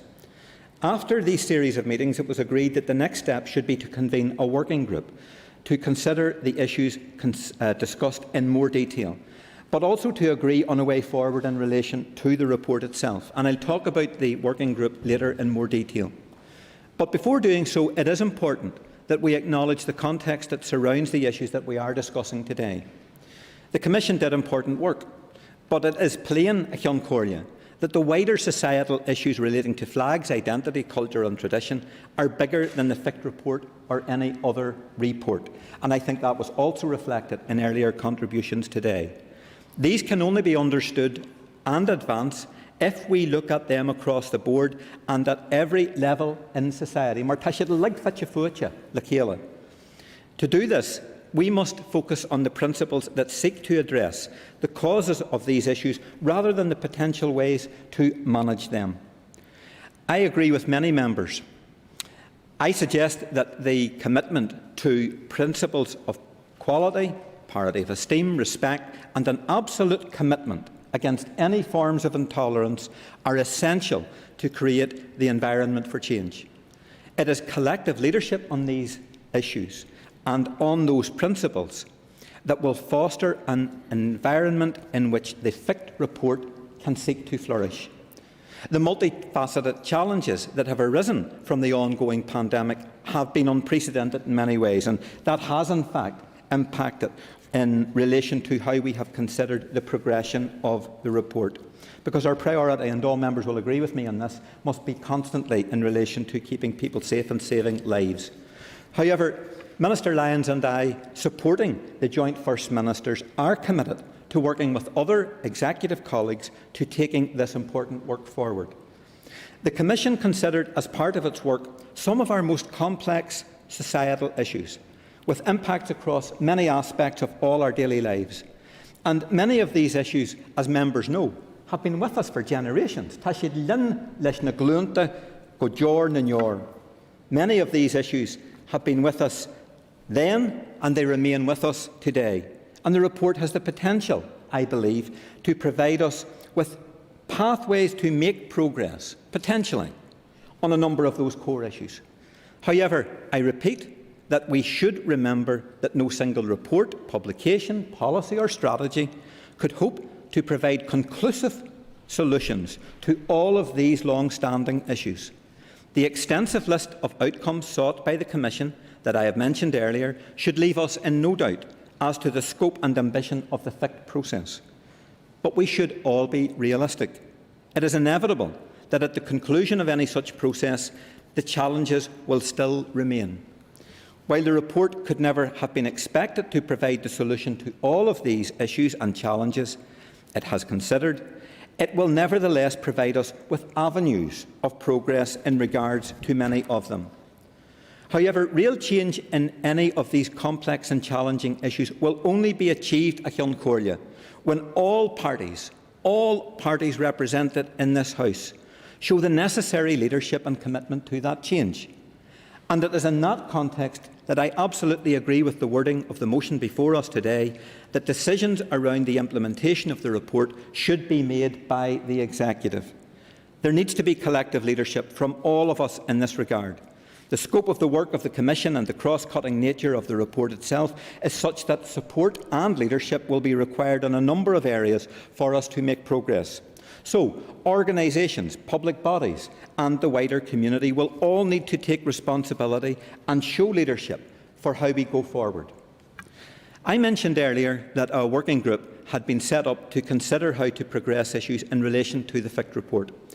The member's motion raises the issue of publication and also the need to bring recommendations from the report forward to the Executive to review. So I can confirm that the first meeting of the working group took place last Thursday on the 18th of March. The meeting was very productive and discussion focused on a proposed roadmap. This extends to include initial engagement with our full executive later this week and the subsequent development of a detailed work plan including resource and funding implications. Steps will also include engagement with the joint chairs and all relevant government departments. The working group also discussed issues around publication of the report. And subject to any emerging pressures, we plan to deliver on the totality of this work over the coming months. The proposed way forward will also link closely to the ongoing work on a revised programme for government. Members have also spoken more widely of their wish to see the Executive honour the commitments within New Decade New Approach in relation to the establishment of the Office of Identity and Cultural Expression in terms of funding and recommittal of ourselves to reconciliation, peace and stability. And I welcome that emphasis from those members who have addressed those points. Be assured, we are committed to the development and implementation of the rights, language and identity proposals contained in New Decade New Approach Cahill agus Gahumlan. This includes arrangements to progress the NI Act 1998 Amendment No. 1 Bill during the current mandate, which provides for the creation of the Office of Identity and Cultural Expression. And we would intend that the work around mapping a way forward in relation to the FIC report would also link into that wider agenda also. In terms of a recommitment to reconciliation, peace and stability, I can reassure all members of our continuing commitment to these aims. Agus tá ma héan, lán chomanta donna cosbury sin. As I have mentioned, the work of the Commission and the FIC report itself is inextricably linked to the work on strategies at the heart of the programme for government, the Office of Cultural and Identity and Cultural Expression and NDNA. In closing, I'd like to refer to another important strategy which I touched on at the outset. As members know, the Together Building a United Community or TBUC strategy reflects the Executive's commitment to improving community relations and continuing the journey towards a more united and shared society.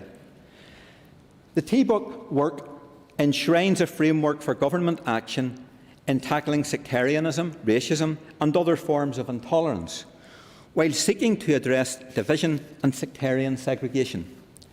The Executive funds 7 headline actions within the strategy, along with a number of good relations programmes and initiatives, and, to refer back to comments made by some members earlier, also our ethnic minorities. And I think we can be very proud of the progress made to date. Since coming into office, I have been closely engaged with participants and local groups involved in delivery of the TBUC programmes. And I was genuinely privileged last Tuesday night to attend alongside Junior Minister Lyons an online shared learning event hosted by young people from the Good Relations Ambassadors programme. That programme, is funded by the TBUC strategy, and it's delivered collaboratively by officials in the Executive Office alongside other partners. And some also in this debate have referenced our young people. Well, these young people from all sorts of backgrounds, built-up areas, rural areas, from all parts of the 6 counties, they provided an inspirational account of their shared experiences from working together. And this event was another reminder to me that each new generation can bring different perspectives to the challenges that we face. So, members, we who hold political office, I believe, should take inspiration from our young people. Our priority must be to build the bridges towards a better future within which our young people can truly flourish. So standing still is not an option. That would be an abdication of our shared political and civic responsibility to our children and our young people. We should ensure that our young people are liberated by the decisions that we make to live in and enjoy the benefits of a united community, which is devoid of sectarianism, intolerance and segregation. And just to move my remarks to a conclusion, TBUC, I believe, is a shining example of how we can create positive engagement around identities, cultures and traditions for the common good. And it's in that collective spirit that we hope to develop as the full executive considers the work on the FIC report. We have an opportunity, colleagues, to make real and lasting change, and with the support from our executive ministers, members here, our departments and the wider community, I believe that we will be able to do that together. So, Gomogamish, Contussi, Lakela, Thank you. And I call Andrew Muir to conclude and wind on the debate on the motion, and the member has 10 minutes. Thank you very much, Mr. Speaker. It now falls to me to wind upon a debate.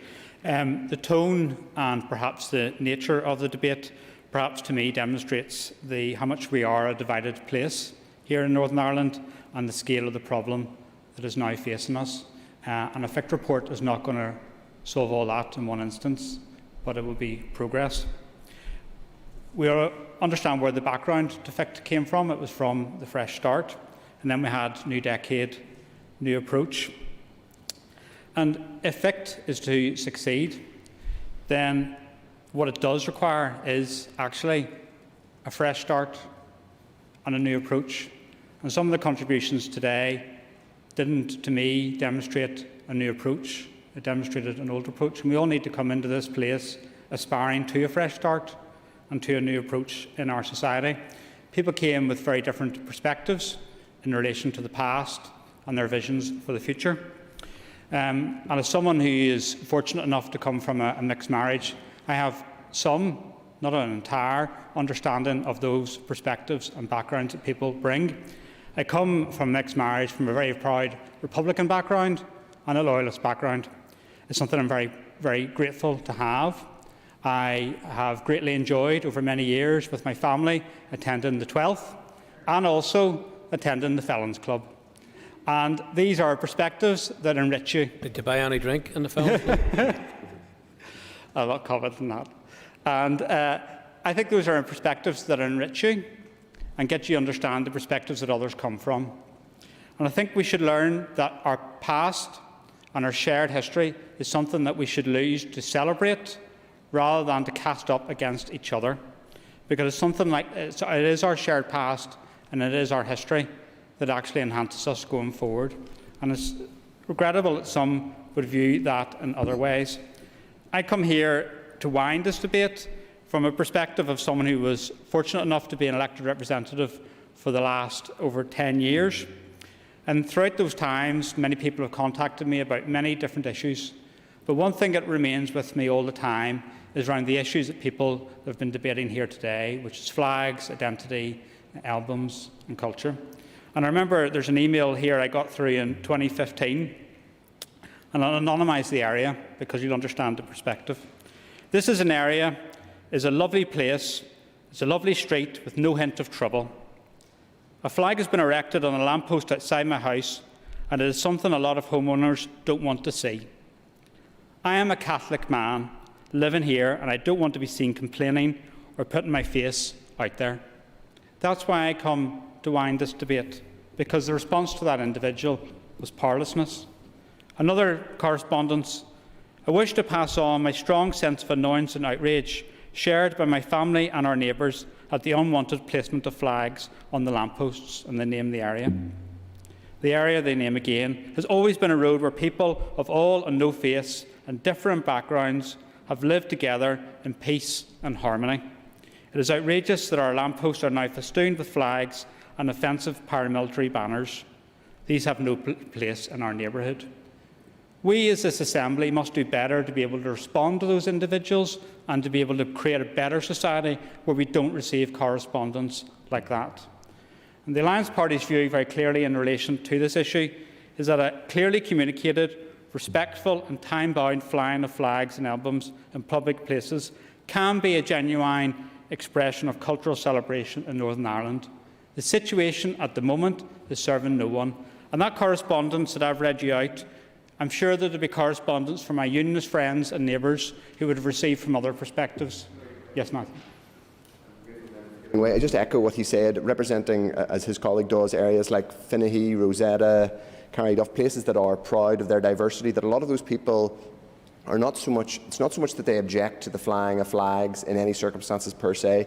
It's that they object to the sense that it's done unaccountably and with very little structure, and if those stay up or turn into rags, they have no real means of having them removed or of understanding how they've been put up in the first place. Well, thank you, the member, for his intervention. I do agree. And the issue for me is that on many occasions I see how flags and emblems are used to divide and mark out territory. For someone who has respect from different identities, to see national flags flying in tatters in November is not showing respect to that culture and identity. So to use flags and emblems to divide and to mark out territory is wrong. It's particularly insidious when you see terrorist organisations then using their flags and their emblems to mark out that area, but yet no action from statutory bodies to deal with that. That gives powerlessness to the communities that this has been inflicted upon, and a desire for the Assembly and the Executive to come forward. The FICT report, and some are aware what's in it, I'm not, is there. It should be published. There should be no more reason for delay. And you know, I joined this place in December 2019, and I've asked questions about a number of things, and I get told in a number of months, in due course, publish the report. Let people know what the recommendations are within that, and step up and being able to deliver upon that. As one of the members referred to today, there's a significant amount of money has been spent on the report, and that would be a criminal waste of money to see the report then not published and acted upon. We charged individuals to take that forward, and I do acknowledge the issue in terms of the lack of gender balance, and I think that is something which was wrong. But after investing so much money in that report should be published, and the recommendations should be acted upon. Like so many other aspects around New Decade, New Approach, this place has went through an horrendous period with the pandemic. We've lost so many people. Lives and livelihoods have been destroyed. But that can't continue to be used as an excuse not to act upon the obligations and the commitments which were made in New Decade, New Approach. This place came back on the basis of New Decade, New Approach. It came back with a collective commitment to a new approach, not to tear each other apart day by day, as we've seen today, but to try to work together for the common good of the people in Northern Ireland. And it is incumbent upon us to be able to deliver upon that. Just summarising some of the comments during the debate today, I would first of all like to thank Paula Bradshaw, my colleague from South Belfast, for the work that she's done over the many years in relation to this issue, and Chris Little, my colleague from East Belfast. Through very difficult times, they've remained steadfast in bringing forward constructive proposals in relation to this matter, and their publication of the FICT report and also the enactment of the obligations under New Decade, New Approach is required to be able to allow that to be progressed. Paula referred to and alluded to the fears of what is ahead of us in the summer, and I share those fears. I share the fears of phone calls from pensioners crying down the phone saying flags have been erected outside their houses and there's nothing they can do, and they're worried about what happens if they speak out in relation to that. So it's incumbent upon this place and the Executive to be able to progress what has been asked for within the motion presented here today. And if the motion is presented today and is passed, then don't just let that be noted. Let that be actually a motivator for change. Colin McGrath referred to the New Decade, New Approach and the commitments made within that and the need for action. And then Trevor Lunn said that it was traditional that reports are delayed. Reports in government departments are delayed more often than buses and trains in Northern Ireland, and they get very little progress. To see reports and a lot of work put into that is actually an insult to the work that's been put in and the research and engagement which Paula outlined has occurred with members of the community, and it is incumbent that those reports are published. And then Christopher Stafford, who's not here at the moment, referred to the fact that the huge majority of people in Northern Ireland are tolerant. I agree with that. I think Northern Ireland's a great place to live. I wouldn't be here otherwise if I didn't believe in that. And he said that the dignified display of national flags was right, and his opposition to paramilitary flags. And I agree with that. But we need to be able to go further than that. We need to be able to put a framework in place to ensure that people don't feel intimidated and those flags aren't used to mark out territory, and there's actions taken in relation to paramilitary flags. Jim Allister, who's not here, Chris has taken his place at the moment, made an intervention in relation to the centenary stone and the position in relation to that. And that was given quite a lot of airing here today. And further other comments were made, and I'm conscious of the time in terms of 10 minutes. But what I would ask is that the last speaker in this debate, which was Mr McGlone, said there's a need for magnanimity. There is indeed.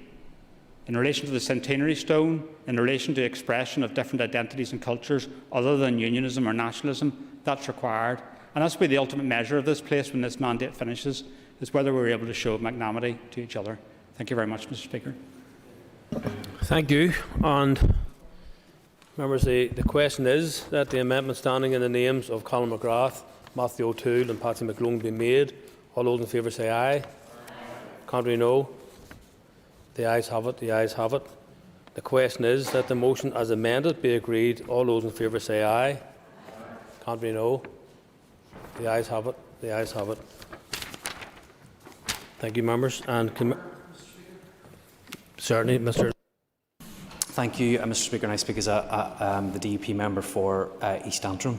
Last month, Mr Speaker, or earlier this month, you issued 2 members a behaviour code which we are to adhere to, and it stated that we need to display the highest standards of integrity, courtesy and respect.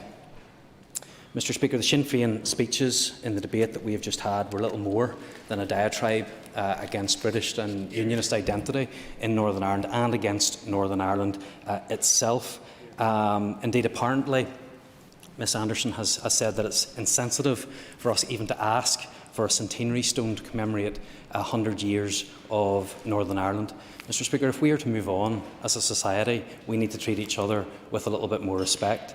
I don't think that was evident here today, and so could I ask you, Mr Speaker, if you believe that the Sinn Féin members were displaying the highest standards of integrity, courtesy and mutual respect? What I'll say, Mr Lyons, is that today I've been quite disappointed at the range of some of the matters which were raised and the manner in which they were raised. And I don't have to identify one party in that respect. I can do that. I do intend to review a number of contributions which have been made today, and I think respect wouldn't be at the core of a number of those contributions. And you don't need me to explain or spin me spell all those out to you from this podium at the moment, but I will review the Hansard for the day and today, and certainly some of the debates that have been had. So I would be disappointed. I think not enough respect is shown by a whole number of people. It's not just one party. There are a number of people whose contribution, in my opinion, fell well short of what this House, and more importantly, the people that we collectively represent, have a right to hear from this chamber. So I will review, but I will not be reviewing it on one side. Members, just take a raise for a moment or two, please.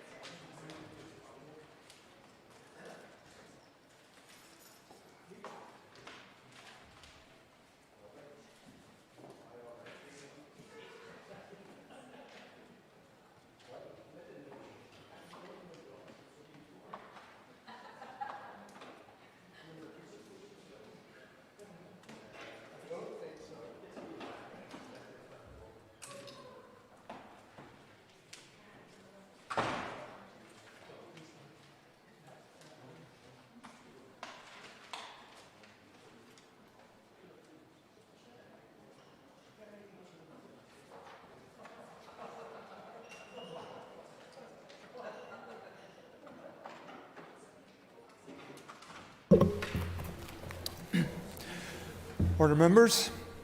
The next item in order paper is a motion on job start and the impact of the pandemic on 16 to 24-year-olds. And I ask the clerk to read the motion. That this Assembly recognises the impact of the COVID-19 pandemic on young people, their personal and professional development, mental health and career prospects, recognises that 16 to 24-year-olds have been among the most disproportionately affected by the pandemic and lockdown restrictions, expresses deep concern that the Minister of Finance has not provided certainty that funding commitments for the Job Start scheme in Northern Ireland can be honoured in the next financial year, and calls on the Minister for Communities to commit to the implementation and rollout of the Job Start scheme without further delay to address serious youth unemployment challenges. I now call Paul Frew to formally move the motion. Mr Deputy Speaker, moved. Thank you. The Business Committee has agreed to allow 1 hour and 30 minutes for this debate. The proposer of the motion will have 10 minutes to propose and a further 10 minutes to wind. All other speakers will have 5 minutes. Now I invite you to open the debate on the motion. Thank you, Mr Deputy Speaker. On Monday, the 23rd of November 2020, I asked the then Communities Minister, who was different from the Minister who sits here today in front of us, but I asked that Communities Minister why she was feeling the most vulnerable in society. I talked about people not being able to go through PIP and the ESA appeals, but I also mentioned the Kick Start programme and asked why it had not been commenced. The Minister answered, "The Kick Start scheme will not be introduced this month because we are not calling it Kick Start, we are calling it Job Start. It will be far better than what the British government in England introduced. It will be a bespoke programme, and if I introduce it, it would be done during a 2-week lockdown, and I do not want that to happen because as soon as it is introduced, the clock starts ticking." Well, Mr Deputy Speaker, the clock is ticking. It is ticking grievously for those young people who have degrees, who have qualifications, who have all sorts of qualifications and exams passed at the highest level. But yet, those young people find it very difficult to find employment. And it's not about lockdown. A lot of these employers or potential employers are from the digital world, from the high-tech end of manufacturing and data processing, of computer firms, whereby they can operate nearly as normal in a lockdown scenario. Lockdown should not be the excuse for failure to act by any minister in this place. In fact, lockdown should be the inspiration and the stimulus to do more, to react better, and to achieve something for these young people, knowing the damage that the economic and societal lockdown is having, particularly for our young people that would benefit from this Job Start or Kick Start scheme. And yet, we have seen nothing roll out. It hasn't been better for people in Northern Ireland, for those young people, compared to GB. There has been no bespoke programme put in place to help those people. And I hope today, having this motion down before us and having the Minister address it, we can give those young people hope today. Now, I believe there's been commentary about the tone of language today in this House. Let's leave this House today inspired, having given our young people hope, having given our employers hope that something good could come out of this motion today. And I'm here, standing here today, Mr Deputy Speaker, telling the Minister very plainly that if she was to bring forward a programme, she would find support from me and my party in rolling it out. But I just do not understand why Why, after so many weeks and months, we have seen nothing. Now, there seems to be an issue around the Department of Communities, the Department of Finance. But when you look through all the financial documents that the Executive has published, you can see clearly that there are levels of support that can be, the licence is there for the Minister to move forward. Even in the draft budget that's out for consultation at the present, the Department of Communities has a piece, a paragraph, a bullet point that states supporting people to find work and the provision of a tailored recruitment service for employers across the region.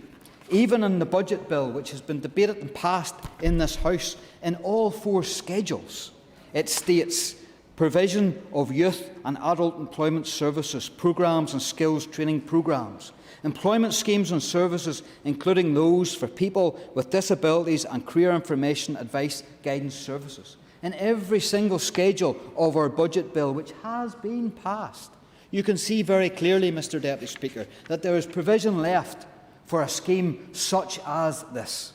And it's very important that the ministers involved roll out the scheme, because it's important that these young people are picked up and given hope for the future. In summer 2020, the Chancellor announced a new employer initiative aimed at creating 6-month paid work placements for young people who are at risk of long-term unemployment. They called it the Kickstart Scheme. I don't care what this Minister calls it. It needs to be rolled out, because we have seen the benefits. By January 25th, more than 120,000 jobs for 16 to 24-year-olds had been created in GB. The government also made it simpler for employers of all sizes to benefit from joining the scheme by removing the limit requiring that they create a minimum of 30 vacancies to apply directly. That means that employers of all scale and size could avail of this scheme. But here in Northern Ireland, there has been nothing. I met with employers and potential employees only a number of weeks ago, and they are so downhearted, Mr Deputy Speaker. Employees, because they want to employ these young people. They see they've even got them earmarked for employment. They see the talent before them, and they just cannot employ them. They need help and support. I've spoken to the potential employees. The potential and the skill base is brilliant. It is beyond scale. And yet this Executive is failing those young people. Our future, the future of this country. And we are saying to them here today, because of indecision, that when they look across at GB and they see the scheme, albeit small fry, but it still helps to create 120,000 jobs for 6 months in GB. And our young people, think that they are not worthy because our ministers don't see fit to roll out a similar scheme. And this was handed, I will, if I have time at the end, I will. And this was an easy scheme to adopt. This wasn't some high-brain scheme that had to be developed and engineered and manufactured. This was a scheme that all we had to do was lift off from GB and implement. Implement, I will give way. I thank the member for giving way. I don't know if the member was listening to Good Morning Ulster this morning, Mr Speaker, but there was an eminent lecturer on, and he was outlining the impact of the COVID restrictions on the different sectors of the community. And what the report has indicated is that those most disproportionately affected are young people. And one of the reasons is because of what the member has alluded to in terms of those employment opportunities. So would the member agree with me that actually perhaps in terms of that intent, that's where we need to be focusing our attention tonight? Absolutely. I thank the member for his intervention because he makes a very valid point, and it's good to have it on record. But let's remember that not only did the Minister have to lift a scheme that was already designed and apply it to Northern Ireland, we also received funding for that scheme. We received funding for that scheme. Where is that funding now, Mr Deputy Speaker? Where is that funding? And we have lost a massive opportunity because we should have put something in place this year. But it's not too late. And I want to end, Mr Deputy Speaker, with hope. Hope that this minister will be able to put something in place that will do the very thing that's being done in England with regards to supporting the employers and the potential employees. Let's get our young people into work. Let's get our young people motivated to go and display the skills that they have within them. They are the future of this country. And why is it that the party opposite seems to think that it's not worthy and that they do not need the support through this scheme? I plead with the Minister here today, and I thank her for her attendance here. Please, Minister, roll out this scheme. Lift the scheme from GB if you have to. Let's get it down on the ground as soon as possible. No more excuses with regards to lockdown or other excuses. Let's get it rolled out. Let's get these young people employed. Let's assist the employers and the firms, and let's get Northern Ireland back to work. Thank you very much, Mr. Deputy Speaker.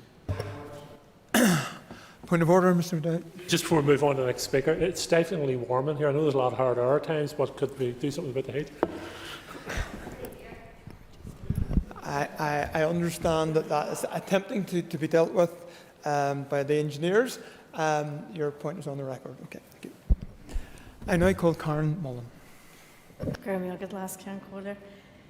Young people's education, training, skills and opportunities is an area I am very passionate about, so I welcome the opportunity to debate this very important issue here today, as there is no doubt that we can all agree that the COVID-19 pandemic has had a major impact on our young people. It is incumbent on us to ensure that we put measures in place to support young people, and none more important than developing their skills, providing opportunities for employment and training. Sinn Féin is fully committed to making sure that everyone within our society has the opportunity to develop the skills necessary to avail of opportunities to gain meaningful employment so people can provide for themselves and their families. Rising unemployment has been an issue for people in the 16 to 24 age group for decades. Young people were disproportionately impacted in the last downturn, and there are projections of youth unemployment rising as a result of COVID and Brexit. Both the Department of Economy and Communities have a shared role to play in addressing this. Mr Deputy Speaker, no one need tell me or Sinn Féin of the need to tackle long-term unemployment and neglect. I come from Derry, which is consistently ranked amongst the worst when it comes to unemployment and joblessness, alongside North and West Belfast. If we are to truly deliver for our young people and offer them real hope and opportunity, we need to transform and invest in. My colleague Martina Anderson recently published a policy document, Breaking Barriers to Employment and Opportunity, that highlights and argues for long-term strategic solutions to these issues. Minister Hargey has confirmed her commitment to the Job Start scheme, and after discussing the scheme with both Minister Hargey and Minister Murphy, I am confident the scheme will go ahead, and I want to commend Minister Hargey and Carol Nicollen for their work in addressing youth unemployment. It is important that any scheme that delivers for young people, and alongside that, providing training and skills, it must address all barriers to employment. Those charged with delivering these programmes must be held accountable, and if done right, this could make a meaningful difference to the lives of our young people, particularly as we emerge from COVID. Mr Speaker, apprenticeships are a key. Mr Deputy Speaker, apologies. Apprenticeships are a key entry point into the workforce for young people who have a vocational path at school, who follow a vocational path at school. The Department for Economy and Department for Education have been reviewing the 14 to 19-year-old strategy for a number of years. I have engaged with both departments and others on this. I, along with schools, further and higher educational institutions and others, would like to know when this piece of work will be completed. Changes regarding apprenticeships are underway, but they do not go far enough. As someone who has seen the benefits and the difficulties in the apprenticeship scheme, I want to highlight an area of grave concern to me. Each year I have young fellas from Craigan, Gala, Top of the Hill and right across my city coming to me searching for help to find a work placement, often weeks into their course, with the real threat of having to leave their course. This becomes a lottery and many times left to potluck. This is unfair and needs to change now. Young fellows coming forward into apprenticeships must be fully supported, and they must also receive a fair and just wage. I urge the Minister for Economy to work with employers, trade unions and regional colleges to address this in time for this September. This executive spends millions of pounds per year in public contracts. Again, if we are serious about changing and improving the outcomes for our young people, we need to ensure that all government contracts include properly enforceable social clauses. Finally, Mr. Speaker, in order to bring about the required systemic change, the Executive must work collaboratively across departments, making linkages that change people's lives for the better. Sinn Féin will be supporting this motion, but I would like to put on record that the proposers of the motion know full well that Minister Hargey and Minister Murphy are fully committed to delivering this programme. Thank you. I call Mark Durgan. Thank you, Mr. Deputy Speaker. The importance of giving young people opportunities here can't be understated. It's incumbent upon the Executive to show our youth that not only do they have a future in Northern Ireland, but that they are our future. Today, again, on our airwaves, we've heard sectarian bile being raked up over Brexit and the protocol, in a pathetic attempt to stoke the fires of hatred and re-entrench division for the purpose of electoral success or electoral survival, and the constant undermining of our political institutions, which only serves to send more young people away from here in their droves. The brain drain and its detrimental effect on our local economy has been evident for as long as I remember. Now, with the added challenges surrounding the pandemic, with more and more young people finding themselves out of work, we run the risk of forcing even more of them to leave these shores in the pursuit of opportunities elsewhere. In the summer of 2020, the Chancellor announced a significant £2 billion kickstart scheme as part of a COVID recovery package to prevent, in his words, an entire generation of young people being left behind. It would now seem that the only ones being left behind are young people here in the north, once more set at a disadvantage to their peers elsewhere on these islands. The youth labour market intervention, marketed as Kickstart in England, Scotland and Wales, but proposed as Job Start here, was due to commence in December. We were assured that the delivery would be of a new and improved scheme, having learnt from issues encountered by the rollout of Kickstart across the water. Instead, we got False Start, the latest twist in a game of smoke and mirrors from the Community Minister. Lots of announcements and not a lot of action. It begs the questions, Mr. Deputy Speaker, where has the very significant, burn it consequential for this scheme been spent? And when it became evident that there may be insufficient funding to run the scheme into next year, did the Minister make the call that no scheme would be better than a reduced scheme? At a time when youth unemployment stands at 11.7% and rising, the Job Start scheme provided a glimmer of hope for many 16 to 24-year-olds facing a bleak job market. Yet, despite repeated assertions from Community Ministers Carol Nicolai and Deirdre Hargey respectively that this scheme was imminent, their hopes were cruelly dashed. In a response to committee, departmental officials confirmed that the Minister first became aware that the Executive's draft budget did not include an allocation for labour market interventions in mid-December, subsequently resulting in her approval of the decision to shelve the Job Start scheme. This fact didn't come to light until a month later with the publication of the draft budget and after months of preparation by businesses and many promises to young people. It's important to note that last year, a staggering 72% of job losses here were among the 16 to 24-year-old age group.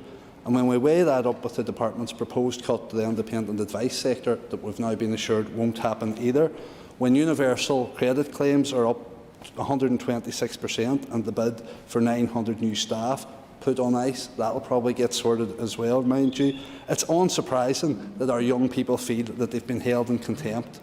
Both the Communities and Finance Minister's approach has been haphazard, with little evidence of any strategy, be that long-term or otherwise.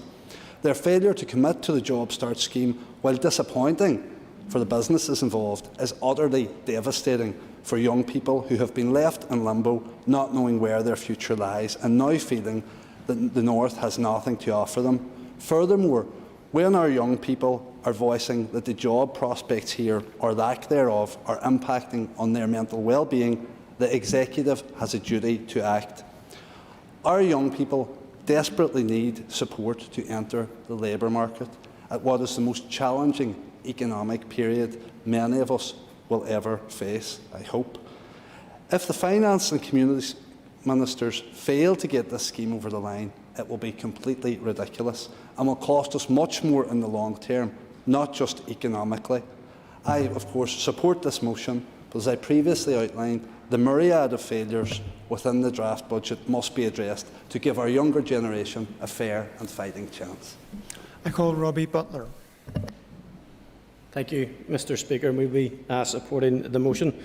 So, Mr. Speaker, thank you, and I thank the proposers of this motion for bringing it forward today. I want to acknowledge the ongoing work of my party colleague, John Stewart in particular, for his work in highlighting the issues raised both today in his role as the UUP economy spokesperson, but also in his role as the chair of the APG on micro and small businesses. I have to say, Mr. Speaker, I find it sad and deeply concerning that we are having to debate this in this chamber tonight. There are many things that parties across this chamber will disagree on, and we heard that today, but I never thought implementing a scheme to support our young people into employments or assist our businesses to grow would be one of them. I truly hope that on the back of what will surely be a unanimous vote in favour of this motion, we will see the Communities Minister and the Finance Minister move at the speed of light to restart the Job Start scheme, and as has already been said, perhaps call it something different.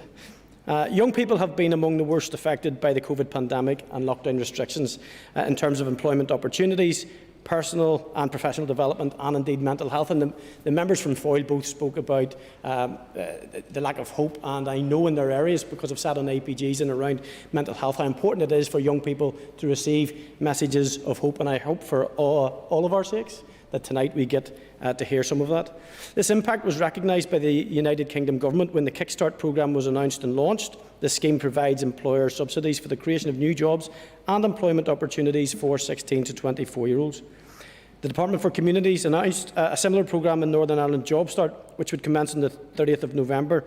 Unfortunately, the scheme was delayed until the 14th of December and subsequently postponed, I think, due to budget constraints. And Sinn Féin, to be fair, rightly talk about the need to grow the skills sector in Northern Ireland. They regularly talk about the need to support our young people and to get them into desirable employment. How can it possibly be then that a scheme designed with that sole purpose in mind has been binned, leaving thousands of young people and businesses on a cliff edge because of the actions of perhaps the Community Minister and perhaps the Finance Minister? We have already heard from previous speakers about the process that leads us to this point. The delays in getting the Job Start scheme off the ground in the first place were regrettable and lead to pressure being put on businesses and young people looking to avail of the scheme. These delays could at least be explained by a desire to see the scheme if it was indeed a bespoke version, like a Northern Ireland version. And in fact, businesses said exactly that they would happily wait if it meant that the scheme was fit for purpose. How then, after months of delay, promises made, hopes raised, are we in a situation where the scheme is not going ahead? Mr. Speaker, it is simply not acceptable. The Minister may blame lack of funding, but how could that possibly be the case? Perhaps in her response today, the Minister could outline the amount Northern Ireland has received in Barnett consequential flowing from the Kickstart scheme and the cost to deliver Job Start in comparison. The Job Start scheme here would not deliver a silver bullet to resolve the lack of desirable employment opportunities for young people. I think particularly of the member from Foyle alluding to suitable apprenticeships, which I am a full champion of, having been an apprentice butcher of many years and really enjoying that role. And I know it does a lot for people, and there are other discussions that we need to have. But it would actually offer hundreds of opportunities if we were to get an announcement today where previously there wasn't one. It would also show that our executive takes young people's employment seriously. This nonsensical decision to postpone or cancel Job Start has had an immediate short-term impact on those many local businesses seeking to avail of the scheme. Where still it has sent a terrible blow to the thousands of young people that I've spoken of who are banking on these paid internships. Several negative outcomes for our young people and the Northern Ireland economy. Even more worrying are the medium and long-term impacts of abandoning Job Start. It will be exacerbated, as has already been said, by the brain drain effect, which has been a significant hindrance to our economy here in Northern Ireland for decades. The postponement. Yes, indeed. For raising the brain drain, and the colleague across the way also raised it, but there is a perverse state of affairs here at the minute where employees who maybe are tech firms who could establish a base in Liverpool or Bristol could actually encourage the young people from here to move to England to avail of a Job Start scheme in order to then be based there instead of being based here in Northern Ireland. The member's an extra minute. I thank the member for his point, and when I read to the bottom, I probably will give an example of that very outcome. I thank the member for that. The postponement of Job Start will encourage 16 to 24-year-olds to move to other parts of the UK, where they will be able to access better support to enter employment. And this doesn't help our economy, as we know. We're globally competitive now, and it's one that we all need to be collegiate in how we tackle it. It was envisaged in the PFG draft outcomes framework, in fact. And just this week, a local business contacted me to say that following the withdrawal of this scheme, they were transferring all their paid internships to GB because Kickstart is available there. So that's the point that the member was making. COVID restrictions have disproportionately affected sectors like hospitality and retail. These are sectors that young people and students overwhelmingly work in, and many have lost their jobs through the indefinite nature of furlough. So the Job Start scheme can help to bring young people back into employment, give them the skills and experience they need in a new sector, whilst also simultaneously improving their mental health. The member draws remarks to close. Minister, this is a no-brainer. The hard work has been done. Our businesses and our people have been prepared. Work with the Finance Minister and get the scheme back up and running, please. I call Kellie Armstrong. Thank you, Deputy Speaker. As others have confirmed today, COVID has had a severe impact on our employment market.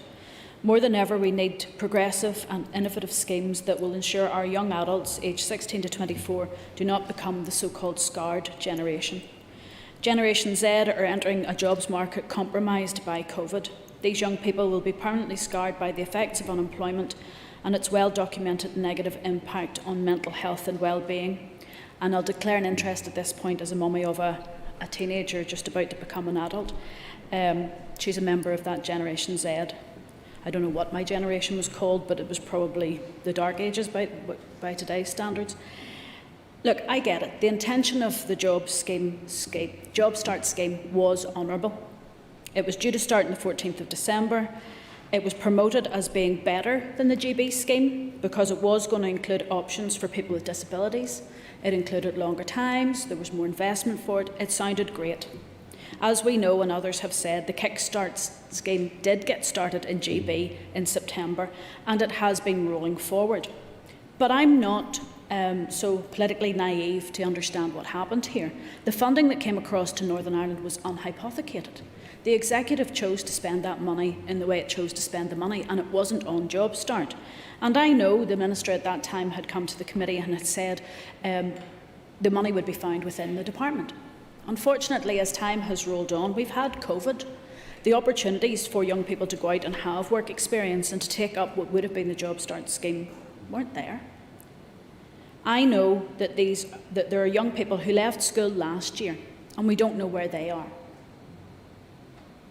The Minister has been very kind and has responded to lots of questions about the Job Start scheme. Over and over again, we see the Assembly questions coming through, and each time she has confirmed that she's fully committed to delivering the Job Start scheme and engaging with the Department of Finance and other executive colleagues to implement the Job Start scheme as soon as possible.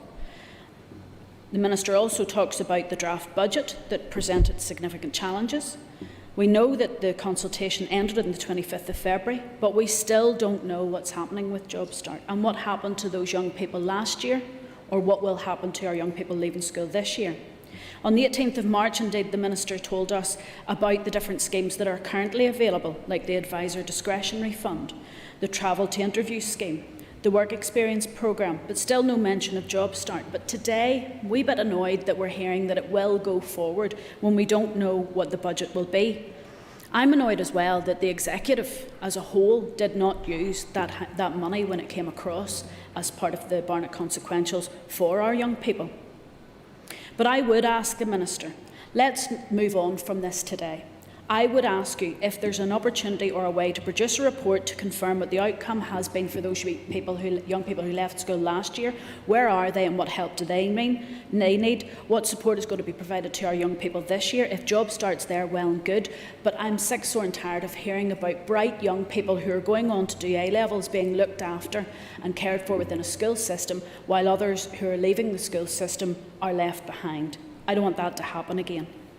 If Northern Ireland doesn't proceed with the Job Start scheme, how many young people will be left on universal credit? And what will be the resulting pressure on the Minister's department, especially on benefits and the economic recovery of Northern Ireland? I'm not very impressed by those businesses who say that they can move young people across to Liverpool, because they're seeing our young people as a commodity, cheap labour, instead of seeing what we hoped that Job Start could do, which is to develop a system where those young people work here, stay here, live here. So I encourage you, Minister, do what you can. You certainly have my backing. I do support this motion today, absolutely. I think that we all together need to do more for our young people. I don't blame you completely. I blame the executive in using the money elsewhere at a time when we were in crisis. But I support you completely in getting the money this time for the budget for the year coming, so that our young people won't be left behind. Thank you. I call Alex Easton. Thank you, Mr Deputy Speaker. Last week I spoke on a motion related to the future funding of welfare support. In that speech, I touched upon the Job Start scheme and the serious consequences of this pandemic on the future prospects of our young people in Northern Ireland. And so I am pleased to have this opportunity to speak further on the issue today. Young people have missed their classroom education and their opportunity to sit exams. They have missed opportunities to undertake placements, work experience and engage with careers, services and fairs. They've missed in-person learning at universities and apprenticeship opportunities. The past year has deprived young people of so many chances open to those that came before them to enhance both their personal and professional development. We do not know how fast or slow our recovery will be or how successful it will be. What we do know is that a fifth of young people in Northern Ireland are concerned about their future employment, that 55% of young people are finding it difficult to receive employment help, given that the high demand for such services at present, and that almost 2/3 of young people think that getting a new job will be impossible. We have a duty to our young people to do all that we can to lessen the problems that they are facing because of the current pandemic. The sectors that have been hardest hit by the pandemic are hospitality, tourism, small retail. All employ large numbers of young people. This age group are also twice as likely as older age groups to have lost their jobs. Ongoing restrictions means that further business closures and job losses are inevitable. The number of young people not in education, employment or training now stands at 28,000, which is above the UK average as a proportion of the population. Just last week, we debated the rise in claimants for universal credit, which is predicted to grow ever further before the pandemic ends. We know that the pressures that this is going to put on our public services and the potential for substantial increased waiting times for first-time payments from 5 to 8 weeks. A good uptake in the Job Start scheme could see the numbers of claimants reduced and relieve some pressure on our welfare support services as the number of claimants continue to rise. However, despite the bad news, there are some developments to be welcome, Mr Deputy Speaker. I am supportive of the Apprenticeship Week launched recently by the Economy Minister, which will importantly include a range of programmes and opportunities. We all know that the apprenticeships are often wrongly characterised as somehow less ideal than university or other academic options. However, I think that everyone here would agree that apprenticeships are a fantastic opportunity for our young people.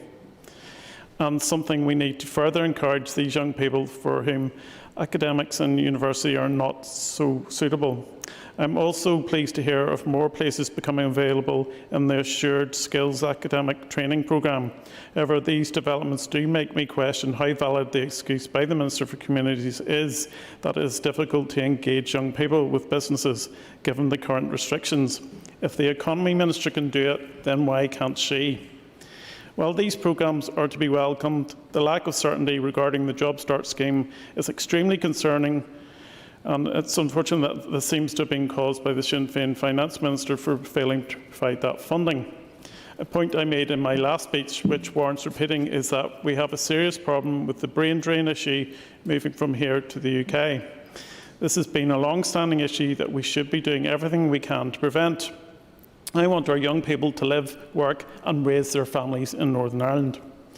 In the rest of the UK, over 120,000 young people have benefited from the Kickstart scheme. Our young people are therefore at a competitive disadvantage at a time when it's already exceptionally difficult for them to find a job. If we do... Yes, go ahead. Will the member accept that what will also put our young people at a disadvantage is Brexit, and that will have a detrimental impact on skills and apprenticeships? And the proposed British Government scheme, the replacement scheme, will go nowhere near to matching the EU's social fund programme. The member's an extra minute. Thank you. Thank you, the member, for intervention. If we do not get our recovery right and more opportunities are available on the mainland, then we will be exacerbating the brain drain problem further. Not only would the scheme be good for our young people, Mr Deputy Speaker, but also for businesses. Hundreds of employers have expressed interest in this scheme. They now face uncertainty over whether or not they should wait on the rollout of this scheme and expect to hire a person at the end of it. I find this deeply unfair, given that we are assisting our economy as a whole by taking part in Job Start.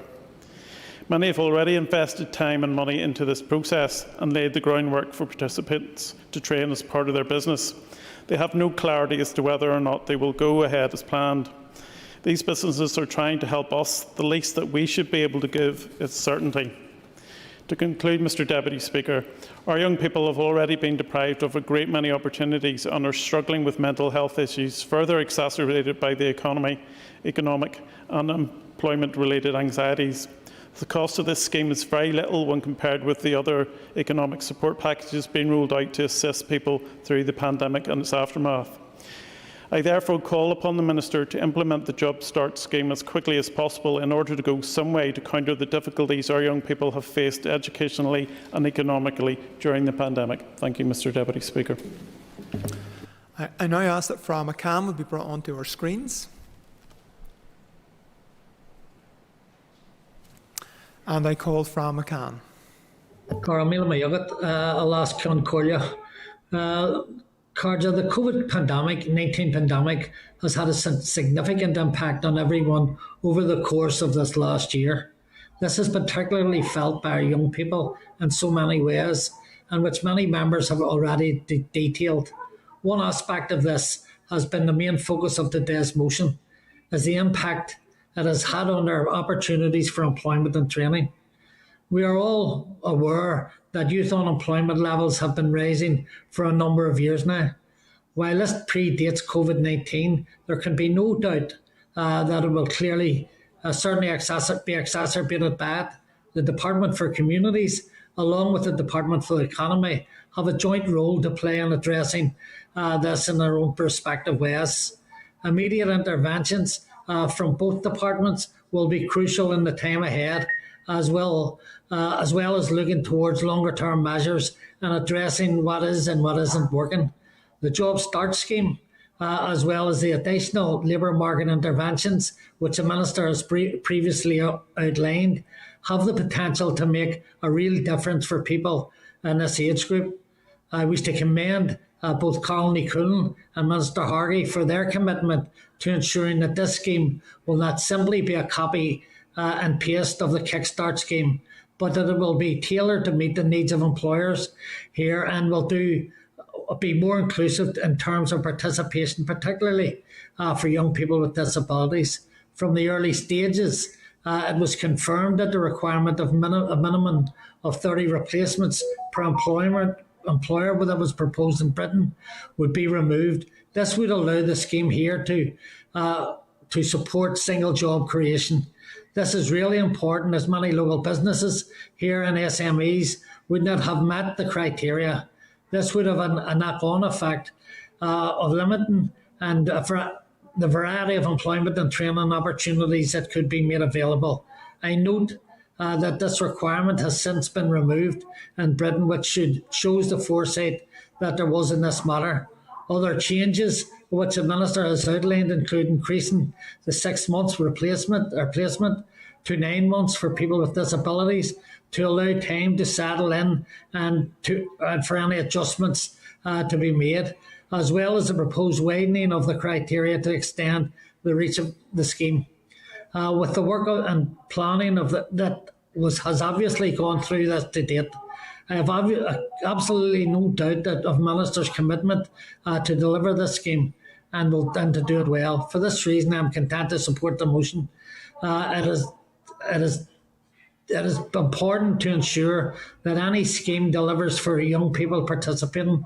It must provide both opportunity and the necessary support to obtain the skills and experience that will help to gain employment or to go further in training. Done right, this job start could make a real difference to the lives of our young people, particularly as we emerge from the restrictions and begin to look ahead to the rebuild. We must, across all departments, continue to look for ways to support our young people through these very challenging times and to ensure no one gets left behind. I think the important thing, and as I know Carl Nicole and I know the Minister Hargey for many, many years, and their deep commitment and over many years when we dealt with previous failed schemes, of their commitment not only to put a short-term scheme in place, to put a longer-term scheme that provides a proper training, that provides the apprenticeships that's required, and meaningful apprenticeships, so that people can get decent jobs with a good standard of living, taking them into the thing. Let's not look at the past. Let's look at what we can do now. And I have no doubt, resting in Minister Hargey's hands, we have a person that's deeply committed to ensure that this works. As I said, I'll support the scheme, but like everything else, we hope that the future will bring at least better schemes that we have went through in the past. Thank you, Last Concordia. I'm hearing some interference. If someone could check their phones to see what's causing it. I now call Paula Bradley. Thank you, Mr. Speaker. And as we're all aware, that tomorrow we reach our 1-year milestone of our ever-going lockdown. And we know, and we've spoken about it many times in this chamber and outside this chamber in the last year, around the impact that this pandemic has had, whether that is economically, whether that is mentally, or whether that is socially. We also know, and we've heard, that women and young people have been disproportionately affected, especially in terms of employment. In the latest Northern Ireland Labour Force survey, young people not in education, employment or training, we know that between July and September 2020, there was an estimated 26,000 young people aged between 16 and 24 years not in education, employment or training. This is equivalent to 13.2% of all of those aged 16 to 24. For the period October to December 2020, this figure had risen to 28,000, equivalent to 13.9% of all of those aged 16 to 24. And to put that into perspective, the proportion of young people who were NEET in the UK was 11.3%. The most recent reporting period, 20,000 of the 28,000 young people who were NEET were not looking for work or available to start work. We know, as it's been said here, that in summer last year, 2020, the Chancellor announced this new initiative of the Kickstart scheme, and we were excited here in the Assembly and excited as a committee to hear the proposals that Carol McKillen had brought forward, that we would have a better scheme, that we would have a scheme that would be designed bespoke for Northern Ireland, and we back that 100%, all of us within this chamber and within this assembly. And we know, of course, that that money had to come through via the Barnett consequentials, and we know that that money got consumed within the executive, and that the minister had then given the commitment that she would find that money within her own department. I think that is what that made this so frustrating then, and I know certainly as someone who sits on that committee, that for us to get any information in relation to this Job Start scheme from November, and then from when it's first cancelled, and then in December as well, it was like pulling teeth to try and get any information off the department as to why we were in the position we were in. And I think, and I stand corrected if I'm wrong, it was after Christmas recess, when we came back in January, that we actually discovered that one of the reasons, or the reason behind it, was due to the budget and the money not being available in the budget. And can I just say, I really am, I am heartened, and I welcome what Karen Mullen had to say earlier, that she had said that the scheme will take place. I really am heartened to hear that, and I will support the Minister 100% when she does take this forward. Just then to go on, and I know some members have made comment on it about this cohort of young people that we have at the moment here in Northern Ireland. We have a cohort of young people who last year left school, left university or left college, and people have talked about the brain drain, and I know certainly I'd spoken to a couple of graduates who only wished that they had stayed at their universities where they had trained in mainland UK, because they know that they would have been able to avail of the scheme over there. So they're really disappointed that that didn't happen here for them. But we also know that we have another cohort of young people that are due to leave school, university and college again this year. And we know that that increase is going to happen for youth unemployment. It was also heartening to hear at my UNSCR 1325 APG last week, we had the Department of Economy came to brief us on their COVID recovery plan, and it was good to hear that when it came to apprenticeships, they were lifting the cap of the age on apprenticeships again, which is something that will benefit many of that young people who are in that cohort now, and many of those women who are finding it difficult to gain employment. So, Minister, I'm heartened by what I've heard here today. I do think it's absolutely shameful that we couldn't get this started, albeit I do understand the reasons behind it. But I look forward to hearing from the Minister and hearing what the way forward is going to be for the Job Start scheme here in Northern Ireland, and I will give it my wholehearted support. I call Sinead Ennis. Lascan Cordia, and I want to say I too welcome the opportunity to speak to today's motion on the Job Start scheme. I think it's really important to recognise the huge impact that the pandemic has had on our economy, on our businesses, our workers and our workforce in general. And, you know, many members have said here today, young people will feel that impact very acutely as they try to establish a foothold on the employment ladder and look for opportunities to learn new skills. We've spoken many times in this chamber about the need to build our way out of the pandemic, about having the courage to create the economic stimulus that we will need to sustain and grow our economy in the time ahead. Sinn Féin firmly believe that the Job Start scheme is a vital element in that overall recovery piece, and critically important for those young people to gain the necessary skills and experiences that will allow them to obtain long-term employment. While the motion today makes reference only to the Department for Communities and the Department for Finance, both the Department for the Economy and the Department for Communities have a shared role to play in addressing youth unemployment. For example, the Department for the Economy in terms of skills, training and apprenticeships and the Career Service, and the Department for Communities in providing the necessary support in terms of preparation and financial assistance for people seeking employment. While there are currently a number of employability initiatives run by the Department for Communities, the Job Start scheme, as well as the additional labour market interventions which the Minister has previously outlined, have the potential to be an important element in the pathway to recovery as we move out of COVID restrictions, especially for people in that particular age group.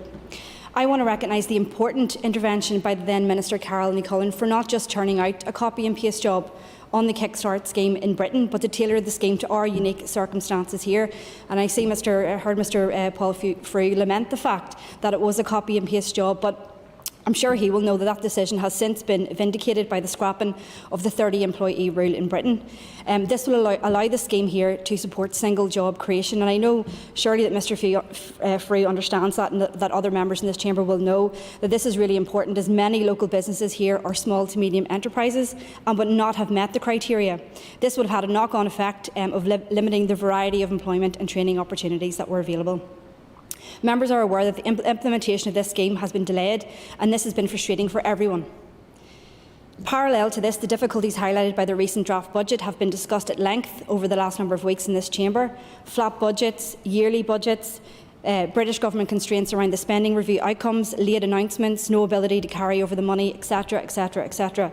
This has implications for all departments, particularly as they try to build back better. I want to commend the Minister for Communities, Deirdre Hargey, for launching the EQIA, which allowed people the opportunity to have their say on the consultation on the budget process. She has made it clear that she is committed to taking the Job Start scheme forward, and we await the outcome of the budget deliberations, which are, of course, an executive decision. I want to make it known to the House today and to the proposers of this motion that I have met with both the Finance Minister and the Communities Minister, and I can say that in terms of Job Start, both are in resolution mode. Both ministers remain committed to delivery on the Job Start scheme, and I am entirely confident that we will see this come to fruition fairly soon. And with that said, Sinn Féin are happy to support today's motion. It is vital that we continue to look for ways to support young people through these challenging times, and Sinn Féin's focus remains on giving people making employment accessible for people and making skills and opportunities accessible for our young people too. I call Sinead McLaughlin. Thank you, Mr Deputy Speaker. I rise in support of the motion. We need to stop messing around. We need to get on with supporting our young adults by providing the best work and training opportunities that we can. There's a reason why Kickstart has been ongoing in England for the past 8 months, which is, of course, the difficulties facing our young adults. But if there is a need for a scheme that supports employment and training for young adults in England, there is a much greater and stronger need for it here in Northern Ireland. Let's look at the stats. At the end of last year, we had a 14% rate of young adults not in employment, education or training. That compares with 11% in England and 10% in Scotland. 28,000 young adults here, aged 16 to 24, were not in education, training or work at the end of last year. It's really shocking statistics. We need to really ask ourselves, what is going to become of them in the future? What sort of start in life is that for them? What does that mean for our society? What social problems will we face as a result? What are the mental impacts for them? But it gets worse than this. Tomorrow we consider violence against women and girls. As part of that discussion, we need to really consider the plight of young men, about the social and economic pressures on them, which perhaps for a few of them feed into their anger and frustrations, leading to terrible results. What I am saying is that just as violence is not gender neutral, neither is the job situation for young adults. While more than 12% of young women are in job-related training, less than 9% of young men are. There are more young men outside work, education and training than young women. And for both young men and young women, the number and percentage outside the system of work, training and education has increased in the last 18 months. And we really need to take stock of that figure. To increase to 28,000 at the end of last year is something that we all need to sit up and take seriously. This has very serious economic and social implications and needs to be addressed. Our young people need jobs and they need a positive start in life. They need support to get into training and employment.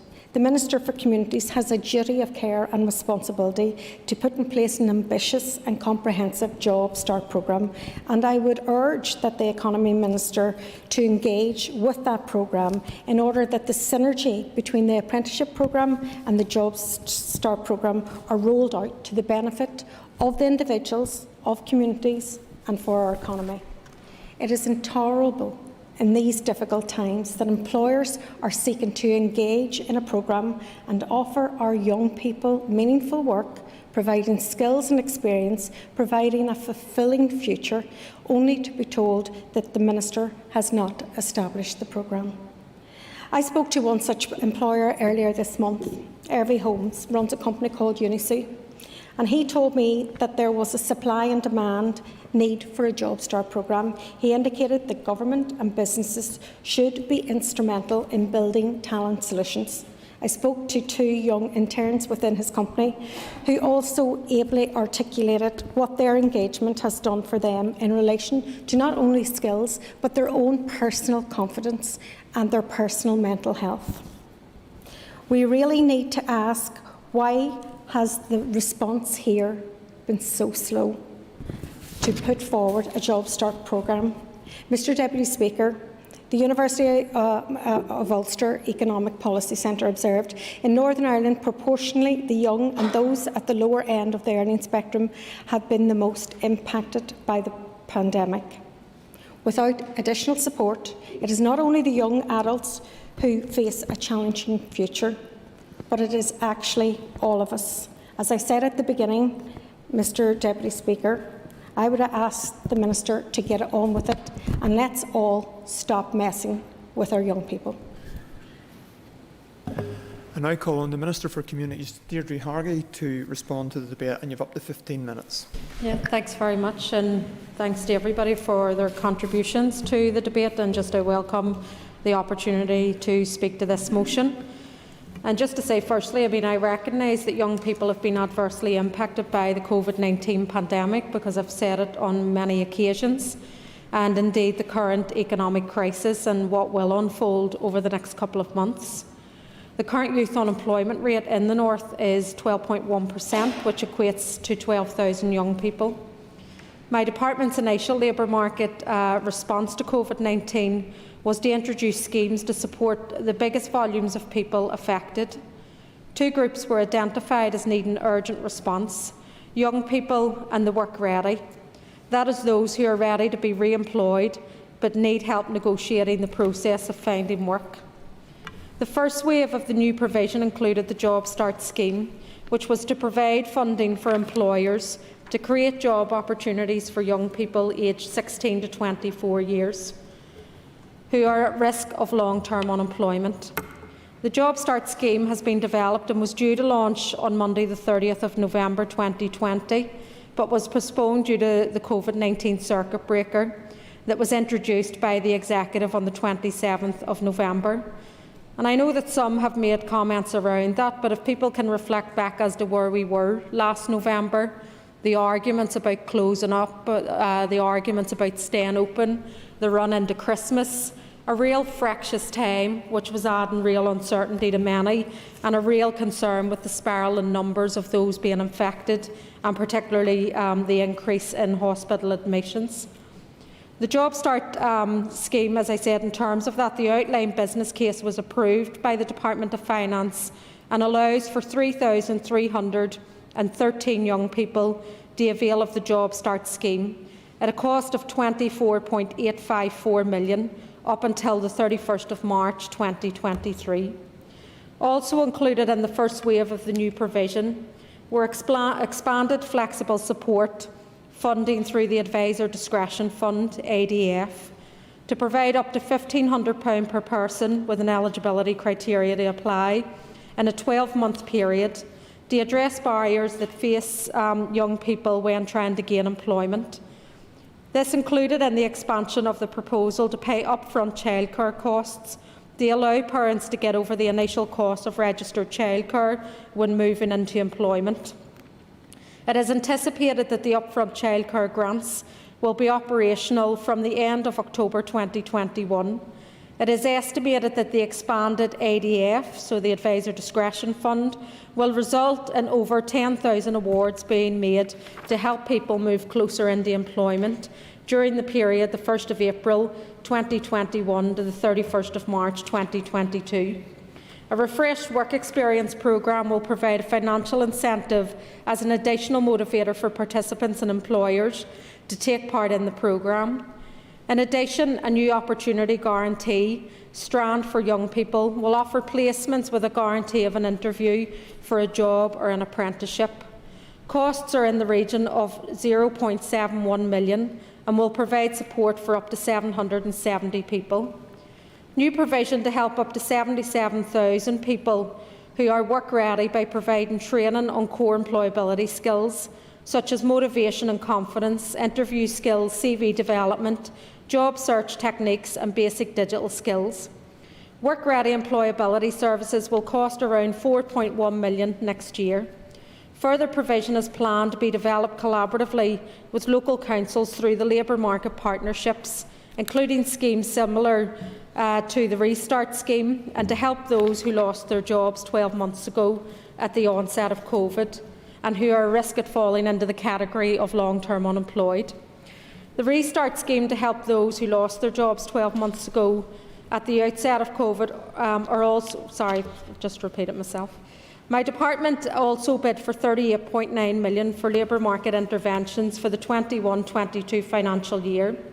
This bid included €20 million for Job Start and €12 million for Restart, and unfortunately the draft budget provided no funding allocation for the new menu of provision, including Job Start. As a consequence, the launch of these schemes were paused in December 2020, depending on the outcome of the Executive's final budget allocation for the incoming financial year. And I recognise that as we move to this stage of the pandemic, labour market interventions my department has developed will be essential to help young people to return to the labour market. And for those interventions, including the Job Start scheme, are aimed at helping people who have lost a job to find new employment. And just to touch on, I know it's already been stated, I've had a series of engagements with the Finance Minister, and I know that he is fully supportive of the Job Start scheme, and indeed to that effect that it's within the incoming budget. And I do hope that all other parties around that executive table will support that when it's presented to the executive. In terms of other concerns, and I know people have raised why we didn't run with the scheme that was taking place in England, and indeed it's already been said here that there are a number of differences, and I think that the scheme here is a better scheme. Firstly, our scheme is open to all young people, not just those on universal credit. It's open to all employers, including small and medium, and also including the voluntary and community sector, which also is an important sector here. Again, employers can apply directly to our scheme and not just via the Gateway programme, and therefore they don't need batches of 30 people to apply.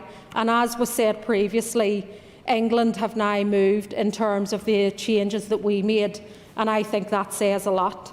And fourthly, the scheme, the extended scheme, is for people with disabilities, again up to 9 months, recognising the challenges and I suppose trying to support those with disabilities in terms of accessing this scheme as well. I think it's also important to many people, and I welcome this conversation and this motion in terms of placing a focus on young people. And I think one of the big areas, and I agree, the pandemic has hit that group of people more adversely. The same when you look at the financial crash over 10 years ago. Any shock to our society here impacts on poor people the most, impacts on women the most, impacts on young people the most. And these schemes, of course, are important, but there are other initiatives that this chamber needs to make, and that is challenging the precarious working practices that are out there, that these are the first people that end up losing jobs or end up on the unemployment. We need to look at banning of zero-hour contracts and making sure that we're encouraging collective bargaining and actually having a proactive trade union movement which looks at the terms and conditions of all of those within our economy. And I would agree, and I think we do need a good conversation. If people are serious, because you can get up here and you can say statements in this chamber, but if people are serious about targeting inequality and actually challenging those issues around areas of deprivation, around young people, around women, then we need to be allocating our public spend on objective need. And are people supportive of that then across this chamber? And I would welcome further conversations on that. And as I've said before, I also welcome anybody to come and meet with me, because people have raised it before, and it's easy to do it in this chamber, but very few actually come and ask me for a meeting to sit down and talk about these issues. So where is that? It's easy to get up in here in a chamber and spout and to make politics, and that's fair enough, it's a political chamber.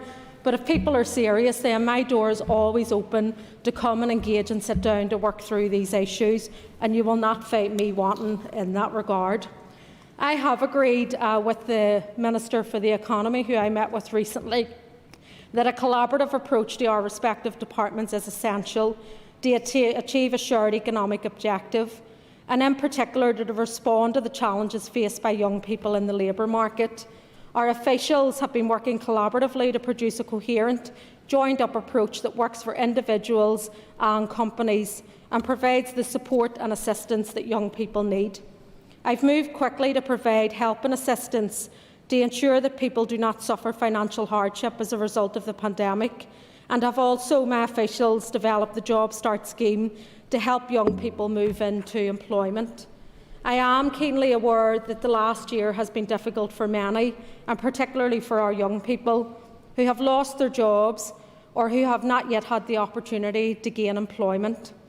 And it is clear that the budget position presents very significant challenges, not just for my department, or not just a challenge for the Finance Minister, but indeed for the Executive as a whole, and we are a collective five-party executive. It is clear going forward that we do need to commit to the Job Start scheme, and as I say, the Finance Minister has already said in engagements that I've had that he is supportive, and I hope that other executive colleagues in that five-party executive support me in that regard in the time ahead. So I want to assure members that the Job Start scheme is a priority for me. I will continue to fight and protect the interests of young people and those most affected by the COVID pandemic, and indeed with the current economic crisis as well.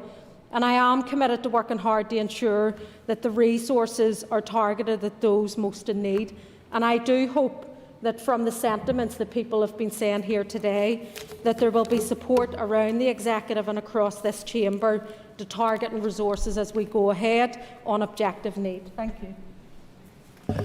I now call on Rob Newton to wind up the debate on the motion, and you've up to 10 minutes. Thank you very much, Mr Deputy Speaker. And in winding up the motion, I do want to make my own remarks first before turning to the remarks made by others. In particular, Mr Speaker, I would like to refer to that part of the motion in the words, the impact of the COVID-19 pandemic on young people, their personal and professional development, mental health and career prospects, recognises that the 16 to 24-year-olds have been among the most disproportionately affected, and concentrate my remarks around that area. And this DUP motion was brought forward out of a genuine concern for our young people and their future. Young people who, as a result of the coronavirus epidemic, have been disadvantaged and indeed now left behind. Unlike their counterparts in England, Scotland and Wales, our young people haven't been offered an opportunity for employment and training, and in many ways they have indeed been cast adrift. Currently, there is no prospect, unless the Minister confirms tonight that there is the prospect that the 16 to 24-year-olds will engage in a scheme known in Northern Ireland as Job Start, then we are disadvantaged against those young people in GB. This is a matter that has been discussed from July last year, when it was announced from Westminster, and months of opportunity have been lost, squandered and thrown away. This is the position I had at a meeting. I would like to refer to some responses that the Minister had spoken on. She referred to, I think it was indeed that it was Mr Muir, in raising when he raised the question about young people and the job schemes.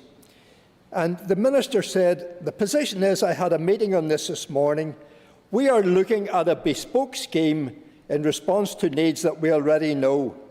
I will also meet service providers, employers and the Children's Commissioners. That was in September. That was in September. And the Minister has promised but has not delivered. Other speakers have been referred to the fact that 120,000 people in GB are engaged in Kickstart, giving them a much better advantage in the labour market. And within the Department of Communities, and the Minister knows this, within the Department of Communities there is a huge amount of expertise, to develop programmes addressing skills and a long history of developing on-the-job training schemes. The Department has successfully delivered training programmes for our young people and programmes that our businesses bought into over the years. There's no experience gap. They have a successful track record. They have the skills to deliver. And what has been missing? Only one word: leadership. That's been missing in the delivery of this programme. Let me look at another job training scheme. The Department for the Economy, under exactly the same conditions of the pandemic, stepped up to the plate. Through ministerial leadership and positive action, they successfully delivered an apprenticeship training programme, along with many other initiatives, a situation much more complex than the situation for Job Start. Now, Northern Ireland's future success will be built on our young people, built by our young people. And it's absolutely vital that we provide them with opportunities. It's essential that they know that we are investing in them. And they need to know that they are valued and that they need to have hope for a brighter future. And the DUP believes that all our young people deserve support. And so far, and let me ask, so far, where is the Minister's practical concern for the future job prospects of our young people? And where is the financial certainty of the scheme? We haven't heard that. We've heard discussions. We haven't heard that there is financial certainty. And on the other hand, and it's within the motion, I just wonder, has the Minister had the opportunity to discuss with the Minister of Health regarding that very important aspect of the mental health aspect of our young people who are facing long-term unemployment? And one of the major drivers of the UK initiative was to tackle the economic activity and to improve the lives of the young people in receipt of universal credit. And the failure to implement the scheme in Northern Ireland will sustain the rising claimant caused by COVID-19. The delay in the programme is not only having a direct impact on young people, but is also holding back the attempts to rebuild our economy. And the Communities Minister needs to explain in detail why the introduced Great Britain scheme was not replicated here in Northern Ireland, at least as a first start, and the scheme could have been modified as it went along. In referring to what other members have said, Mr Frew proposed a motion, raised the issue of Kickstart, outlined the quality of our young people, and we do have very good young people, and indicated indeed that they needed support and hoped that that support would be forthcoming. Karen Mullen recognised the need to develop a programme and placed an emphasis on work placements. And I agree with her in this sense, that there isn't any good in entering into a training programme if you can't get the work placements. And that applies to both any work experience scheme that is started, and it particularly applies to the programme for apprenticeships. Mark Durkin rightly referred to the brain drain and the potential to force more young people to leave Northern Ireland.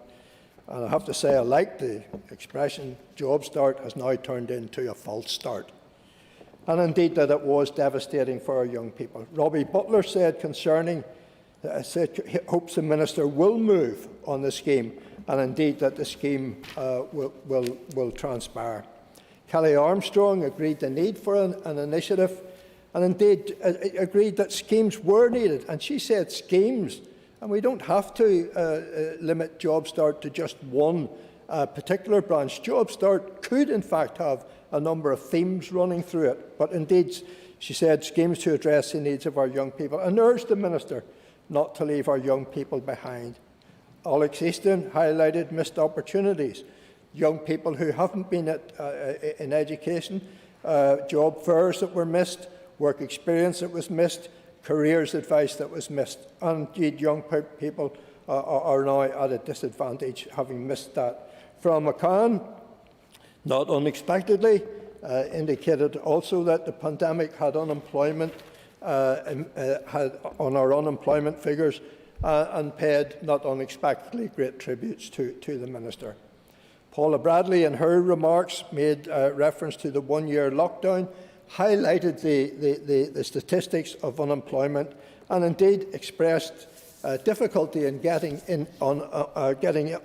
information on the scheme, referred to it as was like pulling teeth. Sinead Ennis made the remarks that we do need to build our way out of the pandemic, and indeed that the 30 trainee rule was a factor and that GB had changed that factor. That's no surprise at all. Any scheme faces changes as it goes along. Sinead McLaughlin need to get on with the job scheme. More need for a scheme in Northern Ireland than in other parts of GB, considering the challenges in the unemployment situation in Northern Ireland, and indeed stressed the need for an ambitious and a comprehensive scheme. I'll say this about the Minister, and I do recognise, because I worked with the Minister, I was sat opposite the Minister in Belfast City Council. I do believe she has a concern and wants to do something for the unemployed and those from a very disadvantaged background. But, Minister, it has to be delivered. It's no good talking about it. Nice words will not deliver the scheme. We do need young people work ready. We do need real fractious times. The real fractious times that you stated about being difficult to start the scheme at that stage, the Minister for the Economy went ahead and delivered the apprenticeship scheme at that time. The member's time is up. Thank you, and I pay tribute to all those who took part in the debate this evening. Thank you, Mr. Speaker. Members, the question is that the motion standing on the order paper be agreed. All those in favour say aye. Aye. Contrary, no. The ayes have it. The ayes have it. Item 7 on the order paper, the adjournment. The question is that the Assembly be now adjourned. The Assembly is adjourned.